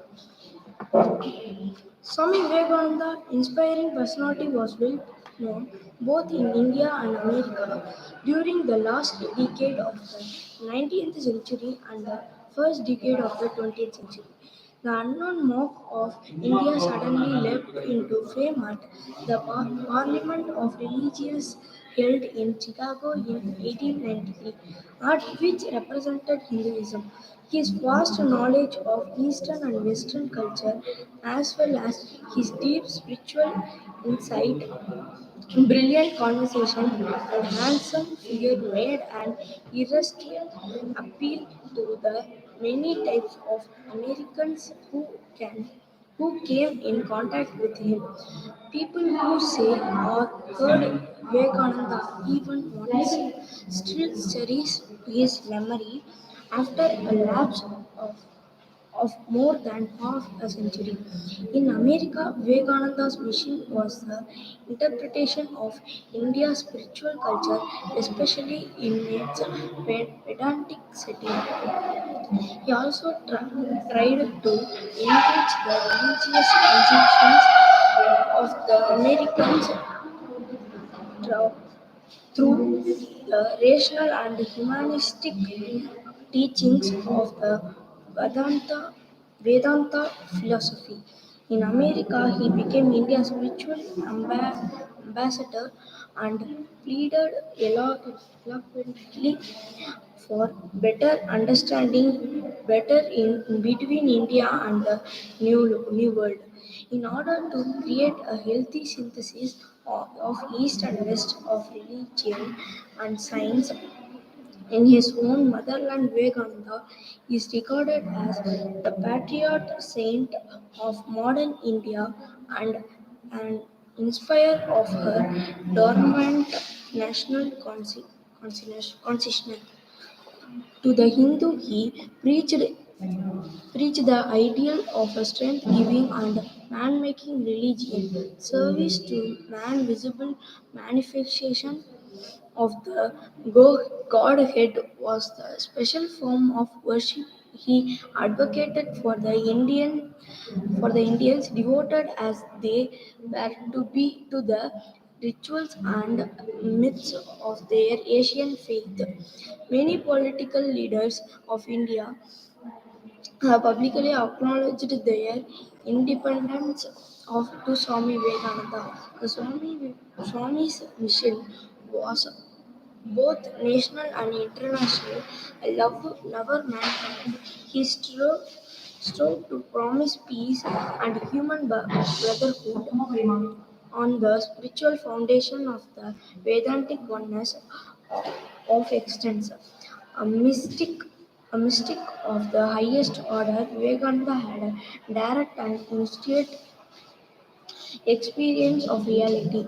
He derived his ideas from the unfailing source of wisdom and often presented them in the soul-stirring language of poetry. The national tendency of Vivekananda's mind, like that of his master Ramakrishna, was to soar above the world and forget itself in a completion of the absolute. But another part of his personality bled at the sight of human suffering in East and West alike. It might appear that his mind seldom found a point of rest in oscillation between contemplation of God and service to man. Be that as it may, he chose in obedience to a higher call, service to man as his mission on earth, and his choice has endeared him to people in the West, Americans in particular. In the course of short life of 39 years, of which only 10 were devoted to public activities, and those two in the midst of acute physical buffering, he left for poetry his four classics: Jnana Yoga, Bhakti Yoga, Karma Yoga, and Raja Yoga, all of which are understanding treatises on Hindu philosophy.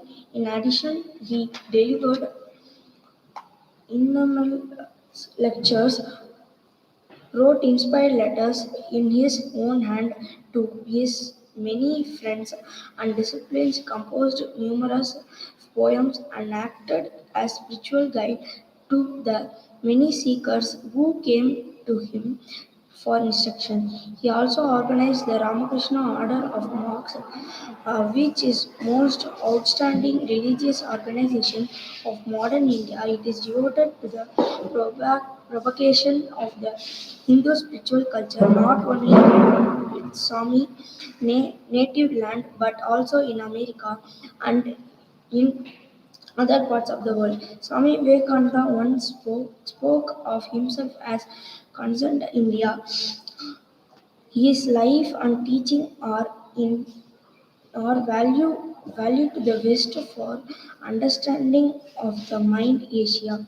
Williams James, the Harvard philosopher, called the Swami the paragon of Vedasist.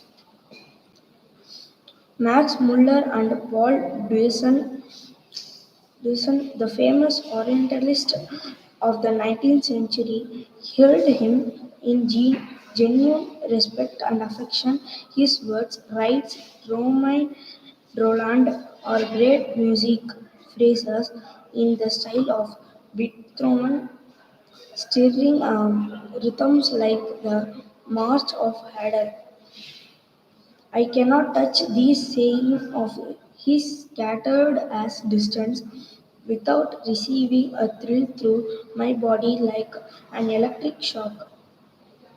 And the what shock, what transport must have been produced when when in burning words. Thank you.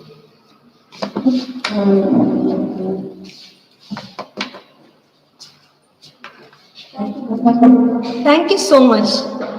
Now I call upon Nikhilesh of grade 8 to deliver his story.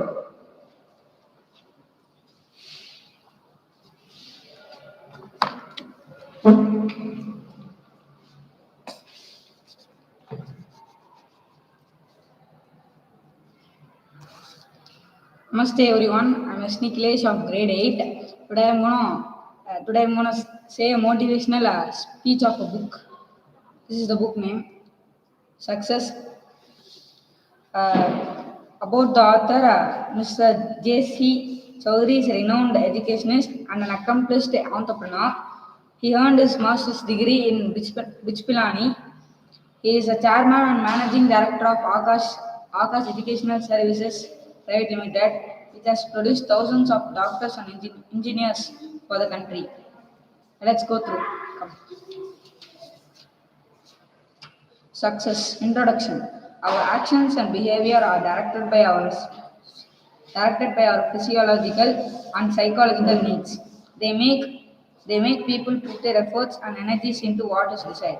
But how far they succeed depends on the level of their motivation. People may have the necessary skills, but their effectiveness depends on motivation. Motivation is a powerful force and drives people to do extraordinary things. It is an inner urge or a burning desire that makes life dynamic and vibrant. People with a high level of motivation are full of energy, enthusiasm, determination, and are high performers. They seek cooperations. They seek cooperation and are always willing to lend a helping hand. They face challenge with a smile. Motivation is the key to peace and happiness, provided it is in a positive mold. It can literally change one's life. Motivation can be either internal or external. Recognition, money, job enrichment, social approval, fear and fame are external motivators. Pride, sense of achievement, responsibility and self-belief are internal motivators. External motivation is temporary and disappears the moment its goes away. Internal motivation is permanent since it is the product of the inner core. A high level of internal motivation leads to passion, an intense desire to achieve something. It represents the ultimate devotion to a goal and ensuing single mindedness. Passion ignites dormant talents that enable us to do exceptional things. Great achievers in any field have intense diaries, high motivation, and passionately pursue set objectives. An environment that doesn't create enough passion kills creativity. In such an environment, it won't take much time to convert a thoroughbred horse into a donkey. As adults, we need to learn from children as to how to create and sustain a high level of energy in life. Thank you.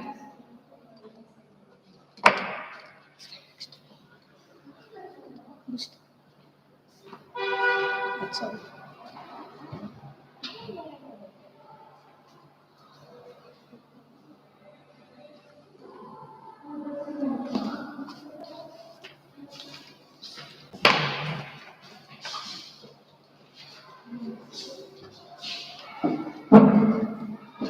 Chapter 2. Imagination and Motivation. Most people are born with innumerable desires and dreams. Dreams and all that we want to achieve take hard work, determination, strong will, and motivation. The fuel for dreams is to become reality is motivation and imagination. The fire in our belly motivates us to succeed. Holding your ambition alive and high is the secret to motivation and drive to do anything you want. Whether you succeed or fail will depend on the strength of your desire in what you are passionate about and what you want to change in your life. We use our imagination in planning a holiday. Thank you.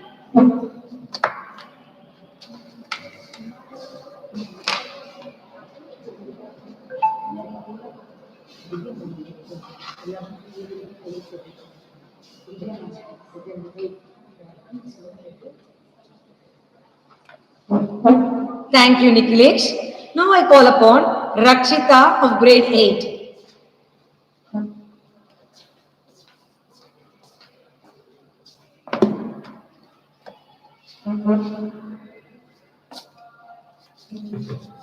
Hello all, I'm Rakshita from grade 8. Today I will be reading Off to Mallory Towers from Mallory Towers Summer Term. Let me start. Off to Mallory Towers. Where have those two girls got to? Asked Mr. Rivers impatiently, poking his head out of the car window. They will be here any minute, said his wife calmly. Don't forget that they haven't seen each other for a few weeks, so I expect that they have a lot of news to catch up on. Well, they will have plenty of time to talk on the journey, said Mr. Rivers. If we don't leave soon, we shan't reach Mallory Towers until after tea.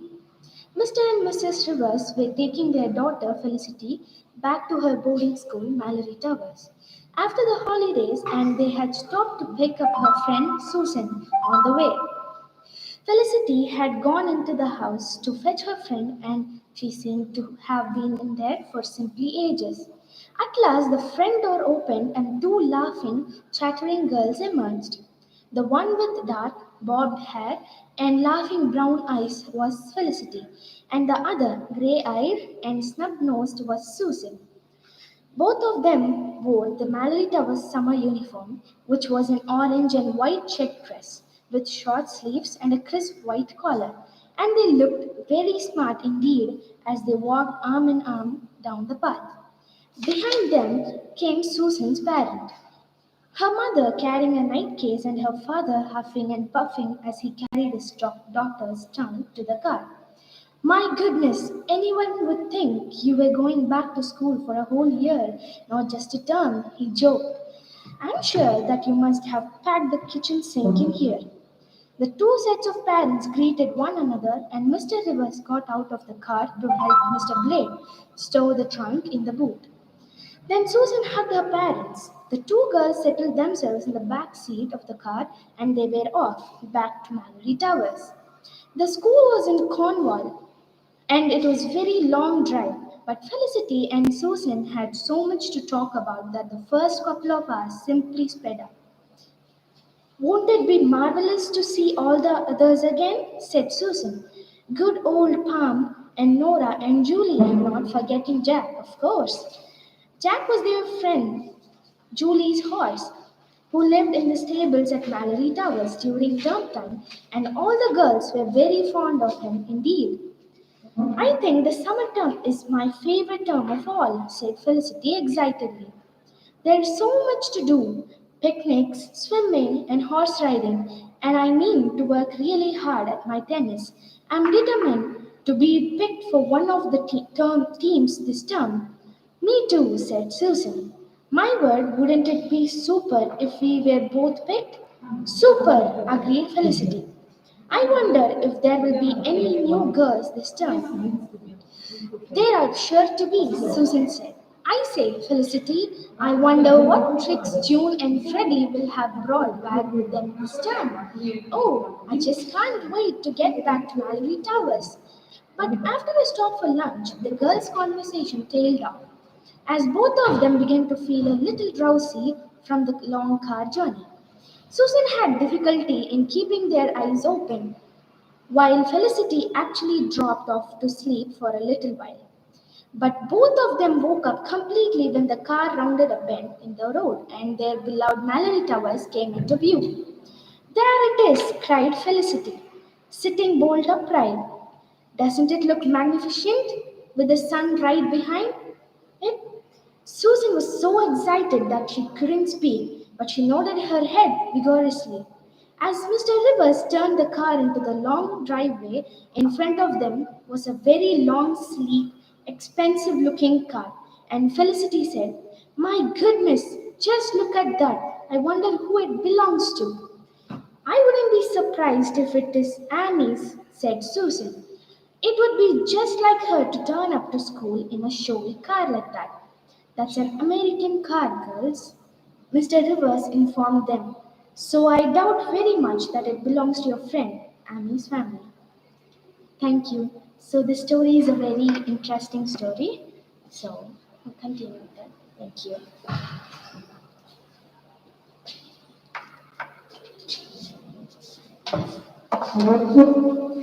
Thank you, Rakshita, for your soothing story and for your patience. Now I call upon Kanishka of grade 11 to deliver her story.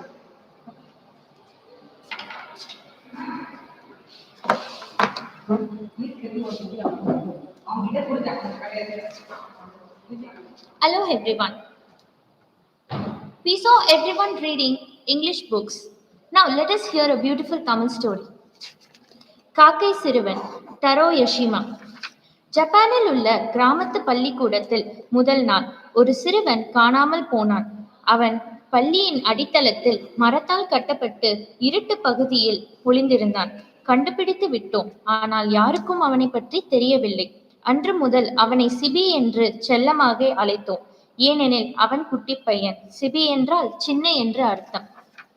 அவனுக்கு ஆசிரியரை பார்த்து பயம் எதையும் கற்றுக்கொள்ள முடியவில்லை. மற்ற குழந்தைகளை பார்த்தும் பயந்தான். அதனால் அவனுக்கு நண்பர்களே இல்லை. எல்லோரும் படிக்கும்போது அவன் தனிமைப்பட்டான். எல்லோரும் விளையாடும் போது தனியாகவே இருந்தான். வரிசையில் நிற்கும் போது கடைசியில் தனியாக நின்றான். அவ்வப்போது படிக்கட்டுக்கடியில் வந்து தனியாக நின்று கொள்வான். சில நாட்களில் சிபி தன் கண்களை உருட்டி உருட்டி எதையாவது பார்க்க ஆரம்பித்தான். அவனுக்கு பிடிக்காததை பார்ப்பதில்லை. இப்படி சில வழிகளை கண்டுபிடித்து நேரத்தை கழித்தான். பள்ளியின் மேற்கூரையை பார்த்தபடியே பல மணி நேரத்தை கழித்தான். அது அவனுக்கு மகிழ்ச்சியை தந்தது. மேசையின் மேற்பகுதியையும் பார்ப்பான். அதுவும் அவனுக்கு சந்தோஷத்தை தந்தது. பக்கத்தில் உட்கார்ந்திருந்தவனின் சட்டையை கவனிப்பான். சட்டையின் தோல் பகுதியில் வெட்டி ஒட்டு போட்ட பகுதி அவனை ஈர்த்தது. ஜன்னலுக்கு வெளியே தெரிந்த எதையாவது ஒன்றை வேடிக்கை பார்த்தபடி இருந்தான். ஜன்னலின் வழியாக பார்க்க அவனுக்கு ஏதாவது இருந்து கொண்டே இருந்தது. மழை நேரங்களில் கூட ஜன்னல் வழியாக வியப்பூட்டும் காட்சிகளை காண கிடைக்கும். பள்ளி மைதானத்தில் உட்கார்ந்து கொண்டு கண்களை மூடிக்கொள்வான். சிபி பக்கத்திலிருந்து வரும் சத்தங்களையும் தூரத்திலிருந்து கேட்கும் சத்தங்களையும் கேட்பான். சிபி பூச்சிகளையும் புழுக்களையும் பிடித்து உற்று பார்ப்பான். அவை நமக்கு பார்க்க கூட பிடிக்காதவையாக இருக்கும். இதனால் சிபியை முட்டாள் கிராமத்தான் என்று அழைத்தார்கள். சின்ன வகுப்பு பெரிய வகுப்பு மாணவர்கள் எல்லோருமே அப்படித்தான் அழைத்தார்கள். நாட்கள் ஆக ஆக ஆடி அசைந்து பள்ளிக்கு தாமதமாக வந்தான். எப்போதும் ஒரே மாதிரியான சாப்பாடுதான். முள்ளங்கி இலையில் சுற்றி வைக்கப்பட்ட சோற்று உருண்டை அது.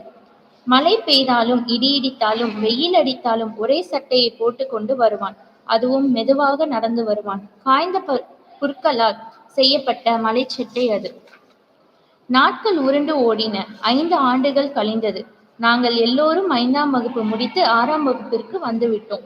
எங்களுக்கு புதிய ஆசிரியர் திரு ஐசோப் வந்தார்.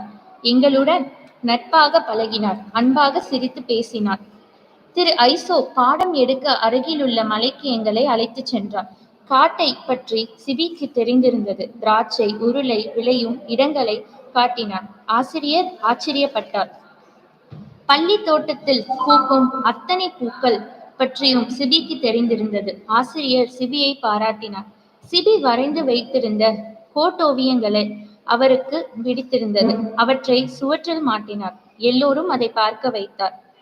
சிபியின் கையெழுத்து அவருக்கு பிடித்திருந்தது. அதை அவனால் மட்டுமே படிக்க முடியும். ஆனாலும் அதையும் சுவற்றில் ஒட்டினார்.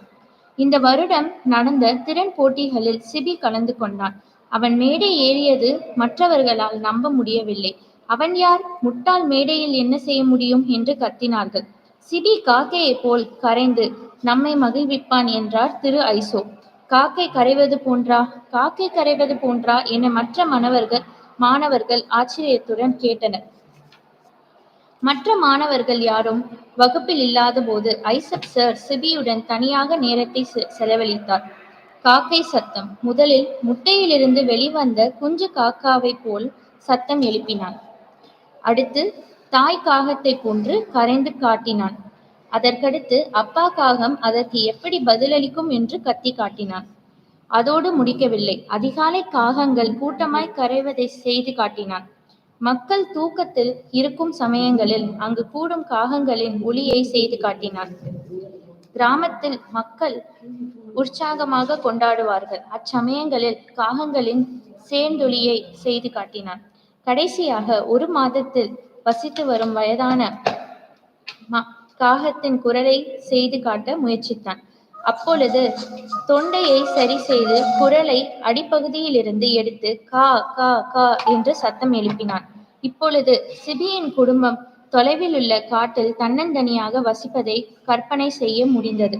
பின்னர் திரு ஐசோப் அவர்கள் சிபி பள்ளிக்கு வரும் பொழுதும் திரும்பி போகும் பொழுதும் வழியில் காடு அவனுக்கு கற்றுக் கொடுத்த விஷயங்களை பற்றி கூறினான். மாலை வேளையில் பள்ளியிலிருந்து திரும்பும் போது தினம் 6 ஆண்டுகள். இத்தனை ஆண்டுகள் சிபியை பற்றி நாங்கள் தவறாக எண்ணி இருந்தோம். அதை நினைத்து அழுதோம். உயர்வகுப்பு மாணவர்களும் கண்களில் வழிந்த கண்ணீரை துடைத்து கொண்டார். ஆமாம், சிபி திறமையானவன் என்று புகழ்ந்தார்கள். 6 ஆண்டுகள் விடுப்பு எடுக்காமல் பள்ளிக்கு வந்து கற்றலில் ஈடுபட்ட ஒரே சிறுவன் சிபி மட்டுமே என்று பாராட்டை பெற்றான். பள்ளிக்கூடம் முடிந்தவுடன் வளர்ந்த பையன்கள் செய்ய வேலை நிறைய இருக்கும். சிபி வீடு திரும்பியதும் அம்மா அப்பா மரக்கறி தயாரித்து வைத்திருப்பார்கள். அதை எடுத்துக்கொண்டு விற்றுவிட்டு வருவான்.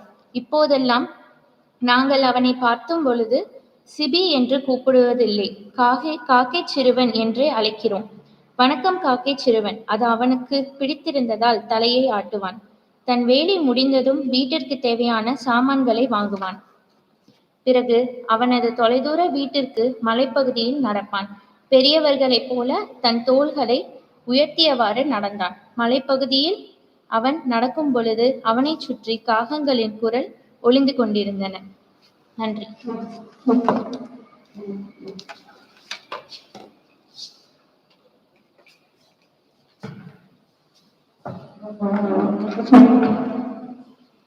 Thank you so much, Kanishka. Now we have come to the conclusion of this reading marathon. I thank everyone for the opportunity and I thank everyone for the presence.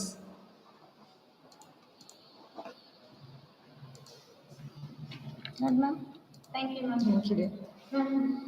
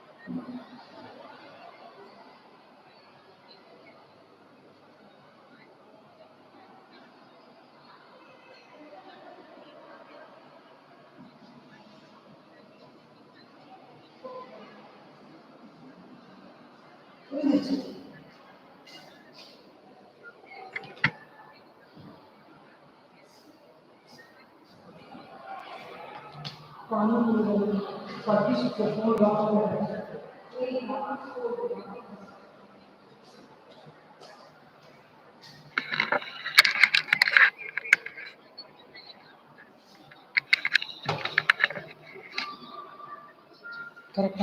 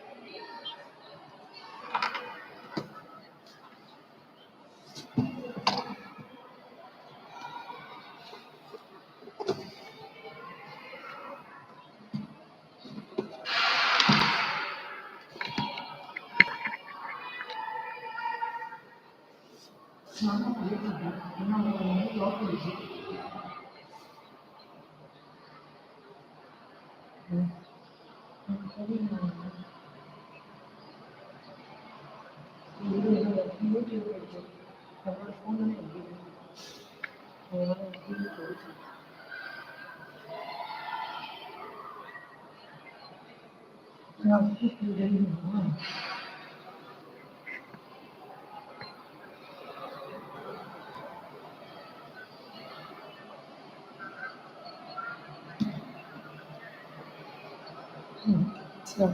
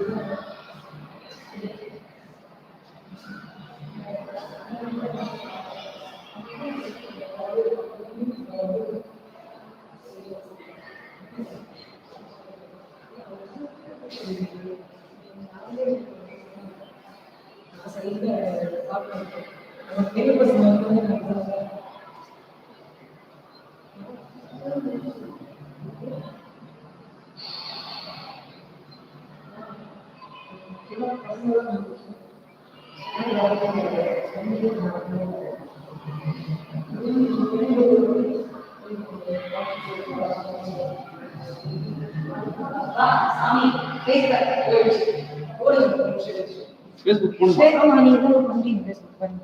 அது என்னதே போயிடுச்சு. சீக்கிரம் ஃபேஸ்புக் லைவ் என்ன போகுது? Leave class.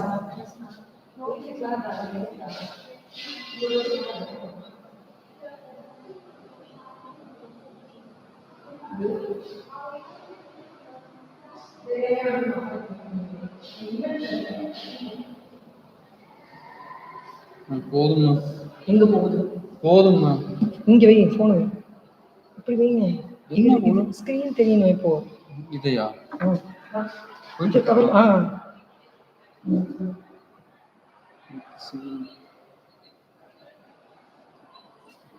Facebook live வைங்க. இதெல்லாம் சொல்லி கொடுத்துட்டு நானும் ஃபேஸ்புக் ஒன்றும் தெரியாது பார்த்துக்கிட்டு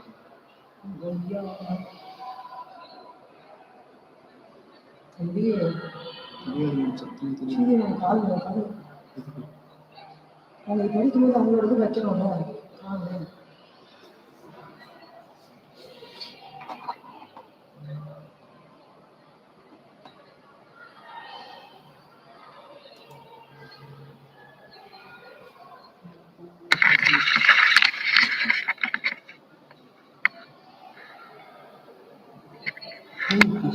அது என்ன பண்ணுறீங்க?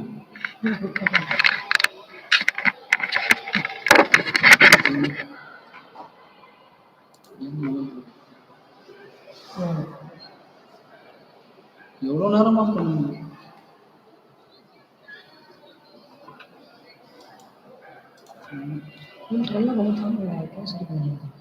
திருப்பி இருக்கீங்க மூடிதான் அதுக்கே வந்துருக்கு.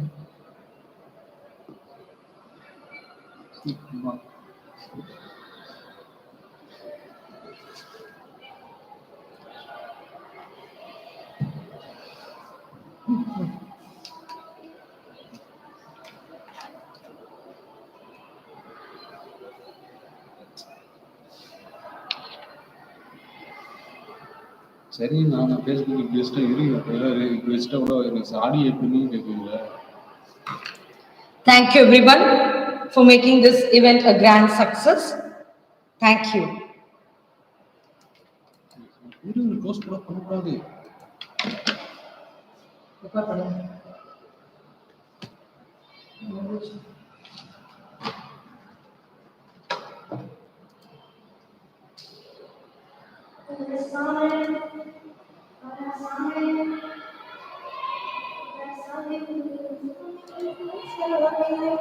Stop recording this event.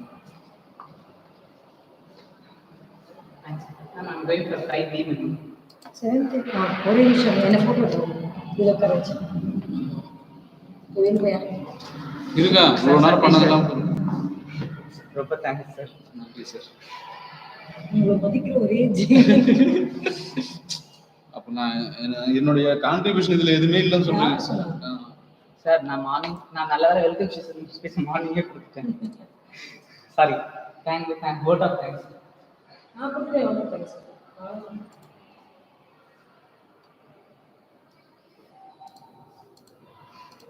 உங்களுக்கு தேங்க்ஸ் சொன்னா நான் வந்து சொல்ல முடியாது. இல்லை சார், புக் எங்க இருக்குதோ அங்கே நான் இருக்கிறேன் சார்.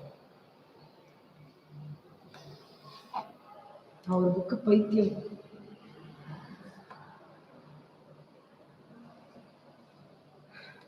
இதில் சொல்லுங்க, தேங்க்ஸ் சொல்லிட்டு.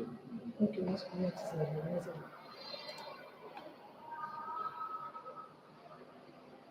Thank you everyone. அப்படிங்க போதும். எண்ட் யோ என்ன தொலை பண்ணிட்டு இருக்க நீ?